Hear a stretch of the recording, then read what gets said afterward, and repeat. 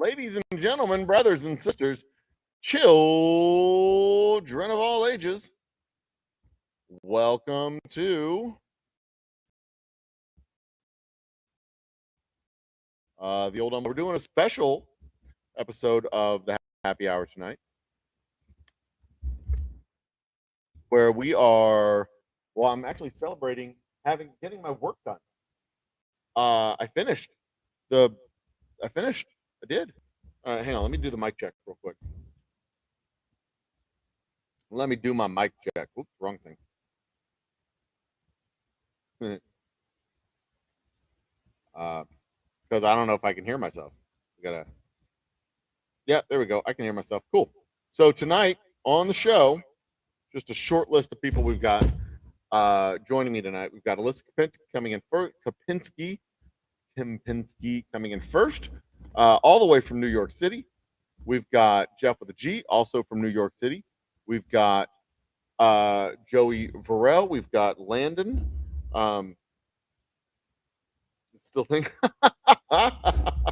we've got Landon from right here in Houston. Thank you very much, Polska Bob, for confirming that I can hear stuff and you can hear stuff. That makes it helps that y'all can hear it. It really does. Because if y'all can't hear it, there's no point in really doing it. Excuse me. Alyssa Kapinski, Landon. We've got Tanya Rogers, our science advisor, Tanya. We've got Emma Dilemma. We've got possibly Scab, but I'm not sure he'll be able to make it in tonight.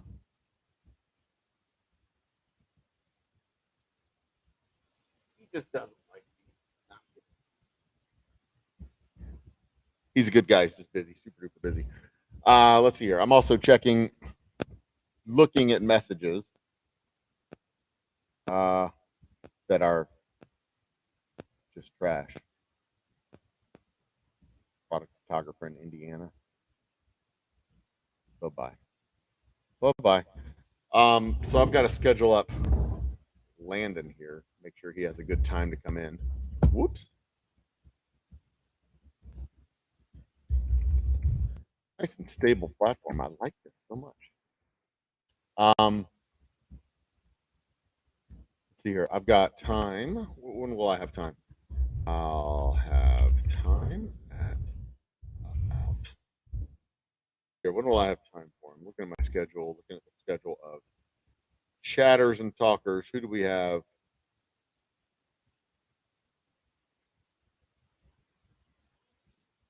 No problemo. We'll go with 7:45. We got 7:45.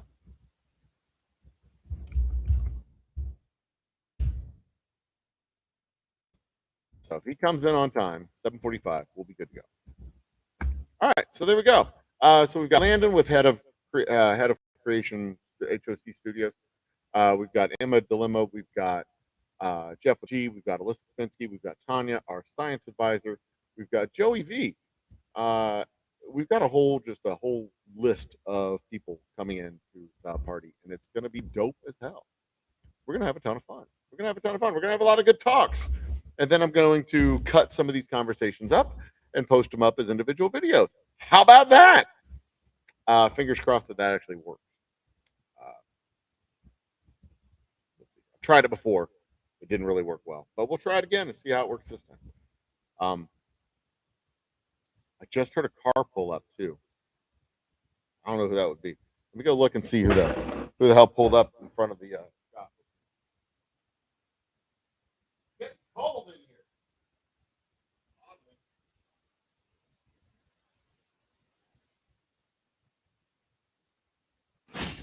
Wasn't anybody.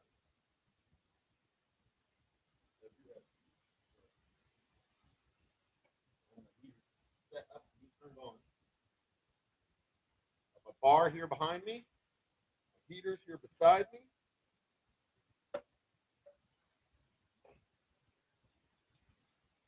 We got everything we need. Boys and girls. Cheering.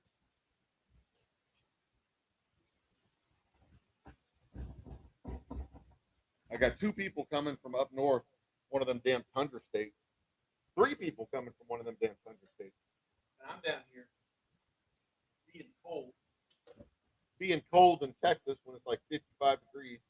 They're coming from their tundra states where it's like 0, ice all over the place. And I'm like, I'm cold. And they're like, you're cute. Like, I know I'm cute. I'm adorable. I'm absolutely adorable. Cheers, great shot. Cheers, sunflowers. Appreciate y'all joining me. Alyssa will be here in probably about 10 minutes. Let me tell you what we've done the last 3 days. And in fact, I haven't even checked the time to see how much time I've gotten in on the stream. Let me look and see. I think we're not going to come anywhere close to 72 hours for the live stream. We're going to be much closer to like 55, 48, 55. But I am going to do. I will be popping in tomorrow morning. We're going to be doing some cleanup around the shop, and then we'll be doing Jackbox late tomorrow night. So that's kind of the plan for tomorrow. Just a relatively short stream. So today we did 3 hours. Yesterday we did 5 hours. So 8, 9, 10, 11 and a half. Plus 4, 15 and a half, plus 5, 20, plus 4, 24 and a half, plus 4 more, 28 and a half hours since. Does that one count? No, 24 and a half hours. We've gone 24 and a half hours, 24-hour streamathon since January 23rd. So 24 and a half hours over the course of 3 days. Today we will be pushed above. This will push us up above. Well, tonight I'm going to like 3. So this is going to give us a good solid 12 hours for this one, for this stretch of show.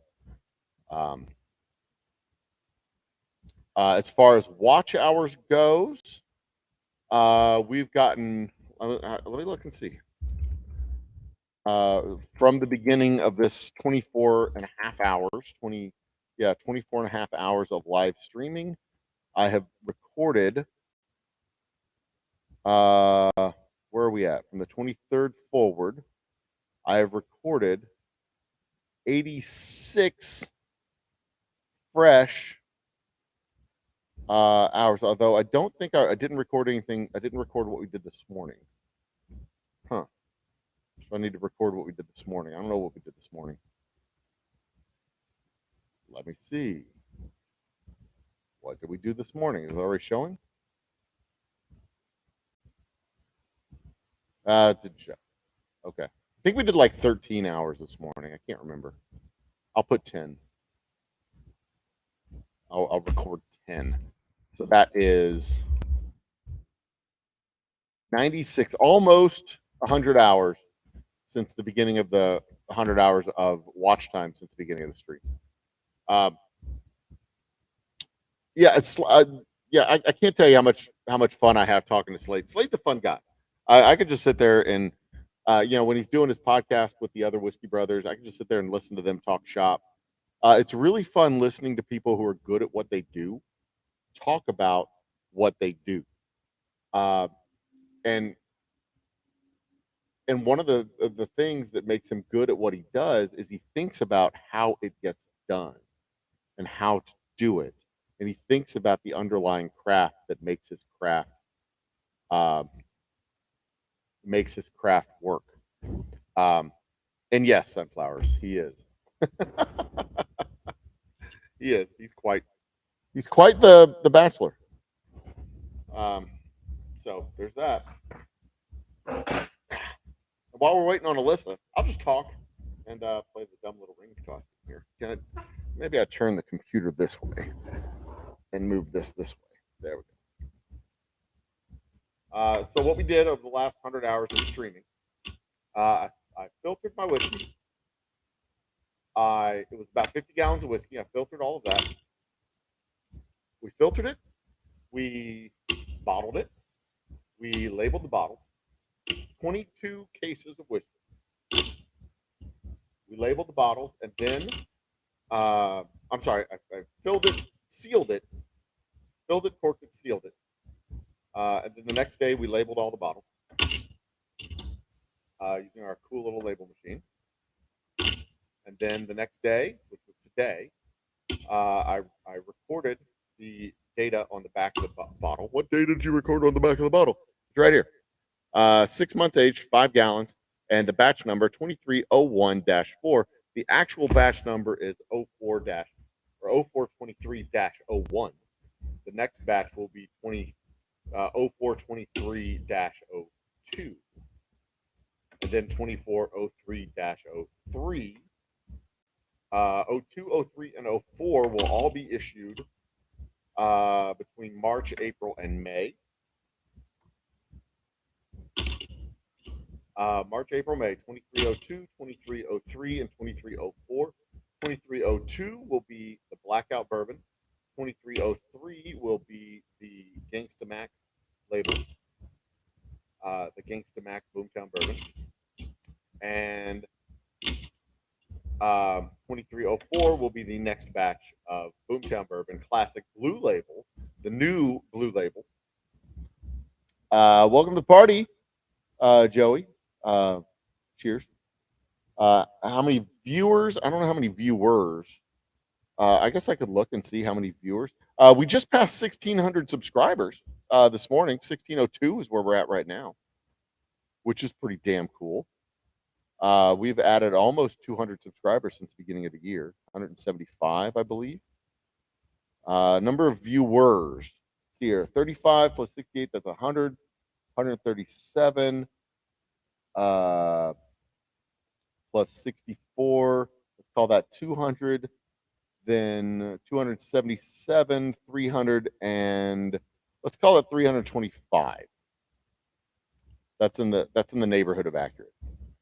Subscribers, we're sitting at subscribers of 1,602, which is an addition in 2023 of 152 subscribers since the beginning of the year. I guess I could share this screen so y'all can see what I'm looking at. I'm not just, saying a bunch of data. Channelytics, there it is.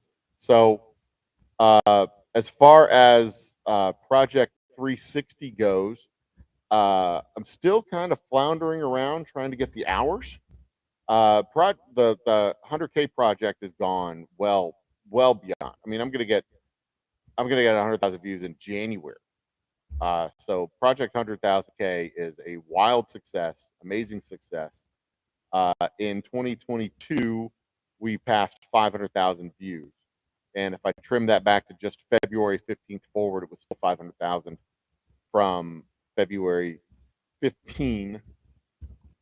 I think it was 2/15. That's when it started. I think it was 500, 521. So there you go. That tells you how many views I got on the channel before Project 100K.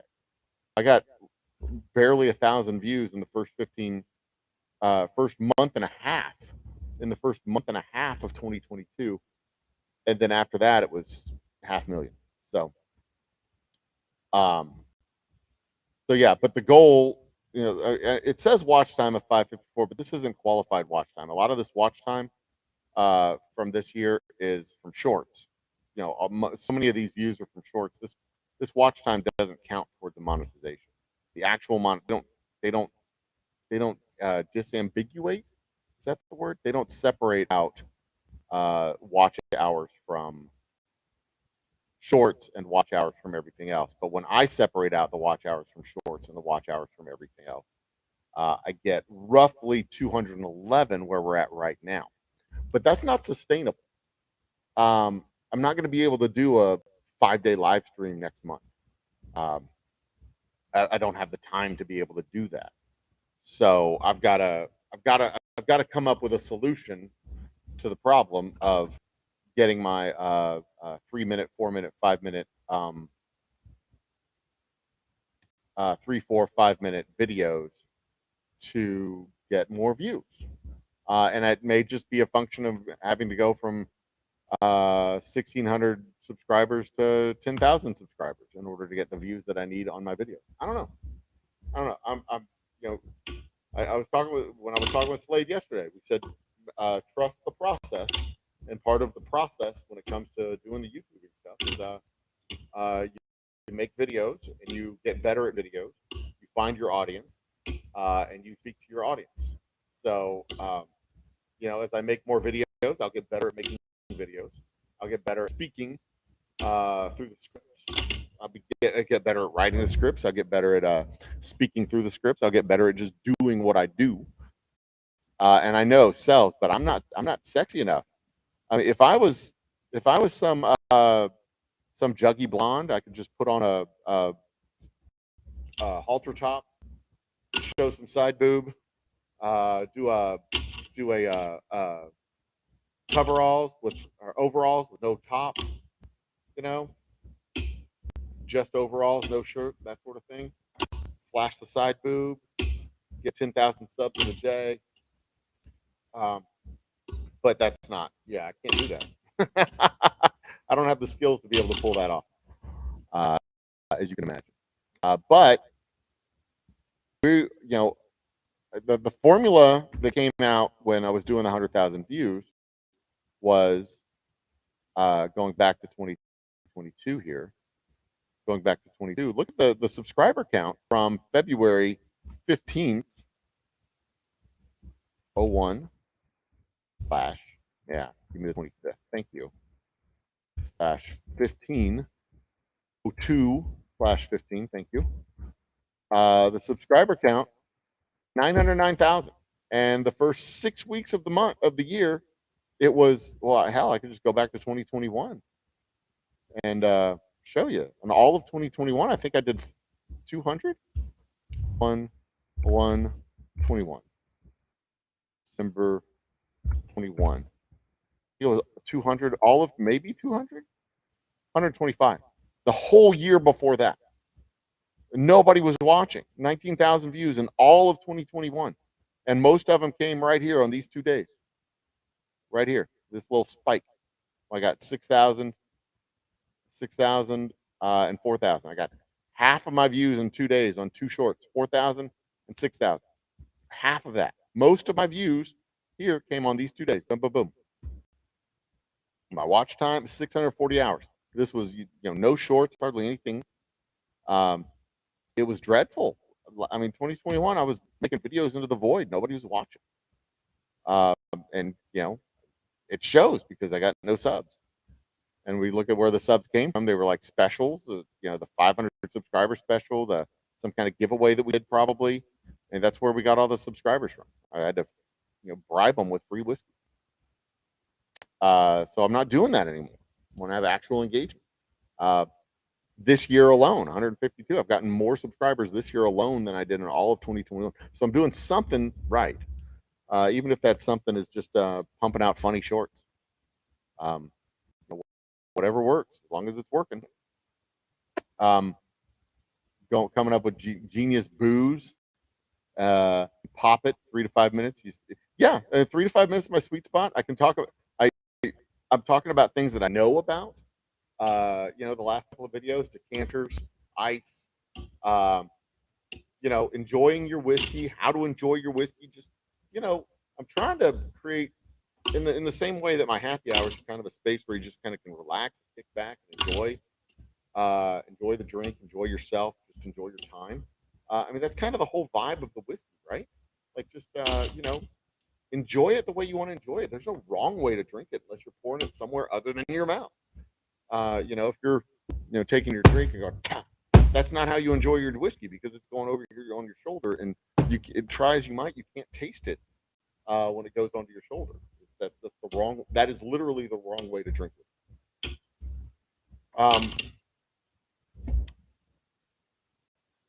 Share your vibe by their community. That wouldn't hurt. Sharing it out that wouldn't hurt. I mean, I'm okay with that. Okay with that. But it's just a little work. It's learning the process. They're about to change the algorithm again, so it's learning the process. process, trusting the process, getting better at what you do. It's all part of the thing. It's all part of the thing, and it's working. So I'm happy with it. It's working. That's cool. It's nice having a little boost in hours this month. We're gonna do something similar to this probably in a couple of months. We're gonna try and do a little boost of hours. Have a staged video. Oh, I got to read this one. Have a staged video where have a staged video called "I offered up Old Dumble to a bikini girl and this happened," and put the bikini. Maybe not a bad idea. Just one stupid little viral video. it gets watched and shared 10,000 times. Yeah, I took my whiskey to a burlesque show and this happened. I gave my whiskey to a burlesque performer and this happened. Bum, bum, bum. Oh, I'll talk to Emma about that tonight. I bet we could probably do it. I guarantee we could do something like that. I gave my whiskey to a burlesque performer and this happened. Do I have a space for people? What's this? Do I have a space to come out to the distill? Oh yeah, like right behind me. This here. This is kind of our tasting room area. It doesn't look like much right now, but I have tables. We have space. There's the stage up there, dartboard. We have. It's not built out yet. It's not finished. That's pretty much the project for this year. That's pretty much the project for this year. Is to get enough money finally to finish the build out of the tasting room. If we can get the tasting room built out, then we'll be able to have a little bit more freedom to do some more stuff. Maybe even do some talk show type things in the distillery. Do actual happy hour from the distillery. I mean, that'd be kind of cool. Genius videos about booze and pop at 3 to 5 minutes. Yeah. Using people on the street reviews, so Pepsi challenge type of thing. I've thought about that doing with the tastings at Specs, bringing a camera, bringing a GoPro, bringing a GoPro, or bringing my Canon, popping the SIM card in there, and saying, talk to the camera, tell them what you think. That sort of thing. Real reviews from people on the street, from random strangers. Fighting kangaroo. I'm sure it would. Again, comedy showdown. I'd love to get a comedy show down here. The biggest challenge has just been drawing people. We've done a comedy show, nobody showed up. I mean, I didn't do the comedy show. A comedy group did it down here, nobody showed up. I mean, just drawing a crowd is a lot harder than you think. We live out in the damn suburbs. Nobody does anything. Of course, it was also Christmas time, and I probably should have not tried to do it around Christmas time. But, we'll see. Where the hell is Alyssa? Wait a minute. Is Alyssa coming in at 7 Central? Or 6 Central? Let me see. 6 p.m. Eastern Standard Time. 6 p.m. Eastern Standard Time is right now, right? Like right now is 6 p.m. Eastern, right? Because they're an hour ahead over there, right? Yeah, because Uh-oh. All right. Well, hopefully she'll be here. She'll figure this. She's just getting her makeup on. That's all. It's cool. No worries. She'll be here in a minute. We'll have a nice chat. I haven't done my homework though. Oh, what other movies has she been in? ISSA, KEMP, ENSKI, IMDb. What other stuff has she been in? She's a great actress. She's funny. She's a cool person too, which is kind of neat. She's been in Velocipaster, High Fidelity, in 2020, the 2020 High Fidelity, the TV series, FBI, The Deuce, King of Knives, Natural Disasters, What Am I Doing Here, Dream Murder Machine, Killian, Dysphoria, Forever or Sometimes Forever, Heart of the Beast, Texit, a TV short, 8 of spades, Sound of Her, 6 windows, the Hunt with John Walsh, Advantageous, Sadie, 10 episodes of that TV series, Annex, Unwound, Off Campus, Alpha Girls, Happy Sad, Animosity. I mean, she's got several credits to her name. She was a producer in the upcoming movie Velocipaster 2. And she was in the art department for a movie called Canada. And this is all, of course, according to IMDb, because that is the only place I know how to do any research. So she's a cool cat, and I'm looking forward to talking with her tonight. Hoping she gets her butt in here. But yeah, she's a cool cat. I'm looking forward to talking to her.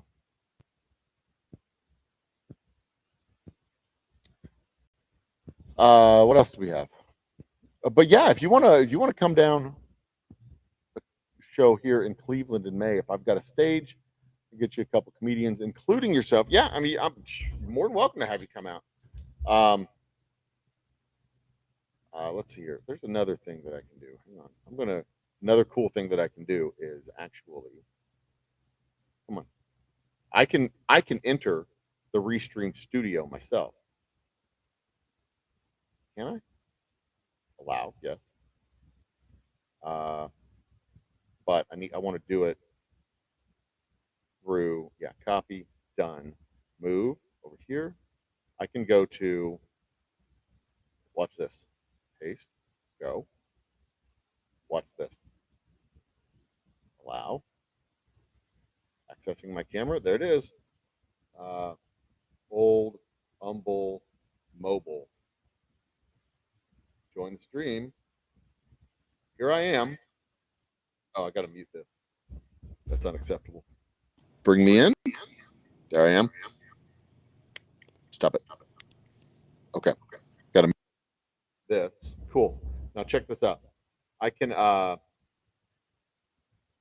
flip my, well, I can't really flip my camera, but look over here, let's turn me sideways. This is the whole like space right here behind me. This is that's where my stage is over there by the front door. I've got room for like 6 tables over here. I've only got 3 right now, but I've got room for like 6 tables.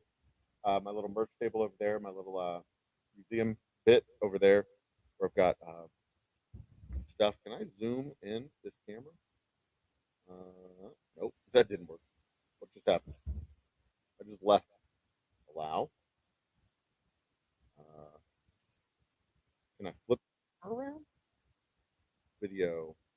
Front. Yeah, I can. I can do back camera. Awesome, dude. This is cool. So this is what I'm going to do. I'm going to switch my cameras entirely. Unmute this. Fucking awesome. Check it out. So this is the distillery. This is where the tasting room will be, right here. Or this is the tasting room right here. So from this purling up is going to be a wall going all the way across to over there. Back in that back corner, way out there, is going to be my office. There, of course, is the bar. My production studio is right here right now. But this is going to be a door that opens up into the distillery where we'll be able to see, let's turn this way, where we'll be able to see everything else. This is where we age our whiskey. And if you look down here on the floor, these little stains down here, that is where the barrels were. Little bits dripped out of the barrels onto the floor. This is some gin being stored right now. A couple of small casks of gin being stored back here. This is supplies from the gin guy. A little bit of leftover gin here that we haven't bottled up yet. Spacers for the gin. Little supplies back there. Barrel. And this is my production floor. Here are my stills. Mr. Great Shot, you wanted to see a close-up shot of the stills. Here they are. There we are. Isn't it beautiful? And I'm going to roll these out tomorrow and clean them up This one is a fully electric still. Sorry, that was loud. I apologize. This is what it looks like on the inside. It has the little electric element down there to heat everything up. And this is what it looks like inside of the pots. I have the little agitator paddle right there. This is a 125-gallon vessel, steam jacketed.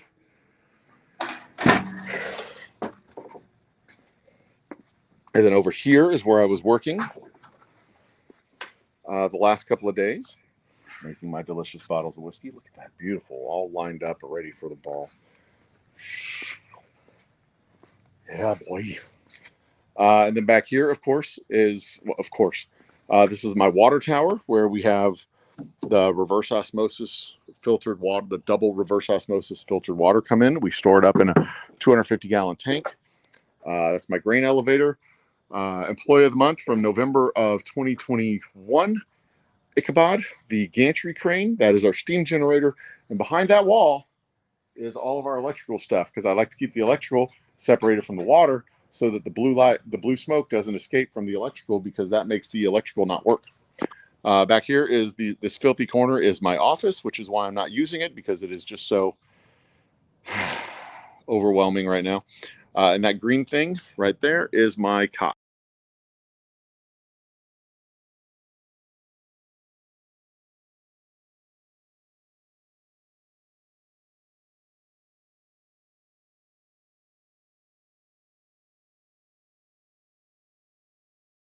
I pushed the wrong button and lost video because I'm stupid. Sorry about that. Problem repeatedly occurred on Restream. The repeated occurrence was me pushing the wrong thing.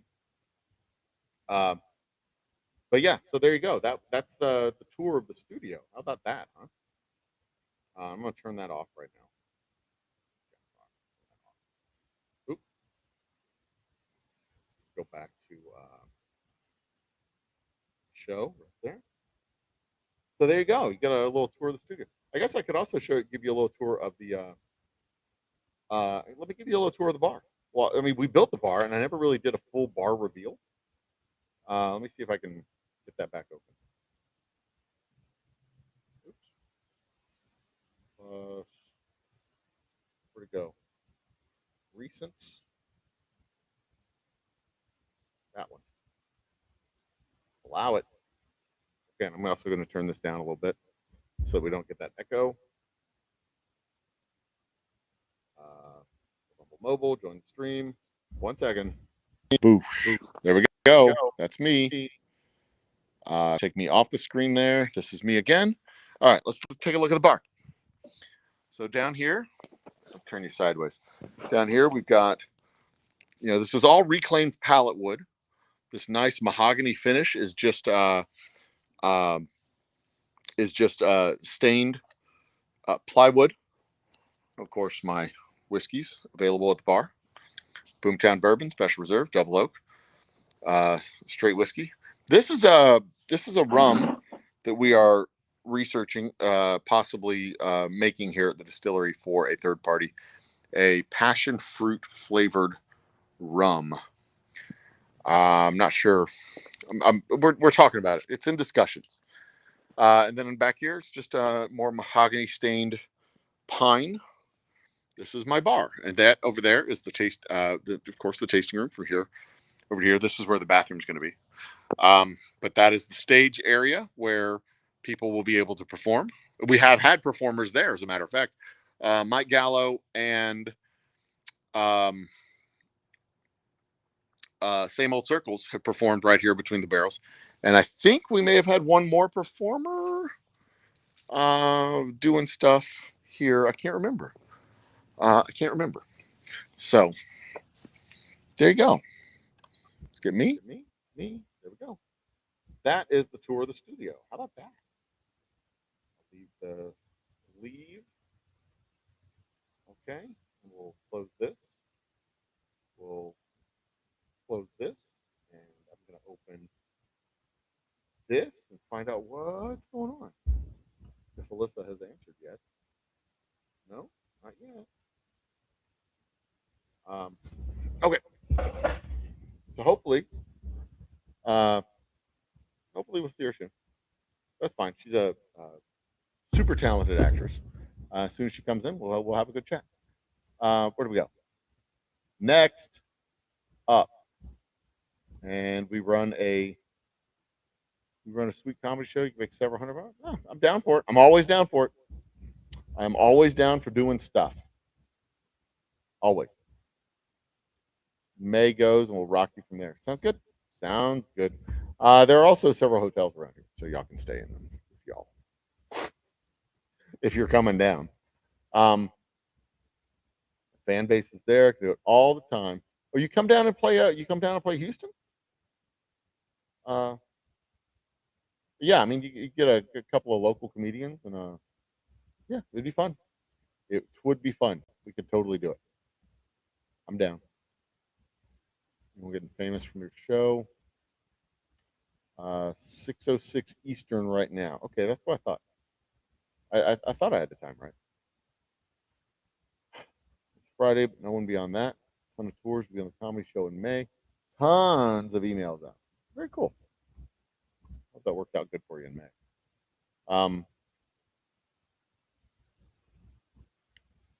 I know y'all have already read all of this, but I haven't. So this is me reading chat.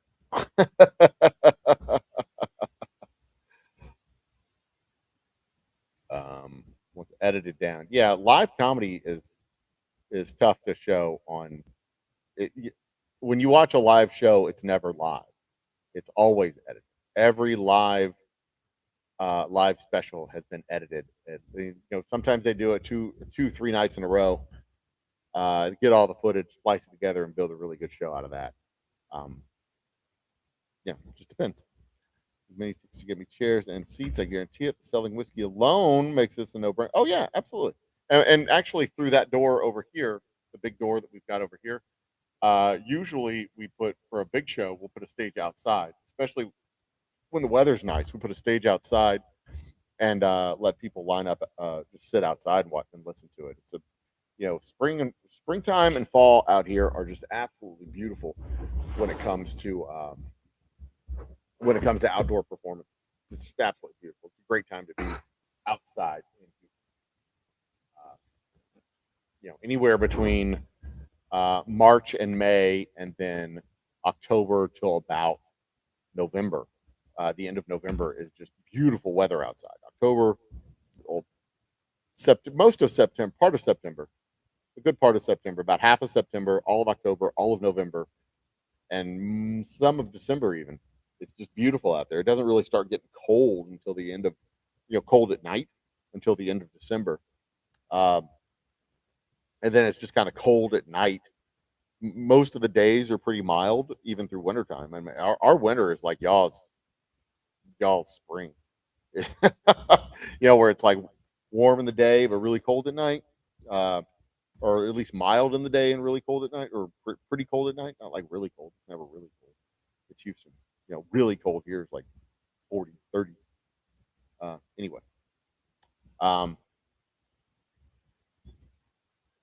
dirty accountants to use. Please don't ask why I spent the last 2 hours doing a 36-hour what? 36-year payment, and then the 40 trying to understand 22. Yeesh. Oh, 36 euro, not hour. 36 euro payment. Gotcha. We're about to kill a bottle. That was the bottle that was the half bottle. It was the half bottle here at from the end of the run. So I haven't drank much of it. It already started off as a half bottle.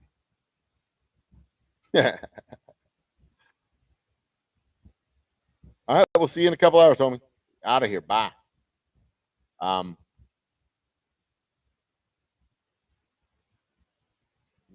want to have, yeah, controllers are pain. Yeah, you got to have everything tick and tie. Accounting is not an art; it's a science. It adds together or it doesn't. There's no question marks.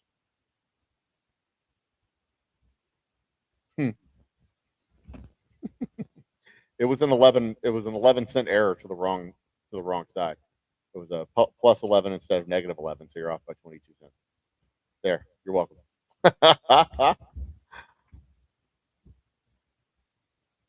And I'm caught up in chat, so take that, Mr. Great Shot, Neener Neener.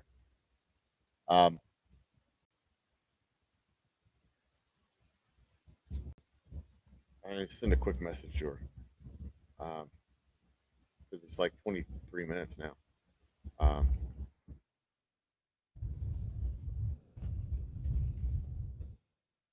Hold on, hello.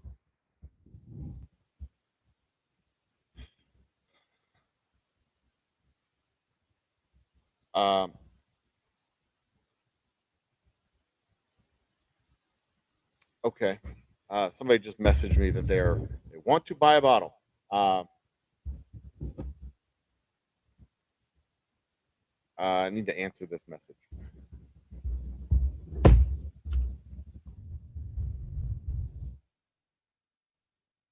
Message to her real quick.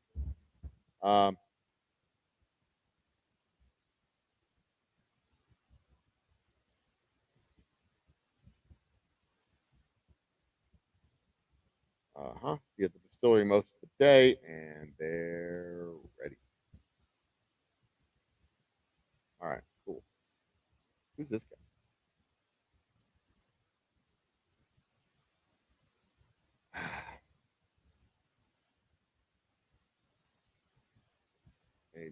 A client.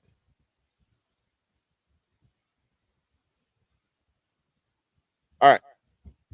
So while we wait on our guests, what else do I have to talk about? Oh, I mean, we've talked about Project 360. We've talked about Project 100K. I don't think I have anything to talk about there. The pre-sale. I guess we talk about the pre-sale. I mean, just fill in time for Alyssa if she comes on. She'll be coming on soon. 6 p.m. Eastern time. It is Wednesday, right? Today is Wednesday. I don't have the wrong day. I haven't lost my complete mind. It is Wednesday. Okay, yeah, it is Wednesday. Sheesh.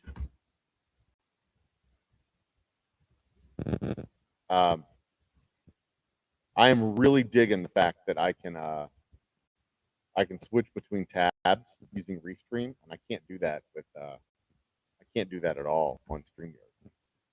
That's messed up. It seemed like cash paid interest file. What? Oh, the cash paid interest file you use in the back of the statement of cash flow. Pure art, no science. No way. It's definitely science. It's definitely science. You just made it look pretty. You just made it look pretty. Spreadsheets are not art. I mean, you can make art with a spreadsheet. So there's that. And done right, spreadsheets are a beautiful thing. They truly are absolutely beautiful thing. Tomorrow I make a video for Facebook. I'm gonna make a video for Facebook and it's real. I don't know what the hell I'm gonna do for Instagram. I'm not really worried about it. So I'm gonna make a video explaining the bottle situation. People. I really do hope that they reserve a bottle, so they can come and just get their bottle that they've reserved. But there's 22 cases of whiskey over here on the table. About 6 of them are spoken for. Yeah, about 6 cases are spoken for. 5 cases are spoken for sure.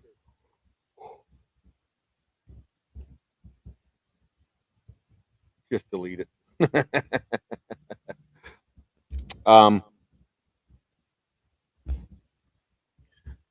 But 5 cases are already spoken for.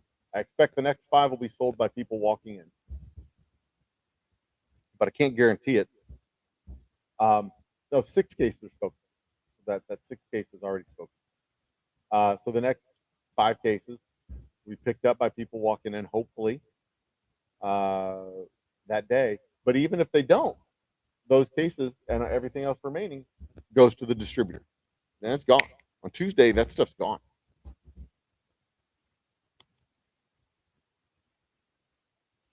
I mean, the distributor said they want all 22, and I told them no. So there's that. It's a nice situation to be in. It's the first time I've been in this situation, which is really cool. Switch cameras up to this one. So, my bar behind me back here, isn't it beautiful? So the it's the allocation between the 22 cases that makes the difference. Some of them are going to the Humble Livestock Show. One of them is going two of them are going to the Humble Livestock Show. Five of them have been purchased or have been reserved straight up. The rest will hopefully get picked up by people walking up. But helps me plan for the crowd, helps me plan to see how many people are going to be here. I can decide to bring in a band Friday if I want to.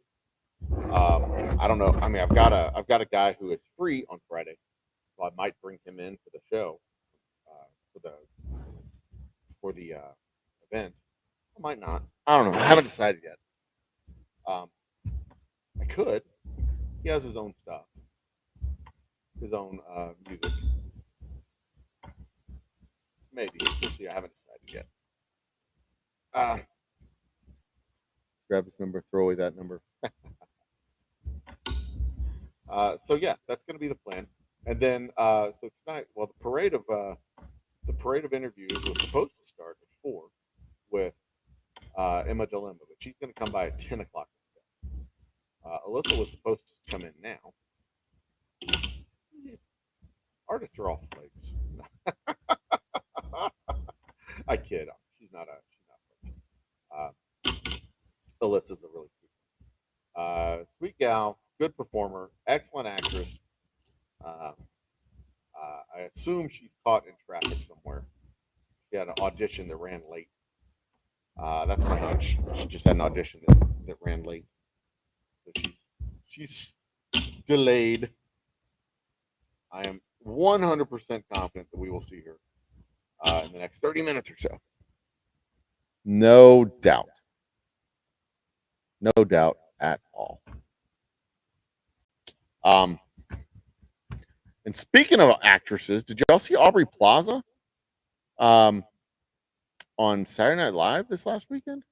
She was hilarious. She comes out as a blonde? I had no idea. I've always seen her with dark hair. She looks completely different as a blonde. Completely different. Whew. There it is. Maybe we should tackle the dartboard later. I've gotten fairly good at getting close to the bullseye, but I have not gotten any good whatsoever at getting close to where I'm aiming. I'm just like throwing it to the board, and I'm getting pretty close to the bullseye when I throw it to the board. But I am not at all on purpose aiming at, getting anywhere near where I'm aiming.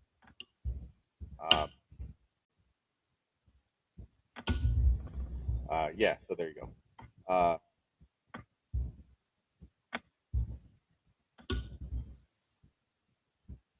So we were talking about birth rates the other day when it came to global superpower, the next global superpower. Actually lost a subscriber on that video.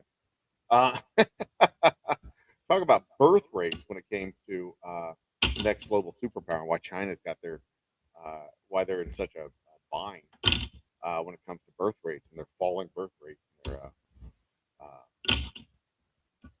economic collapse, impending economic apparent collapse. I don't think they're actually going to have an economic collapse, but they've got a serious structural challenge in their economy right now. But then I was thinking about that today.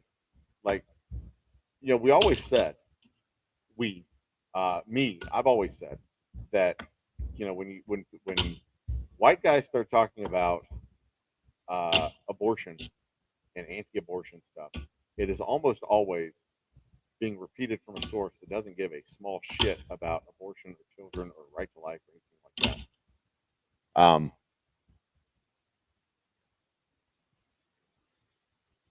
That's exactly what I'm getting at. When white guys start talking about anti-abortion, it's almost always repeated from a source that gives absolutely no shits whatsoever about actual birth rates, or rather actual children. They're all concerned about birth rates, and specifically one demographic birth rates. But the way you solve it, the way you really do solve it is immigration. And when we talk about our education system, we we don't. It's not that we don't want more plumbers, but if we're going to train a generation of people, we want to train a generation of people to do the high. What was the best? Well, I mean, they're called uh, high skill, high pay jobs. Not that plumbers aren't high skill and high pay, but like just about anybody can learn. You can train people to be a plumber, and theoretically, of course, you can also train people to be astrophysicists. But if you have a group of kids, you want to train more of them to be astrophysicists than plumbers, and then import your plumbers. You want more people to be astrophysicists than home builders, and then import home builders. You want to train people to be astrophysicists instead of textile workers or field hands, or um, you want more kids to be trained to be veterinarians than uh, uh, uh, whoops, than sheep shearers. You want more kids doing the high skill, high education, highly sought after jobs rather than the other ones, because you want those people to be imported. That's why taxi drivers tend to be in New York City. Taxi drivers tend to be immigrants. That's the joke, right? That's the stereotype. Taxi drivers tend to be immigrants and not med school kids. Kids in med school do Uber because it gives them the freedom to go and work when they want to work. But we've gone and done something stupid in the last 6 years. We've gone to war against immigration. At the same time, we ourselves have a falling birth rate. So we're doing the two things that make it really hard to sustain our growth. We are uh, lowering our birth rate and going to war against immigration. Um, we're making it so that people don't want to have sex, and making it so that people don't want to come here to replace the people who aren't having sex. It is it's kind of it's said in the show that we will be a superpower as long as we want to be a superpower, as long as we don't do the things that stop us from being a superpower. That's one of the things that stops us from being a superpower. You go to war against immigration. You fight against immigration. So there you go. Of course, I was thinking sex. You know, the two things that drive humanity, or what are we going to eat tonight, and what am I going to have sex with tonight? Those are the two, or who, I guess.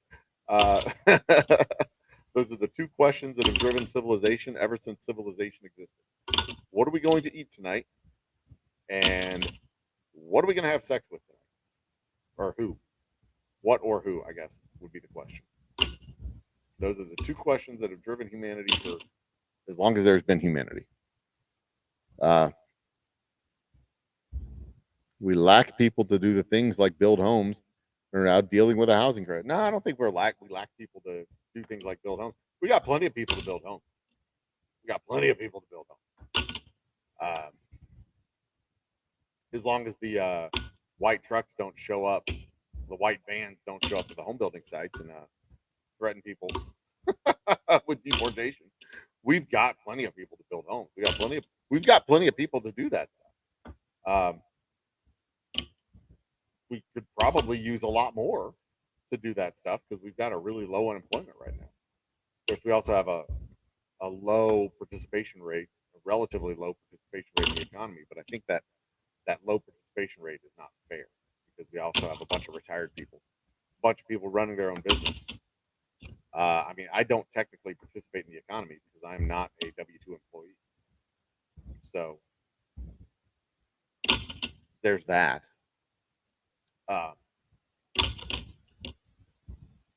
There's a lot of people that work in the cash economy that don't participate in the labor force. And as long as we don't deport them, they'll be able to keep working here. Pretty successful under prior to getting people to self-deport, and oddly, yeah, that is true. You make a hostile environment for people to stick around. You make it a hostile environment for people to stick around. I don't think as many people self-deported as you think. I think they just got smarter about avoiding the people that would otherwise deport them. We got very smart about stopping people from coming in due to COVID restrictions. Those restrictions, we're trying to lift those restrictions, but the courts are preventing us from doing that. What is it? Section 42, Article 42, Rule 42, whatever it's called. I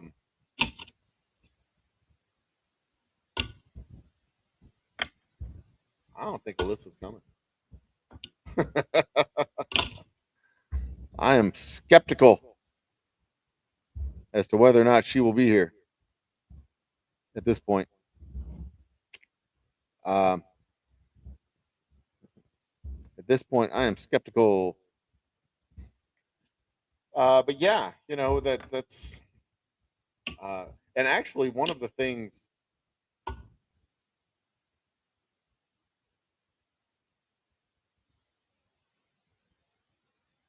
I think the UPS guy just got here.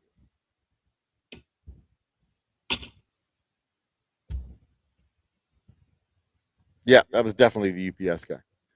One of the things that kind of locked in a immigrant population, an undocumented population, was making it harder to cross back and forth across the border. Because then, if you're going to get caught when you're crossing back over, you might as well just stay here. Ironic that hardening the border made they all deported to here in Austin. Dude, you hadn't been to Houston. you think all the illegals are in Austin? You ain't been here.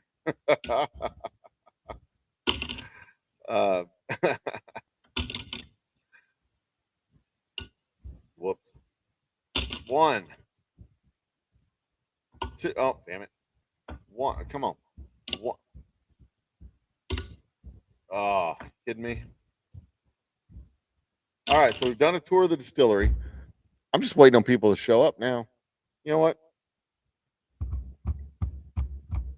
The hell is everybody? I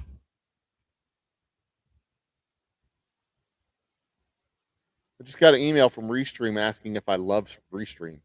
Leave me alone. That's what.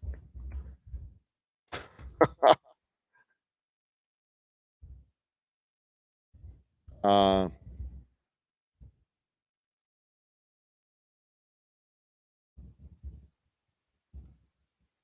the hell is this? Strato Marketing? Leave me alone. All these people. Like, hey, my colleague contacted you. Did you ignore her message? Yeah, I did.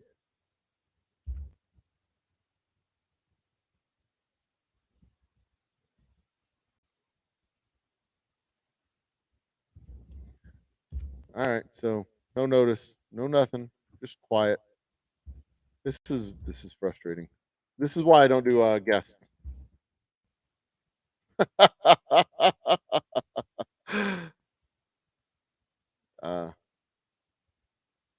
is why I don't do guests. Not very often, at least.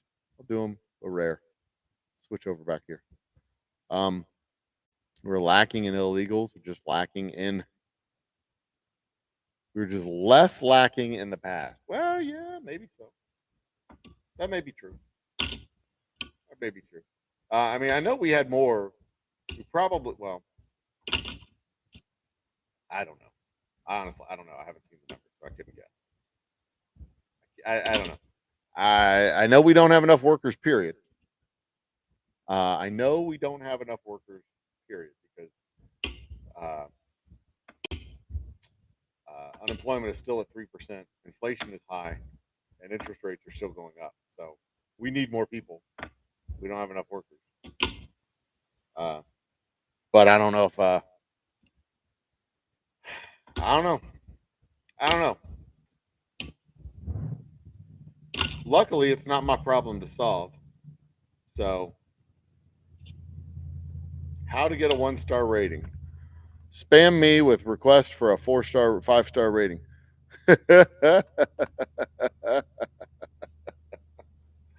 Yep. I would like to send out a request to get people to go to google.com and review the whiskey, review the give me a Google rating, because Twitter trolls are dipshits. I've only got 4 ratings on Google, and one of them was a dumb idiot who thinks I'm a communist. Do I come off as a communist to you? I don't think I'm much of a communist. I don't like communists. Communism is not so good. Although, if there was such a thing as democratic communism, I don't think that exists. But communism inevitably comes with an authoritarian state because private interests don't want the government owning their businesses.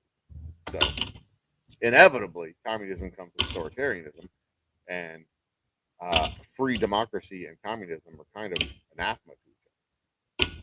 Although one could conceivably see a day where supply is so abundant, supply gets so abundant. I'm just sitting here throwing the damn ring. Supply gets so abundant that there's no such thing as scarcity. And if there's no such thing as scarcity, then there's no need for private capitalism, except for marketing labels that are separate from marketing labels to differentiate this cheese from that cheese.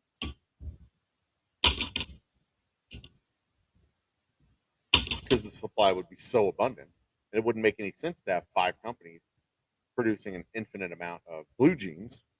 You just have one company producing an infinite amount of blue jeans. If you produce an infinite amount of blue jeans, then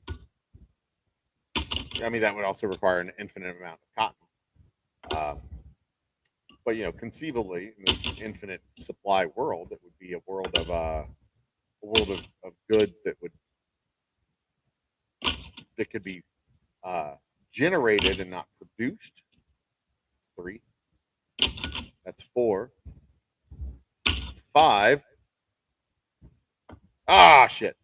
Like with in the world of Star Wars or Star Trek, it's a replicator that produces stuff. Speaking of which, there's no clothing stores in Star Wars.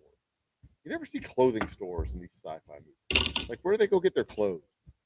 One, of course, they always wear the same thing. Han Solo doesn't change his clothes, so maybe they don't wear clothes. Maybe they just have infinitely wearable clothes that never go bad. Yeah, that's how it works. I don't know. It's a mechanic that we never hear about. Harry Potter changes his clothes. He doesn't wear the same thing every day. Anyway, Googling the Google reviews. 1 poor rating. Yeah, and he's from like Ohio. He's never been here. I think he said the tour is stooped. Stooped. Smart guy.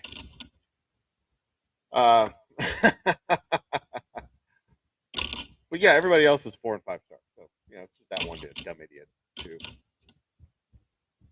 But I don't care. I mean, it doesn't make any difference. You can pretty much read the reviews. See, that's the thing about it. When I read review, I know who's actually done it and who hasn't. Who's familiar with the distillery, who's not familiar with, who's familiar with the product and isn't familiar with the product. I think that individual in particular said, "Go woke, go broke. He's a communist." Something along those lines. He's a communist and his tour is stooped. Stooped. Stooped. Stooped. He's never been here. He has never been here. He's never, He's never talked to me. He doesn't have any fucking idea what I'm talking about. I probably made some comment about how much Donald Trump's a piece of shit, or was picking on Ted Cruz or something. I don't normally mention Donald Trump. I picked on Ted Cruz because he deserves it. Or maybe it was one of my voting drive campaigns. I don't remember. Maybe it was the militia episode. He watched the militia episode. He's like, that guy doesn't think that 3 people with deer rifles and a 6-pack of Natty Light are a militia. He's a fucking communist.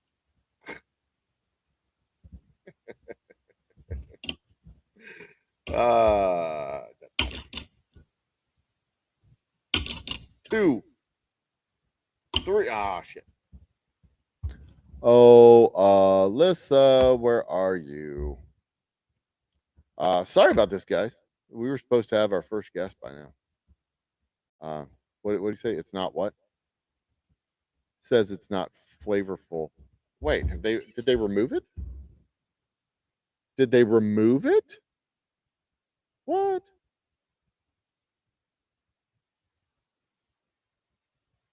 Google. Wait, let me old humble me.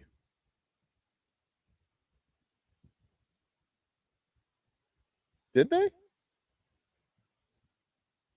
4.6. Look at the reviews. Did they remove it? What? 4, 1, 2, 3, 4. Oh yeah, they must have. They must have. I flagged it and notified him that like he's never been here. This guy's just so I guess it's gone. Oh well. It's gone. Brock Reisdorf. Yeah, that's the one where he said it wasn't very fun. He must have gotten a young bottle. It happens. It happens. It was 3 years ago. He probably got a bottle from the old distillery. But you know, the special reserve is what it is. I mean, he may not have found it as flavorful as the whiskey, as the bourbon. But I guess they removed it. Oh well. Oh well. That's the only not stellar review that's in there. So 4.6, I'll take it. And it was probably a fair review. And that guy was a fair review because he was the not very flavorful. He just didn't like the flavor. That's fine. And see, that's the thing. I can almost always read the reviews, and I know if it's a real review or if it's just some dumb idiot being a dumb idiot. Because like I know I've done hundreds of tastings, probably thousands of tastings. I've gone through 20,000 sample cups in the last 5 years. So I've done thousands of tastings, handed out thousands of samples to people. I know what they say when they don't like it. I see the face they make. I know why they don't like it when they don't like it. You get a sample size large enough, you know what the outliers are. You just get to know these things, right? And that's the thing about sample sizes. I mean, there might be just one person who's like, oh my god, this tastes like turpentine. Like, no, it doesn't. It does. You've never had turpentine. You have no idea what you're talking about. And two, it doesn't. Like, there's just 6 people that came before you who literally bought a bottle, and it doesn't taste good. I mean, it doesn't taste good. Not everybody likes it. That's fine. It doesn't taste good to all people. It's not a universal whiskey. No whiskey is. But you can't sit there and tell me it tastes like turpentine. That's a fucking lie. I mean, I can accept criticism. It's not very flavorful. I get that. It's corn and rye, or corn and barley. It doesn't have the rye bite to it. It has barrel flavor, but it's a light barrel flavor. It's more pronounced when it's next to the straight whiskey, because the straight whiskey has even less barrel flavor. But you put our special reserve up against like a a real bourbon. No, it doesn't have nearly as much, because it doesn't have the rye. And most bourbons have the rye, so it's the bourbon has a more complex more complex flavor. Hell, even my bourbon has a more complex flavor. So yeah, I like that guy. I get it. His was real. The other dude was like from Columbus, Ohio, and he's never been to fucking distillery.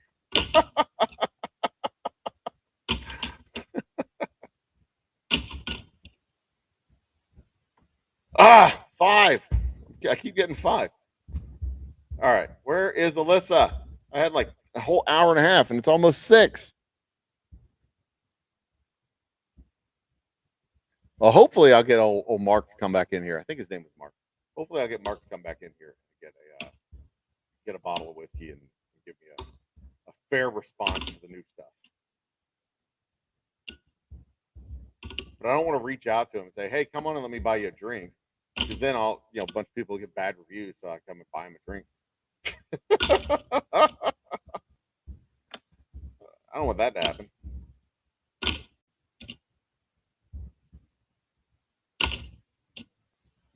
Just give me a bad review and you get a free drink out of it. Come on, can't do that.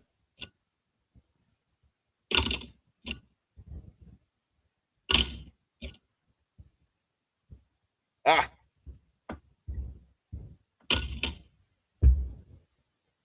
Do a handstand? Shit, no. Can't do a handstand. I can do a headstand. I can't do a handstand. I've never been able to do a handstand. Even when I was a kid, I couldn't do a handstand.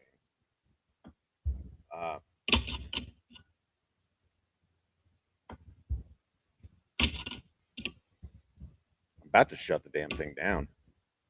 I do have my cigar guy coming in a little while. Probably right before Joey B comes in. He'll be in here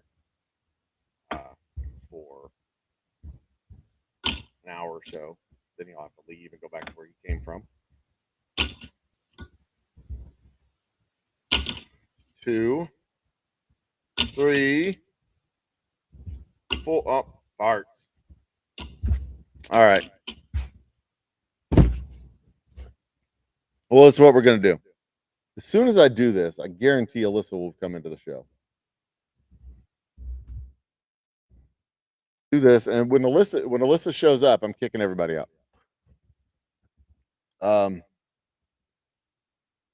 They sent you a whole bottle of bourbon because you complained about the cork. Jeez, that's fair. Bardstown can afford it. Bardstown can afford it.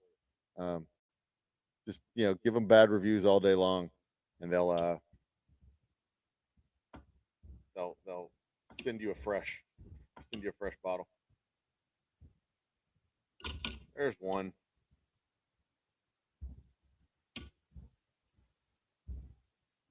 Y'all welcome to join me.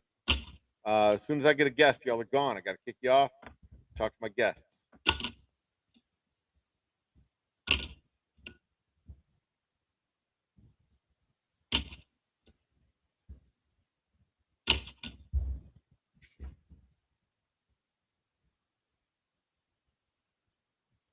The fitness app just texted me and said 330 calories. I didn't close my ring. I'm not going to close my ring today.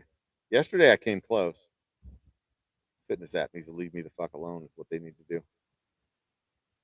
Oh, at that point they hadn't. Okay, that's fair. That's fair. But yeah, I think I might reach out to Mark this release, see if he'll privately reach out to him, say, hey, try some of our new stuff.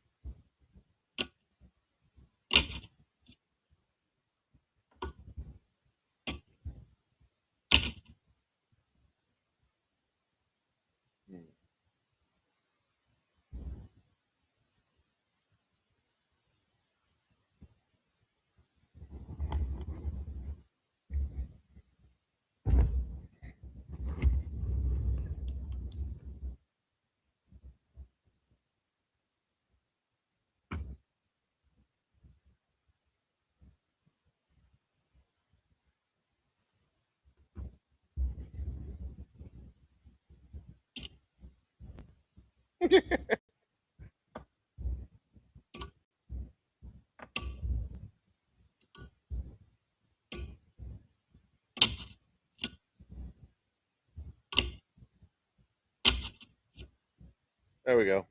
It'd just be ring toss theater.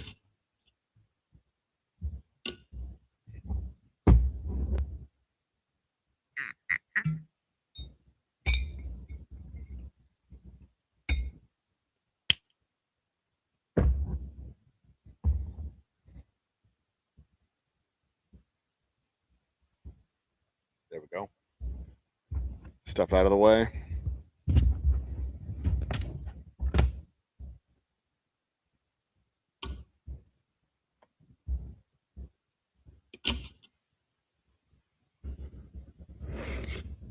Oop. Nope, don't want that to happen. Get up here. You got my sign in the background and everything. That's how we need it to be.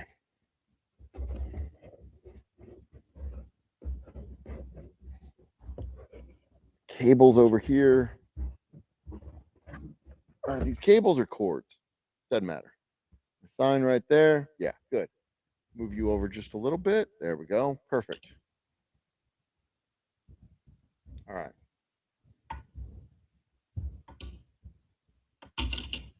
There we go.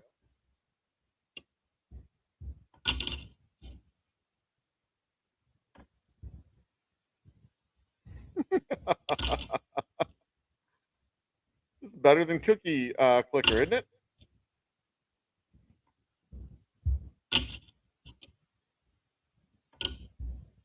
Way better than Cookie Clicker.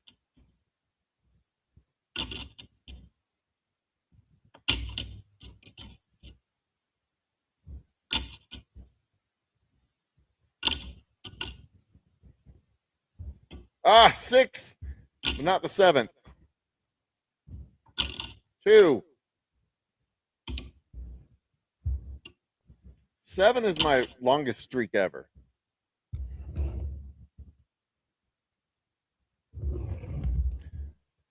Yeah, they did start out pretty well funded. You don't start in Bardstown without being well funded. 1. I don't think you can start in Kentucky, period, without being well funded.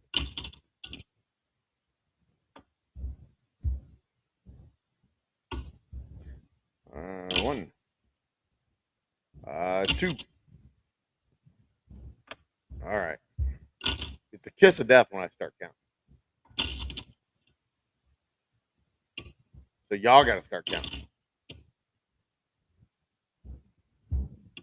It's mesmerizing, isn't it?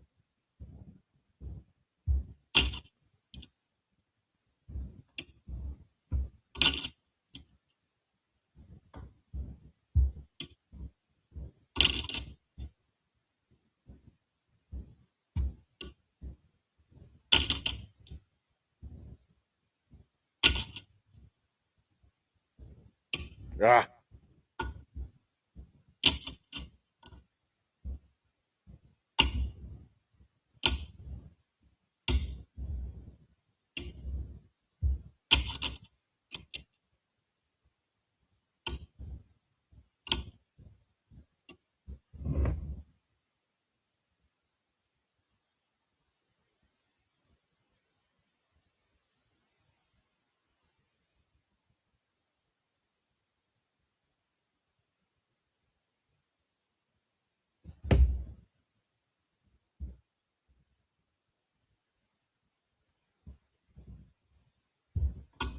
I could be doing 100 other things right now. Instead, I'm playing ring toss game, waiting on Alyssa Kopensky to show up.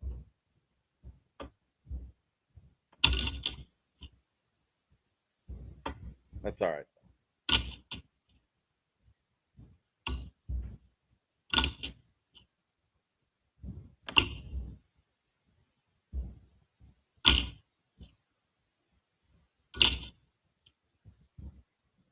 Three. Oh, started counting. There goes. It's a death. Start counting and it ends right away.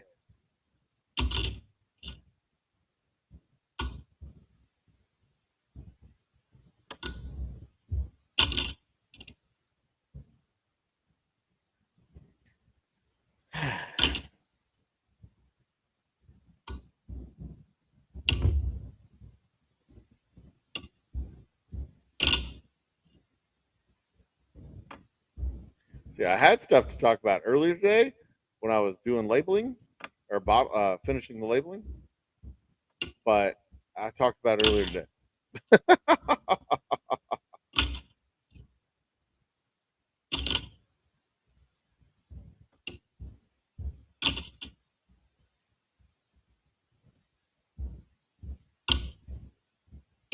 If I get 7 in a row, 8 in a row, I break the streak, I drink that whiskey. If I break the streak, I drink the whiskey.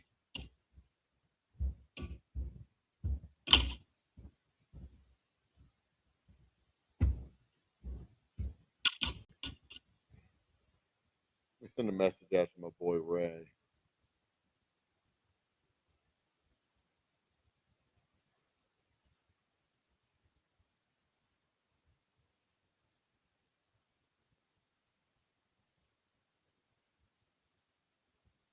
He says 7 o'clock.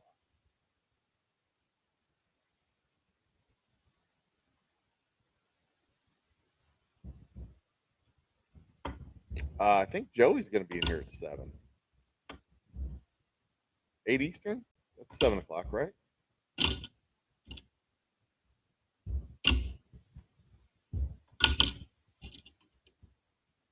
Oh, what's this? Oh, that's Dustin. Hey, Dustin.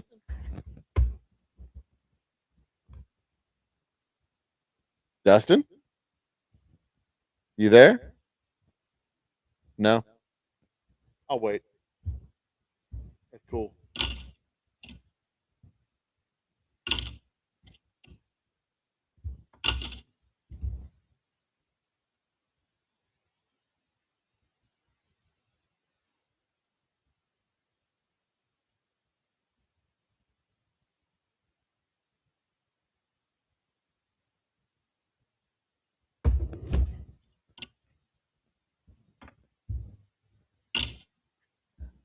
Well, when you come back, I'll put you on. I don't want blank screen.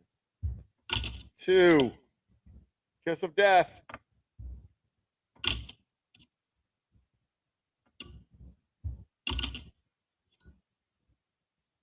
What was that? Oh, I muted. I'm sorry. I did. I have my computer muted, don't I? Whoops. All right, you there? Are you there? Oh, you're not there. How about now? Dustin?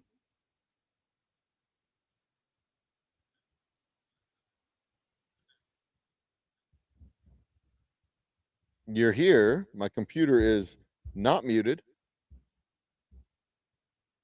We can't hear you, Dustin. We can't see you either. Your video is off. 2.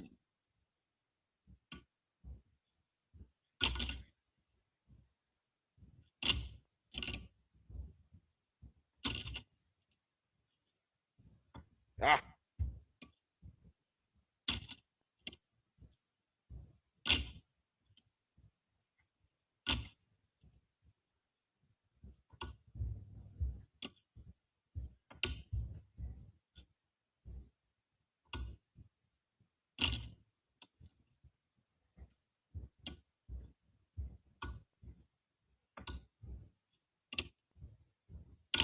There it is. Dustin, we can't. What the hell is going on?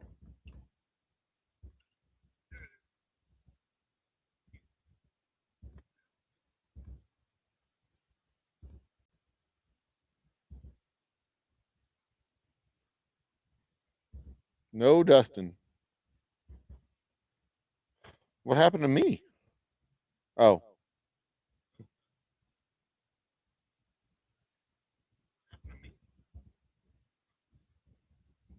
Hmm.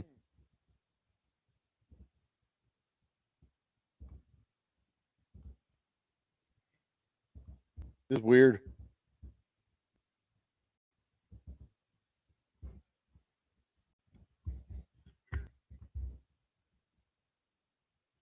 You can see yourself on cam. This is what I saw. Now you're gone.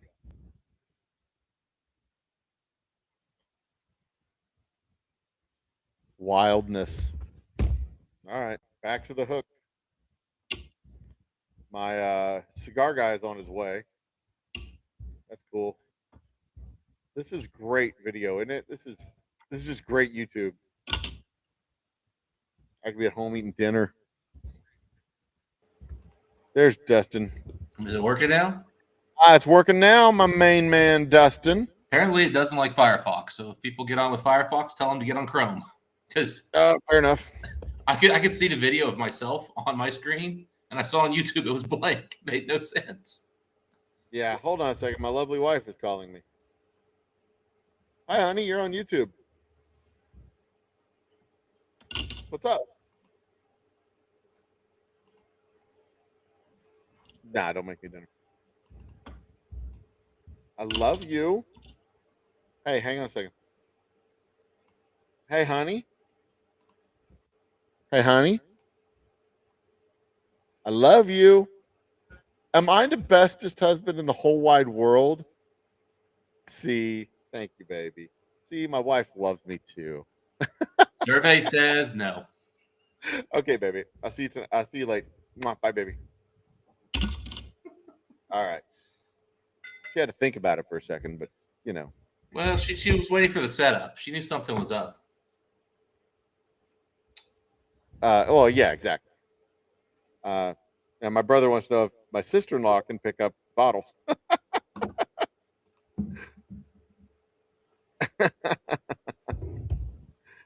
Of course she can pick up his bottles. No problem. So how's it going, Dustin? Pretty good, pretty good. Just poured myself a little of this new riff. New riff. Malted. You were drinking that yesterday, weren't you? Yeah, I showed you the one that has the I showed you this guy over here, which uses like the stout mash bill. Oh, gotcha. Right. This is 100% malted rye. These guys are about like 15 minutes from my place. So, I'm not a huge craft, bourbon guy in general, because I think a lot of the craft is still a little young still for a lot of places. But these guys have really started doing good stuff. There's a couple others I've started picking up here and there. But these guys are so local that it's just like, well, I got to support them, right? Yeah, I get you.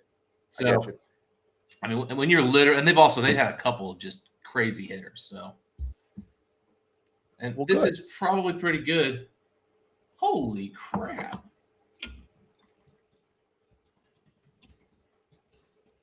What happened? He just sent me a message. He just got a bottle of this Glenmorangie, which is,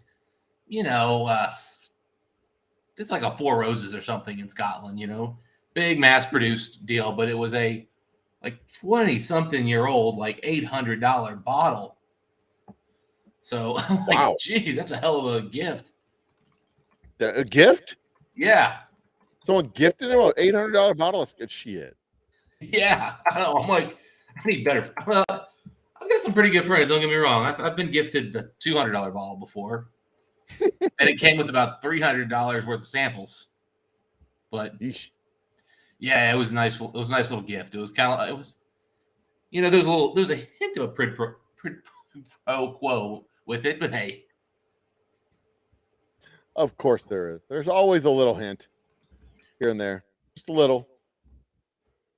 He just I just told him how much that thing was worth, and he's like, "Are you kidding me?" I was like, "Yeah, dude, somebody just gave you an $800 bottle." Damn. He's like, what? That's nice. That's nice.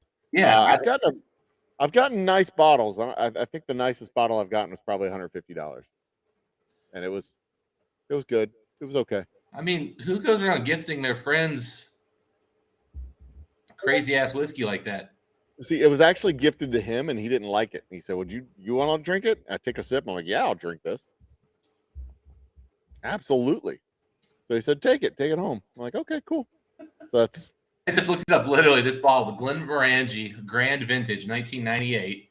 It's $839.97 here in Ohio. Damn. Damn. That is impressive. I'm like, yeah. There is currently one store. No, there's 3 stores in Ohio that still have bottles. So if anybody wants a bottle, it's still available. Jesus. How many bottles are in Ohio right now? What's that? How many bottles do they have available? Well, I said there's 3 stores that still have at least one bottle available. Oh, it's the 3 stores. So Yeah, yeesh. 2 in Cleveland and 1 in Dayton. So clearly, it's been actually purchased in the actual places that drink whiskey, and it's just sitting in the 2 places that don't. Apparently, Well, there you go. mind you, Dayton's a small city; it doesn't really count.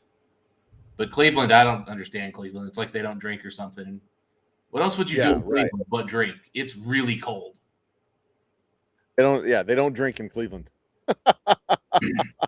They must not drink whiskey. I'm telling you. I look at like the like what's available like in the state, and it's always like that's the last place that has stuff. And I'm like, Damn. Maybe they don't drink like good whiskey. Maybe could be, yeah, maybe. Well, I don't know. Maybe you just get like 3 bottles delivered to the entire state and the entire city. Well, when your football team's the Browns, are you really allowed to drink well? Like, you got to be kind of working class.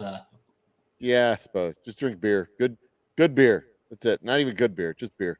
I was gonna say Make it yellow. Make it light. it's probably Budweiser and Bud Light. Come on, Natty. blue cans from their Coors Light. Hey, look, it may be Coors Light, but at least I know it's cold because I can't right. because I can't touch the can to figure out if it's cold or not. I need a blue indicator. I find that to be one of the silliest little marketing tools they do. My science advisor just confirmed that she'll be here at 8:30. That's fantastic. 8:30 Central Time. But the stupid stuff they do with the cans, Budweiser, Bud Light, Coors Light, all those guys. It's some of the dumbest marketing, but you know it works. I guess it's just their dumb marketing, and it gets them to sell bottles of canoe sex. Yeah, Yeah, just I can't do it with my whiskey. We can't. I don't think you can do that with paper labels. Nobody cares if your whiskey's cold enough to turn mountains blue. I think that's when you don't want to drink your whiskey. That would not. That would not be. You don't put it in the freezer. I mean, you know, like I said, you were saying the other day, drink however you like, and that's fine. But the colder you make it, the more you're not going to get certain flavors and tasting notes on your whiskey. Yeah. Well, I mean, like them, yeah, drink it however you like it. That doesn't mean I'm going to drink it that way. Yeah, exactly. Again, and I've got nothing against. I've got nothing against ice. If you like it, but ice kills the flavor of whiskey. Now, I mean, I don't whiskey needs some flavor because it has off. I want it to be cooled down a little bit, but not too cold. You know, you don't want it to get so cold that it changes the taste.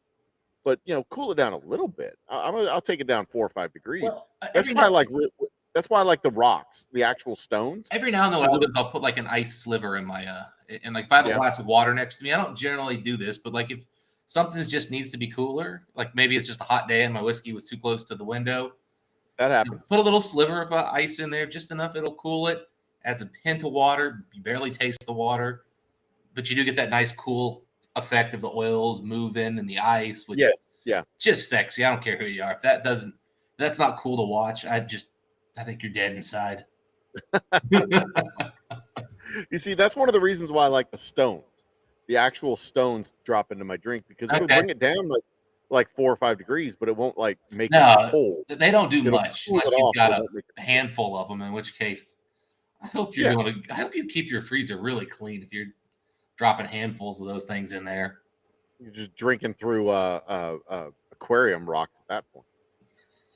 I actually saw this guy and he was showing like his bottles and like, you know, like as they were going down, what he would do is he'd put those like glass marbles in his bottles to bring the level up to reduce the amount of oxygen that's interacting with the whiskey. Really? Yeah. So that way he thought, you know, the whiskey would last longer as it was. I mean, sounds reasonable, except the fact that how clean do you think the glass is that you're putting in there? I mean, I'm sure if you wash it ahead of time, it'll be fine. But also, when you're pouring it, like occasionally you have marbles falling out. Yeah. I mean, I don't know. I've never had whiskey last long enough to go bad, unless it was already bad whiskey that I didn't really like. I've never had a bottle go bad, but I do get nervous once they get down to, you know, about here or so. I mean, it's bottle kill time. I'm not. I'm not holding on. Drink it. I mean, Or you pour it into a 2-ounce sample glass or something. That'll work. But Sunflowers is joining us. yeah, nice Oh, sunflowers. you just left. Oh, in and out. Yeah, she was right there. I was just about to click on the button and she bailed. There she is. But yeah, and just so y'all know, as soon as my guests show up, y'all are out. Sounds like we have a good hour. I just came on because I felt bad watching you throw a ring. I was getting bored. I could have gone to the fucking store. I've got stuff to do. And she's like not even responding to a message. I mean, come on. That sucks. Hi, Dustin. She's active on Insta. She's just not responding to the messages. It's kind of, well, she was active. She was active an hour ago. Now she's not. Well, That sucks. I assume she had something to do. I assume something came up and she just couldn't make it. That's fine. It's fine. People get busy. They have stuff to do. I told my buddy got that Glenmorangie. I said, well, I was going to say I hope it tastes good, but it's free, so I'm sure it will. Yeah. Yeah, but no, I've never. I mean, most of the time I'm drinking my own whiskey, and I do the shows. The whiskey, I'll go through a bottle every 3 weeks or so. But I even stuff that's not mine, I've never had it stick around long enough for it to even contemplate going bad. If it tastes good, I drink it. I don't sit there and hoard the. I had a bottle of Eagle Rare. I drank that shit. I drink it. I mean, I've got hundreds of bottles of whiskey, so I mean, there's bottles I haven't touched in years that are open. Yeah, Wow. We hate people like you.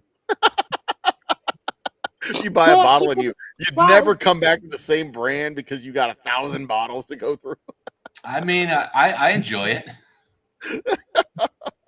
Look, You're the reason why we have to have think of it this 5,000 way. customers. He's supporting everybody.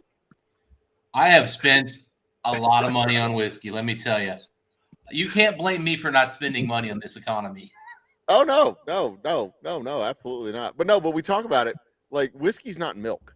You buy milk every week. You might buy 2 gallons of milk every week, 3 gallons of milk every week, depending on how big the family is. But whiskey's not like milk. You don't necessarily buy a bottle every single week, and you're certainly not buying the same brand every single week. Right. Especially if you purchase in the craft world. Scotch drinkers, craft whiskey purchasers, people who are like enthusiasts, they'll go and buy a bottle of this and a bottle of that, and consider this one and consider that one. They don't necessarily have an everyday sipper because they have 100 bottles, and they'll take this one this week. I'm in the mood for that. I'm in the mood for that. Whatever they're in the mood for, they may not come back to your whiskey for 3 years. They may not come back to it ever. They may like it and just never buy it again because they have other stuff that they're buying. Yeah, which is why you need lots of special releases, because those people will then come and buy your new special release. Which, I mean, that's kind of, I mean, I would venture to guess, what, 5-10% of whiskey buyers make up like 80% of sales in terms of dollars spent? Well, probably so. And I separate the camps into two groups. There's the habit drinkers that go to the same whiskey every single time, and it's the whiskey that they drink, the whiskey their dad drank, the whiskey their grandpa drank, the whiskey their great grandpa drank, and they just perpetuate the same familial mistakes over the course of generations. And I mean, you can fix that. You don't have to make the mistakes of your grandparents. You can drink better whiskey. Here you go. Yeah. And then there's the people that browse and just buy everything. And I guess there's the third option of people who are like they're agnostic and they'll try whatever, whenever. I mean, you got the guys who just they like to keep 2 bottles around, and they buy a bottle or 2 and they drink it. And they get another bottle or 2. They get one for friends and family, and one for people they don't know really well. Right. And then there's people like me who buy alcohol very once in a blue moon, and whatever they got, they got. And then we got people like this fine fella who's in Northern Ireland, who may be the farthest we've had joining the stream in probably 6 or 8 months. So cheers to you, Captain Bapton. I mean, welcome to the party. Hi, Captain Bapton. Occasionally, he's in France. Oh, he's in France. Yeah. I have had Greg's whiskey reviews from France join me several times. Wait a minute, I thought he was in Wales. He says Northern Ireland.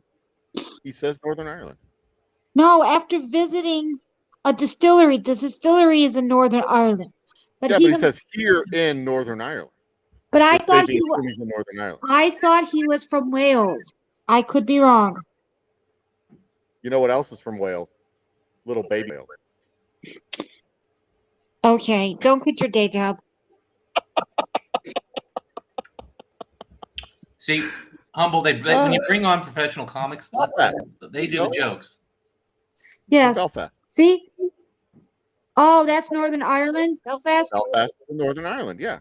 For some reason, I keep thinking he's from Wales. I must be mixing him up with someone else. He's a human person. All But the I've same seen him thing. before. He's a nice guy, Captain Bapton. Hello, Captain. Cheers, guy. I'm happy to have you on the chat. It's cool. It's always cool Okay, to see you. Joe. I love it. I'm curious. Do you think I'm curious. when your business takes off more, like in many years to come, do you envision that you will sell internationally or no? Oh yeah, yeah. I've chatted with people about exporting. It's just I haven't had the supply to be able to put enough onto a truck to put into a container to send to some other country, and that's what they want. It's easier to sell it to the UK or Canada than it is to sell to the damn state of Ohio. Yeah, it actually is. Yeah, but generally speaking, if you're going to send something overseas, if they want something in like Nigeria or China or Japan or even England, they want like 10,000 units, 1,000 cases, something like that. And I don't have the don't have the capacity to be able to produce that much that quickly to be able to do that. Right. We need to sell to Texas before we sell to England. Right. Maybe like in the future. That's why I was asking. But that doesn't mean that we wouldn't be able to sell something like 25 cases to a distributor who wants to put them in, say, Costco's in Alberta, Canada. So, yeah, I mean, 25 cases is completely attainable. I could pump out 25 cases in a day, just like I did in the last 3 days. Pumped out 25 cases. So for now, it's just the U.S. So, but yeah, for now, it's mostly, I mean, half of our sales come in the Houston market. The rest of the sales come throughout the rest of the state.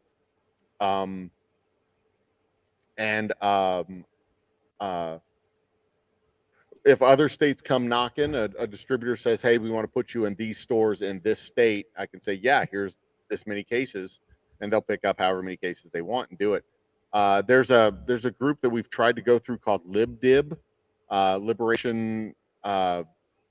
Liberation Distribution. They call themselves LibDib. That's a weird name. Where we've gotten ourselves, they have access to markets. They're connected with Republic. They have access to markets. They're like an on-site, a virtual distributor, so they can connect us to retailers. But we still have to ship it, and we still have to put it on shelves. So we don't even have the resources to be able to do that. Like I'd love to sell stuff in California, but I don't have anybody in California that can get it from the warehouse to the stores and onto the shelves of the stores. I don't have anybody in California who can do the merchandising. I don't have anybody in California who can do the on-site sales. I'd literally have to go and spend a week in California, bumping between Southern California and Northern California and doing tastings and sales in the stores. I don't have the resources yet. Yeah, but someday you might. Oh yeah, hopefully by the end of the year we'll be able to seriously look at one other market and extend ourselves into one other market. Oklahoma, come on down. Because all kidding aside, it isn't because I'm near here, but I would think because of the restaurant business, New York and Chicago would be a good place to try to get into. I mean, because you would get a lot of buzz. Yeah. People loved your product, but it might be very hard to get into because after COVID, a lot of things changed with the restaurant industry, and some people predict that a lot of the restaurants are not going to be around and different things, but who knows? We'll see. The best places to go are where there's people. So New York is definitely better than Oklahoma. Florida is better than Louisiana. California is better than Arizona. Colorado is better than Wyoming. And Chicago market. Chicago is better than. I mean, if we go into Illinois, we're going to want to be in Chicago because that's where everybody in Illinois. However, I want to point out, just for your consideration, that although we like to think that Chicago is where it's at all the time for the food, there are lots of restaurants and places in the suburbs that that you might want to consider. Well, the restaurants and places in the suburbs are generally, not specifically all the time, Chili's, Applebee's. No, no, no, I'm not talking about that. I'm Yeah, talking about like you're not chain restaurants. oh yeah, the mom and pop shop, the actual, yeah, and that's I perfectly can't fair. think of No, but a that's lot of perfectly those fair. places We've got all but a kinds of lot of mom and those pop shops places here. though Yeah, they do like the local they would rather support the local people, like the right. local breweries and things, but they might do something different there because we do have some upscale places like Naperville, Illinois, or St. Charles, Illinois, just to think about because everyone always thinks Chicago. Absolutely. But I do Well, hear there's that a it's reason hard for to that. get into Chicago because it's very competitive. So if you can get into like a suburb and Yeah, create buzz, Chicago might be like come knocking. Just saying. right. But it's It's probably entirely it's possible. probably the same distributor distributing to both. I mean, because you really ultimately have to get to a distributor, right? Yeah. Exactly. We've got to go through a distributor, have a plan with the distributor, and work through the distributor. And distributors don't care. You know, you put your whiskey on a warehouse floor for a distributor. Yeah.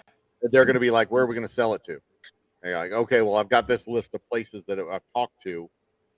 Take it the last mile. I've gone all the way there. Take it the last mile. They might do that. They might not. I still have to go and sell it. Mhm. But here's the real challenge. Chicago's what, 6 million or so people? I will find out for you. Hold on. Sounds ballparkish. Yeah, like the Chicago metro area. Probably even larger. Because the Houston metro area is like 6-7 million people. I think Yeah, Chicago's Chicago's slightly larger. Chicago's 9-10 million range, somewhere in there. Metro. Okay. So Houston Okay, has here we go. It says here, let me see here. The metro, can you hear me? Yeah, I can hear you. Okay, it says here. What is the population of Chicago in 2022? This is from a quick Google search. Yeah, spit it out.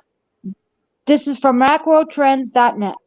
The metro area population of Chicago in 2022 was 8,901,000. Okay. The metro the area metro- population of Chicago in 2021 was a little less. But we Not are very well. losing population. The point We are the losing point of population the point in of the Chicago. question the point of the question is to note that the metro population in Houston is 7 million or so, and I don't have to fly on an airplane to get there. Right. I So can- it's roughly about I the can same. drive between all of the stores here and still sleep in my own bed. And then Right. there's Austin, and there's San Antonio, there's Dallas, there's Fort Worth, and there's Lubbock, and there's Amarillo, there's El Paso, there's Galveston, there's Corpus Christi, and those are the major cities. Midland, Odessa, the major cities around here. And I don't have to jump on an airplane except for El Paso because it's on the other side of the fucking world. Now, is that number you gave just for the Houston area? Yeah, that's just Houston. And then you throw in Dallas, they're like 7.5 million in Dallas. So and about Austin, San Antonio area is like 6 million people, 5 million people. It's just, so they're comparable in size And to cheap- Houston, and cheaper not to get that much smaller. So and for cheaper to you, get to because I already have a distributor here. Dallas Fort Worth might be larger than the Houston metro. I mean, it's Yeah, there's 7-8 million people, something like that. The DFW Metroplex is bigger than the Houston Metroplex. Houston City proper is bigger than Dallas City proper. yeah. so all kidding aside, for what Also you're Dallas. doing in the sense of selling a product, you're probably in one of the better states to do it because of the wide reach of the population. It's good and bad. Yeah. Mainly because Texas has 35 million people in it, but it's also larger than like the next 5 states put together. But that's a good thing if you want to, if you're selling products. Yeah, and most of them are concentrated in 3 places, 3 major markets, and there's like 3 or 4 minor markets attached, just on the outside of that, and then everywhere else it's just, red counties where nobody lives. But seriously though, like you said, you And live that's why you're a not socialist. far. Yeah, fucking communist. But Oh, sorry, seriously though, communist. I would think for running a business, what you said, you're not far from those big markets, and so that might make it a little easier for when you're first starting out. Oh yeah, yeah, and it's a great benefit. Hmm. It's a great benefit. It's way better to start a business in Houston than in say Odessa, or better still, Odessa, Kansas.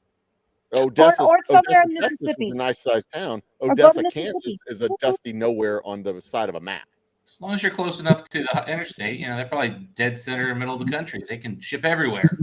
Maybe, but it's still better to start in Houston than it is in Kansas City for that. Oh, matter, yeah. because Houston's 50 times the size of Kansas City. Right. But on the other hand, Houston's such a big market, and you're trying to service a big market. If you don't have the resources to service the market, it kind of works against you. You get swallowed up, and Yeah, you won't be able to meet demand for the store. anonymous nothing. So it's a benefit and a challenge at the same time. What's If your you go- limiting factor right now in your production volume? Is it just Yeah, demand for bottles, or is it space capacity? It's a little bit of it's a little bit of both. It's the what is the biggest limiting factor right now? The biggest limiting factor right now is just a concentration of sales. We're in a bunch of stores, but when they put us in a bunch of stores, we have 1 or 2 cases in each store. So I can't go to one store and sell 5 cases because we just don't have 5 cases to go into the one store. So probably the biggest limiting factor right now is simply money.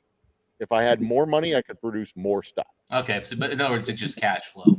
You can just Cash flow is the biggest challenge. Like we had at one store, the biggest sales day I ever had. I sold 75 bottles in one day at a Specs over the course of like 8 hours, and a Specs in Dallas, the Coit Road Specs.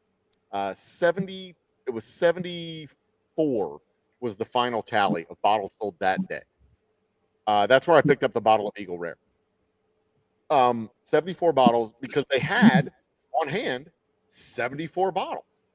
So I'm like, I'm going to go there and I'm going to sell all their whiskey. But everywhere else, the biggest day had been like, 2 cases, 3 cases, because they had 3 cases. So I'd go there on a Saturday and I'd sell 3 cases and dust off my hands and leave. That was it. So like having a big market like Houston is great, but when you have 40 stores in the city of Houston, and they stock 2 or 3 cases, between 1 and 3 cases in most of the stores, then being able to make the rounds to those stores, and it would be better if they stocked 7 cases in one store than 1 case in 7 stores, because I could go to the one store and sell 7 cases in that market, have that store resupplied, and go somewhere else and do it the next week, then go to 7 stores over the course of 7 days and sell 7 cases. Yeah, I see what you're saying. You see what I mean? And then for the longest time, it was just the distributor just wasn't reordering, and it was fucking frustrating as hell, because we'd sell out a store and they'd stay sold out for a month and a half before the distributor reordered, and then it Well, was 4 weeks before they stocked it, and I was just like, ah. So Well, they needed more stores to be willing to buy it at higher volume, I guess. yeah, or fewer stores at higher volume, more stores that's at low what I was volume, gonna just a say. few stores at high volume. Yeah, Give me a store with 8 cases. I'll go to that store and I'll sell 8 fucking cases. This is where research comes Right. in. Like what stores are more popular for your product, and then those are the places you probably would want to have more. Yeah, I've got volumes of data for that. Volumes of data. well, you still got to get the buyer at the store to buy more. Yeah, That's true, but my point in bringing that up is if you can prove to them, if Joe's goal is he would rather go to less stores but sell more volume at those stores, then he could use his data to say, look, you're more popular here. I mean, it's a little bit of both. I want more stores with bottles, but a handful of stores with a huge stock where I can just go to it on a Saturday Right. and just say, we sold 100 damn bottles today. That'd be awesome. So, by the way, this is a good question for you, Dustin. Captain Bapton wants a good, affordable bourbon. Ooh, but he's over in the UK. Yeah, Boy, Northern that plays Ireland. with prices. I mean, honestly, I'd look at the Wild Turkey stuff over there. You should have availability. Prices should be reasonable, like a rare breed. That can be a pretty good one. Yeah. And the price See, I would terrible. I'd be a whore and recommend my bourbon, but my bourbon is $60 plus shipping, which to Northern Ireland is about $45. So you're talking about $105 for a bottle of whiskey. And That's you a lot also of money. and you've That's got not affordable. and you've got the risk that it will get caught through going through immigration or Yeah. imported too, because I don't know if that's Someone could step on it and break the bottle and or just inspect the box and have to quarantine it, and then you're never going to see your bourbon. I mean, that's it. I Someone's buy an absolute crap ton of my scotch from the overseas and have it shipped here. Honestly, it's cheaper. Bushmills 10-year-old Scotch, not Scotch, single malt. Irish. There's nothing wrong with Yeah, that. I saw single malt and I immediately thought Scotch. It's not Scotch. That's my brain. But I can say my straight whiskey drinks like an Irish whiskey. This one drinks like an Irish whiskey. It's 90% corn, 10% malted barley. It's a light color, soft texture, drinks like an Irish, but again, $45 to ship it. So the bottle itself is only $35. So I would recommend it, but you're not going to get it for affordable. You have to come here. yeah, I always tell people it's like Shipping is a big issue. I always tell people when I'm like, hey, look, I'll buy scotch from over in the UK, but I'm not buying stuff unless it's close to $100 because once you factor in the shipping, it's like Yeah, it needs to be got to be worth it, proportional to the bottle. right? That's the biggest problem is shipping. Yep. And cheers to JV's Hangout for joining me. Joey sent him over. I saw Joey posted the show on his community feed too. So, well, cheers to chat. Welcome to the party. If y'all would have come earlier, you'd have been seeing me do basically sitting here doing this. Man, I can tell I bit into some hot pizza last night. Every sip of this whiskey. Damn it. There it is.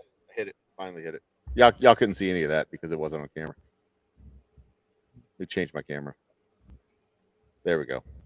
See, this is what it would have been. Me just sitting here doing this.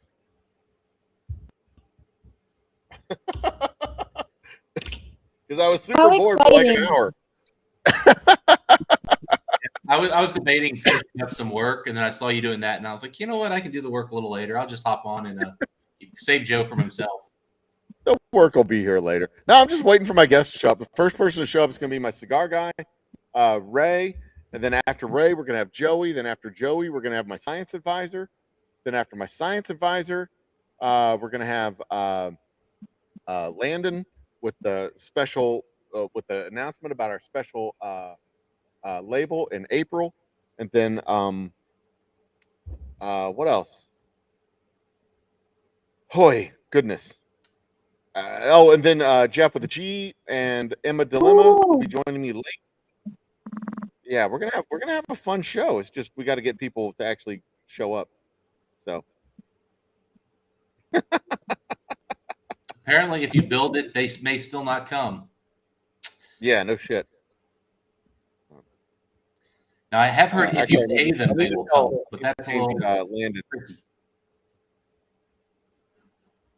Hang on, I need to double check my schedule. I think Did you double book people, Joe? Come on. I've triple booked people at this point.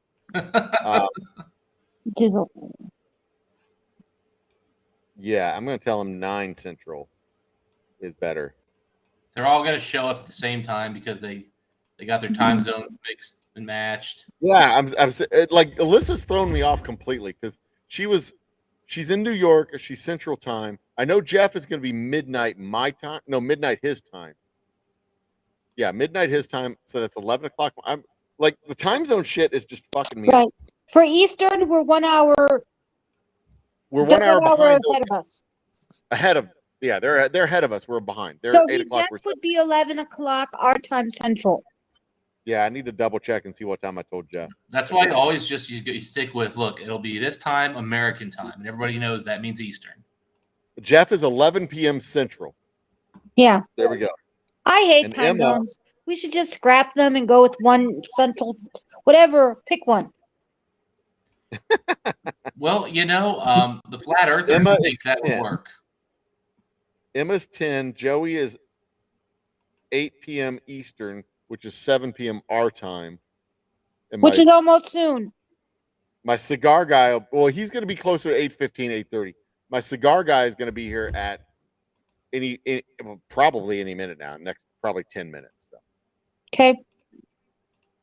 And I had some cigars that I was going to share with him, but all I have is this Rocky Patel shit that I'm going to share with him, and it's like, whatever. He's going to have better cigars than me. Alrighty. Fair. Well, didn't you just beg him for cigars? Seems like seems like a plan to me.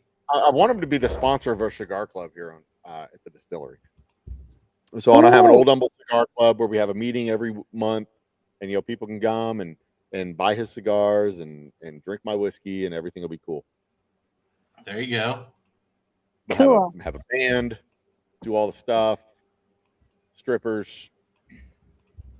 Oh wow. Okay. All right, I'm in, man. Wait, did I say that part out loud? That part was supposed to stay quiet. Yeah. No, Hey, I'm you'll have game. a I'm cleaning game crew. for it. That's highly. Yeah, paid.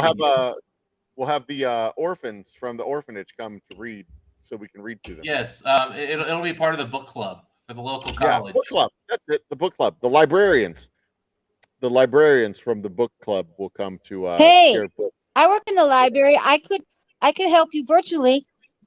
Did you say library? Yeah, I work in the library. Library.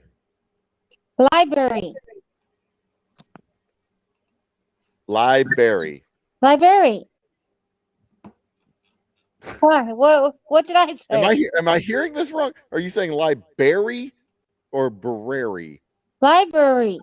Okay, there's the R. Got it. Okay, I couldn't hear the R. Library. Sometimes I say it wrong. Sue me. My sister would always refer to the first meal of the day as breakfast, and we would give her so much shit all the time about having breakfast and what we're gonna eat for breakfast. Library. I get it. I was definitely taught poor English as a kid from my mom. Her and her naked and her wash. All right, let's see Well, here. Naked is an actual thing. There's a difference Library. between naked and naked. Naked, when Library. you're Yeah, when sometimes I you're say running library. around without any clothes on, you're naked. Library. But when you strip down and you're with somebody else, y'all are both naked. See, there's a difference in connotation. When somebody says that boy was naked, you know exactly what they're talking about. I walked in on my wife and she was naked right in front. You know exactly what you're talking about. Yeah, something's up. That's for sure. Like little kids who are like 2-3 years old, they jump out of the tub, they go run around the house. That is naked. It's mostly innocent, sometimes a little bit silly. But when a homeless guy strips down, Library. that kind of naked is not innocent. That's scary. That's like the taser kind of naked. Oh, that's your kind of thing, Joe.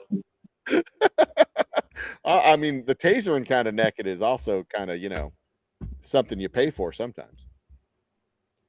Sometimes you find someone who'll do it for free. Freaks is good. Freaks.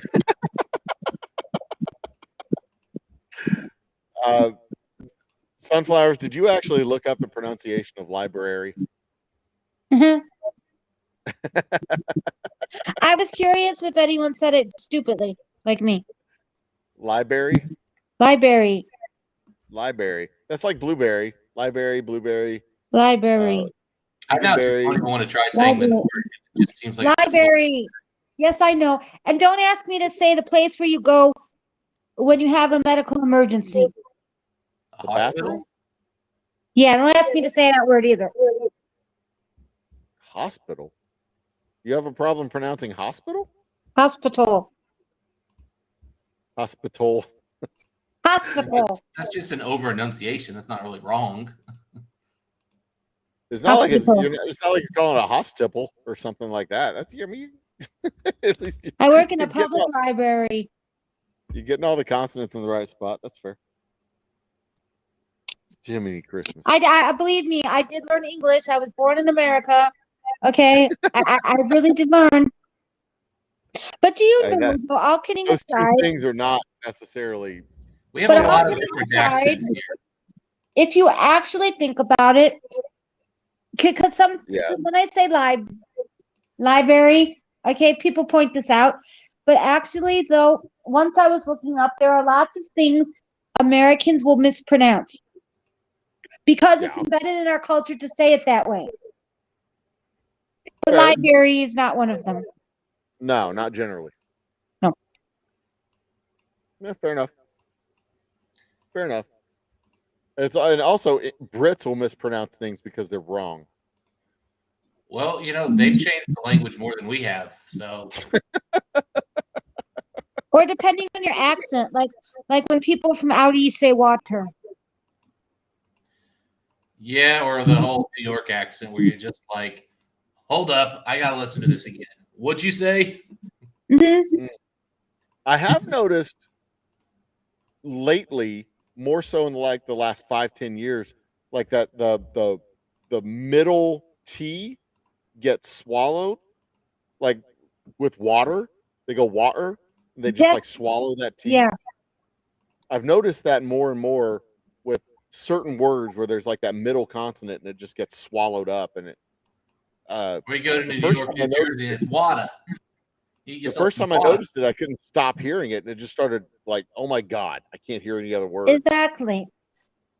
Now, I had a teacher, maybe we were like somewhere between 5th and 8th grade, and she was an English teacher, but she could not say for the life of her hippopotamus. So she would just stop and she would say hippo. How often does hippopotamus come up in a? I was just in a getting ready to say, like, when does that come up? I don't know. I just remember she couldn't do it, so she would just go hippo. Oh, okay. I had a calc teacher who was obviously it was a grad student, it wasn't a true proper professor, and she Mhm. was very much from China. And we had a guy one day just stop the class in the middle of like everything, and he's like, "Hey, look, I'm sorry, but I don't understand what you're saying." And we spent 15 minutes with her trying to explain that she was saying tangent. Because let me tell you, that was not anything close to what I was hearing or anybody else was. And finally, she went and wrote it on the whiteboard. And we're like, "Oh, tangent. Oh, I actually know what that is." Yeah, I know what that is. Whatever the hell you were saying I had is no idea. Like, what that is. like, hong, hong, hong. Like, we're like, I'm not trying to be a jerk, but I don't know what you're saying. I had a what was it? Corporate finance professor who was very much Chinese in college, and I couldn't understand a damn thing he said. I got an incomplete in that class because I gave up. Yeah, my what was it? It was like it was called economics, but it was basically just like stats 2. So I mean, it was just straight up a math class, but it was called like some kind of statistics. And yeah, that teacher was very difficult. I will say this though, he did save me because I was the first person done with one of my tests, and the next day when he was handing out the grades, he brought me aside and he said, "Hey, I noticed you were the first one done. You also didn't answer the back. You also didn't answer the back page. I think you missed this." And I'm like, "Oh crap!" He's like, "Yeah, just come to my office like between these hours, and I'll give you a makeup problem." And I mean, it was like 30% of the grade was that last problem. I was like, "Oh shoot!" Talk amongst yourselves. Ray's calling me. Hang on. All Hey right. Ray, what's up? Oh, humble and his. I like how he's like switching. No, he did. No, that's his. Is that a Okay. phone or no? Fair That's his cell phone. No problem. See you then. Yep. Bye. Somebody else was canceling on him. He's just stuck in traffic. You're just gonna Oh. be Us. No problem. No problem. Just stuck in traffic. That's fine. But I did. Okay, so check it out. I just got a message from Melissa. She has COVID. Nice. Oh, She has shoot. COVID, so she can't make. She can't. She's been in a fog. All the days have run together. She's just. So I'm sending her a message back that she's. Oh, poor thing. Get better. Relax, and I'll see you another time. And also, I'm sorry for everything I said about you tonight. Wow. And yes, COVID still exists. To the people who Yeah, think it's not. You should actually send her a note and say, "Well, I've heard that this Boomtown bourbon can cure COVID." Yeah, it's true. Yeah, whiskey helps prevent COVID, but only if you drink it at home. With a mask on. Through a straw. Oh Lord! And that was Ray. He's in traffic. He's running late. He's going to be here about 20 after, which is going to run him into Joey. But that's cool. He can sit here with me while we talk to Joey. That's no problem. Oh, But I so- can't wait to see Joey. It's been forever. Yeah. This whole thing's a shit show. What's he gonna talk about? His comedy thing? Yeah, we'll talk. Well, the conversation has no boundaries. Oh, with We're- Joey, you don't know what you're gonna get. Yeah, we're unbounded. It's fine. No problem. Joey's awesome. Yeah. I Maybe talked to him. drugs and hookers. Perfect. Joey and We Joe. swap messages back and forth periodically. That'll be fun. The two Joes. I'm live streaming, and now we might have a Humble Whiskey Club member stopping by to say hi. Well, there you go. Someone you have seen. I'll be here till 3 a.m. That's kind of the plan, that I'm here till 3. We'll see how long I'm here. I don't know how long I'll be here. I'm looking right now at probably closer to 50 hours on our 72-hour live stream rather than 72. How close you get to that magical monetized moment? Oh shit, I'm not even at 2,000 hours yet. Gotcha. I'm at 19. The high point was 1974, but I had some hours roll off in the last couple of days and knocked it down to 1966. But the live stream hours from the last 2 days haven't recorded, so I'm probably close to 2,000, somewhere in that neighborhood. For It's watch But, hours? insane how much those shorts grow people's sub counts, but like everybody who does the shorts and gets that big, boost, they're just so desperately far away from getting anywhere close on the rest of it. It's just crazy. Oh yeah, and that's where most of my growth in the channels come from. But it has translated into views on my, not so much views on my long form live shows, but views on the longer videos, the short long videos. Yeah, so you just need to do more short, long videos, is what I'm hearing. Yeah, but I hadn't made any of those until this month. This was the first month I'd made any, because the previous ones I'd made had gotten like 12 views. So I was like, fuck that, I'm not gonna do something for 12 views. Yeah, I don't blame you. But now I'm getting 150 views on the shows, and that's not enough. 150 views on a 3-minute video is like 4 hours. That's not enough, but it's better than I've ever done before. So Yeah. Well, as you build if up I a can library of continue to grow- content, yeah, and the cool thing is the algorithm. If you like a short from a channel, and the channel has longer form videos, then their longer form videos will be recommended to you on your homepage. Yeah, I mean, as it should. So they've bridged that over. That wasn't the case back in June, or I'm sorry, that wasn't the case back in March of last year. But they changed that algorithm in June, so that when you like a short, the other videos will be recommended to you at the same That's time. a good thing. If you like a video that's in the longer form, it'll be recommended. If they have shorts, they'll be recommended to you as well. Boy, did you So, not understand how to roll out the shorts idea. Like, they pushed it so hard.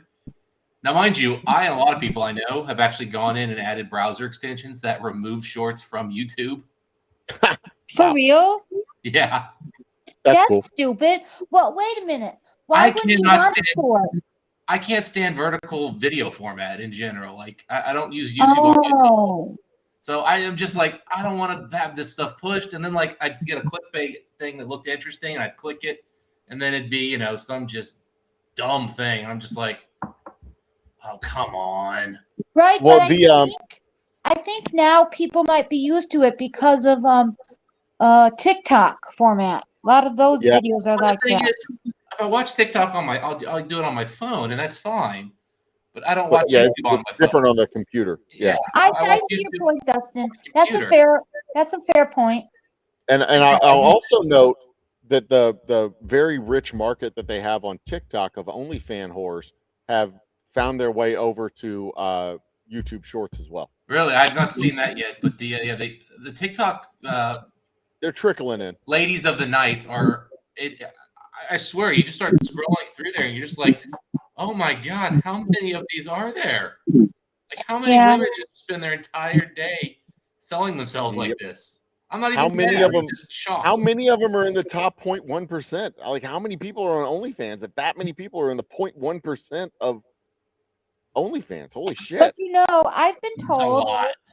Yeah, but I've apparently. been told by Americans, like because I'm looking for a new job because I need to change my life around, and I've been told, and not as a joke, but some people were serious that a lot of people on OnlyFans do make a lot of money. That's Well, what they say. I don't small know percentage how make a that lot of translates to money. dollars, but I've heard that you can make a buttload of money on OnlyFans. Oh, of course. I mean, I mean, you go watch any of this stuff, and it's just staggering, like the craziness. But Well, it's if you do not the what it math, used to be, Dustin, though. People tell me it's not like for showing off yourself. Now people do all kind of things with OnlyFans. Well, there's other options, but if you do the math to make $1,000 a month with a $5 subscription, you only need like 200 subscribers. that's not even how they make their money, Joe. They How do go they make? so that they'll have their little. Oh, private videos. It's not even private videos. They'll go do a live stream on there, and they'll be like, "All right, guys, the goal's 1,500. When you get to that, I'll do whatever." Oh, okay, gotcha. And That makes sense. They can do it. That's what they start on the TikTok thing. They get a bunch of people together to go sign up for their thing. They go do their live with the whole influx of new people. They'll get one drunk dude to drop them $500 or whatever. Yep. And then, And then they'll make the carrot disappear. yeah. So within the course of 6 hours, they made $1,800. God, I'll take off my shirt for $400. Ugh. I just imagine that whole stream would be like me sitting there doing this for like an hour. Okay, people, send me $1, and I'll take off my shoes. I mean, what's even crazier? I've been on a TikTok where it was some girl just hanging out chatting. This dude's like, "Hey, how much to see your feet?" And she was like, "I don't know. Cash at me $20. I'll show you my feet. Here's my Cash App." And then all of a sudden, she looked down and go, "He just cashed at me $20. All right." Maybe that's what I should do for a I'm gonna have to living. get live on TikTok and show people my feet. Maybe that's what I should do for a living. I was literally just like, I can't believe I just saw this. And at first I thought the guys were saying that because they were trying to have the girl lift her leg and see something else. No, they actually want to see her feet. It's a fetish, probably. But I've always joked. People who will pay for it. That's what shocked me. I've been joking for years that I should do an OnlyFans that's just feet and whiskey. Hey, I mean, I've joked, check out my OnlyFans, people. You can watch me nose a glass of whiskey for an hour. Yeah, I've joked. I've joked with Joey about OnlyFans, but every time I say it, people say you can make a buttload of money, and they're like, if you need income, that's what they tell me I should do. I mean, I could do it a whole OnlyFans where I finger bungholes all day. No, thank you. You will need. But that's on my barrels. That's what it's called. It's a bunghole. I just Oh, that's that. Okay, I was thinking something else completely. I could finger a bunghole right now. I mean, I can think of worse things to watch. I mean, I'm not opposed to a little bunghole action. If he said that's what he did, he would get a buttload of people to show up to his OnlyFans. We're gonna do it. I'm gonna finger this bunghole right here live on YouTube.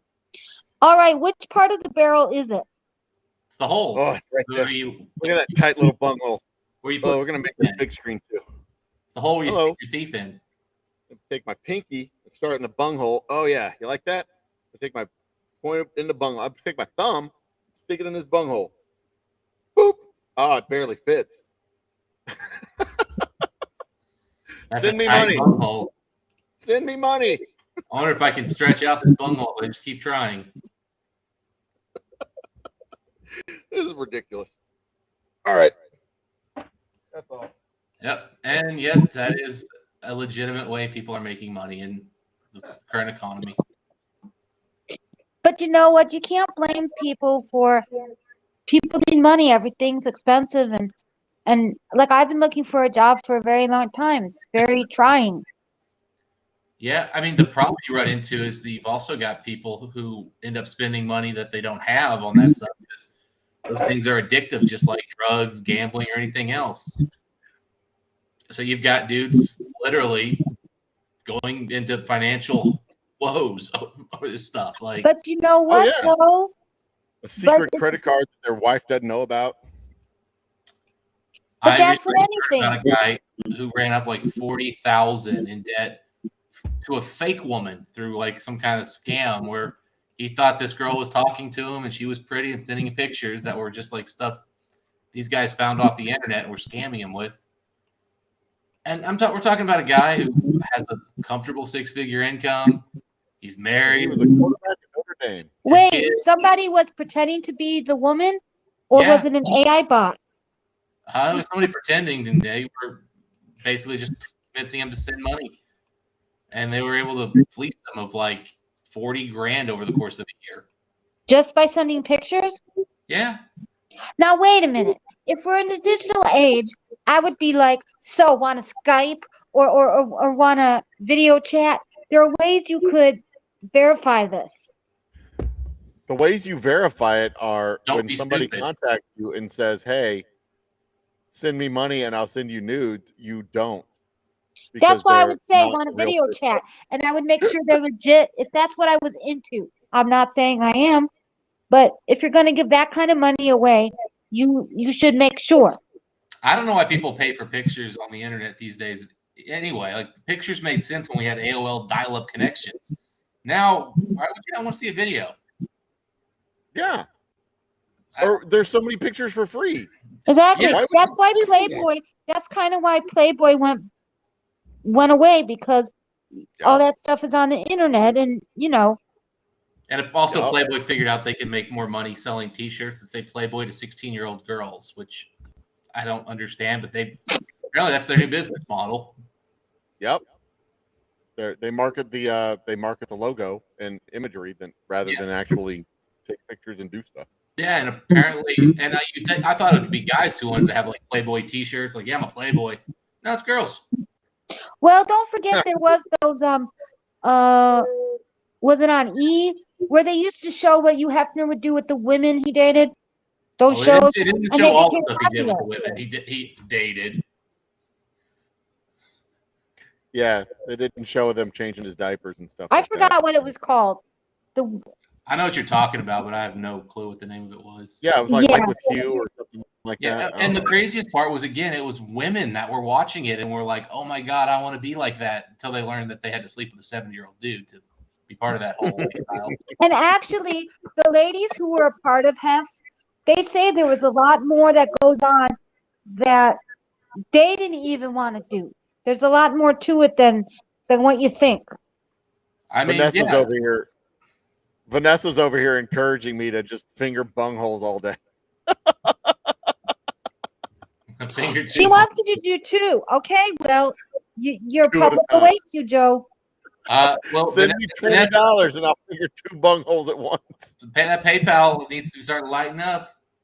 So I think let's set the goal at PayPal, $200, folks, and he'll finger 2 bungholes. $200 $200, I'll finger 2 bungholes. That's good. at 200. the same time. So wait a minute, it's $100 per bunghole. Well, he'll do one bunghole for 50, but if you want 2 at the same time, it's 200. Oh, come on. I'm gonna pin that one. Hey, it's the same thing if you want a three-way. One hooker's $500, two hookers. But if you want them to be Oh at the my same God. time, there's a premium. Exactly. Yeah, you don't get discounts. You don't get discounts buying sex acts in bulk. You have to. Yeah. It's exponential. Because multiple, like the one person is one sex act, two people is like more than two sex acts. That's like 3 or 4. Yeah. It goes up exponentially. Exactly. You guys are crazy. And the sad thing is, any guy hearing that thinking to themselves, yeah, I mean, I'd definitely pay more than double. Yeah, exactly. Ooh, a bullwhip. Finger two bunk holes while God. using a bullwhip.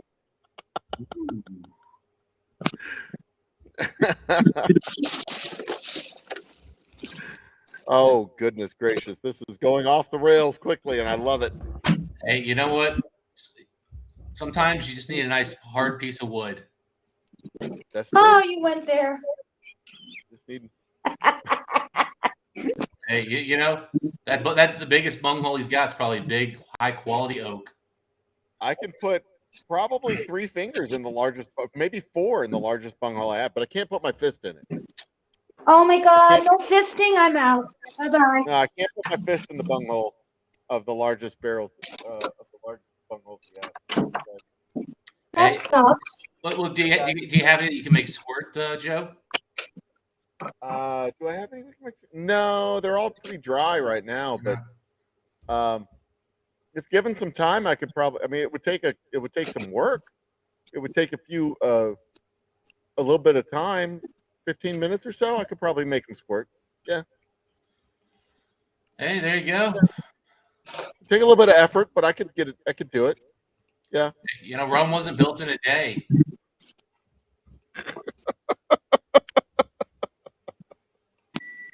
Oh Lord. Well, I guess I know what my next sport's going to be. Okay, what was the beep? I don't know. Somebody's cooking something. Oh, that's me. That's my reminder. It was my reminder to do something. I'll be right back. Vanessa's going to be in her leathers while I'm fingering bungholes, and she's throwing out the whips. I actually heard from my sister that a big thing that a lot of women pay for on OnlyFans is to see hot young men clean their houses shirtless. Oh my God, that would be amazing. Really? You don't Pay understand. money, I'm going to break it down for you. Women, 20-something dudes to sweep and vacuum without no, a shirt. listen. Women, there's a lot of women that would think that if a man offers to do housework, they find that sexy. Because don't forget, a lot of women are mothers, and a lot of them still work, and they're expected to do all this extra. So if a man does it, oh, it's sexy because that shows that they value them, and a woman is just not the housekeeper. It's like breaking those old stereotypes. So for me, that would be sexy if a man did that stuff. Believe me. And Fair again, enough. they'll pay for it. That's just crazy. I get like why you'd want somebody to do it for you, like if it was your house, but no, they're excited about it if it's just any random dude. I would be more excited if it was the place I live in. Yeah, pay him to come clean your house. That makes much more sense to me. I'm like, No, yeah. like if I had a boyfriend or a husband, what I'm saying is the guy would get lucky. Because I find that incredibly sexy because it shows that a guy thinks of a woman more than just the caretaker role. If you're You think of paying for him to come over, that's not lucky. a complete person, and you're willing to see them as their equal. I'm kind of a feminist, in case you haven't noticed.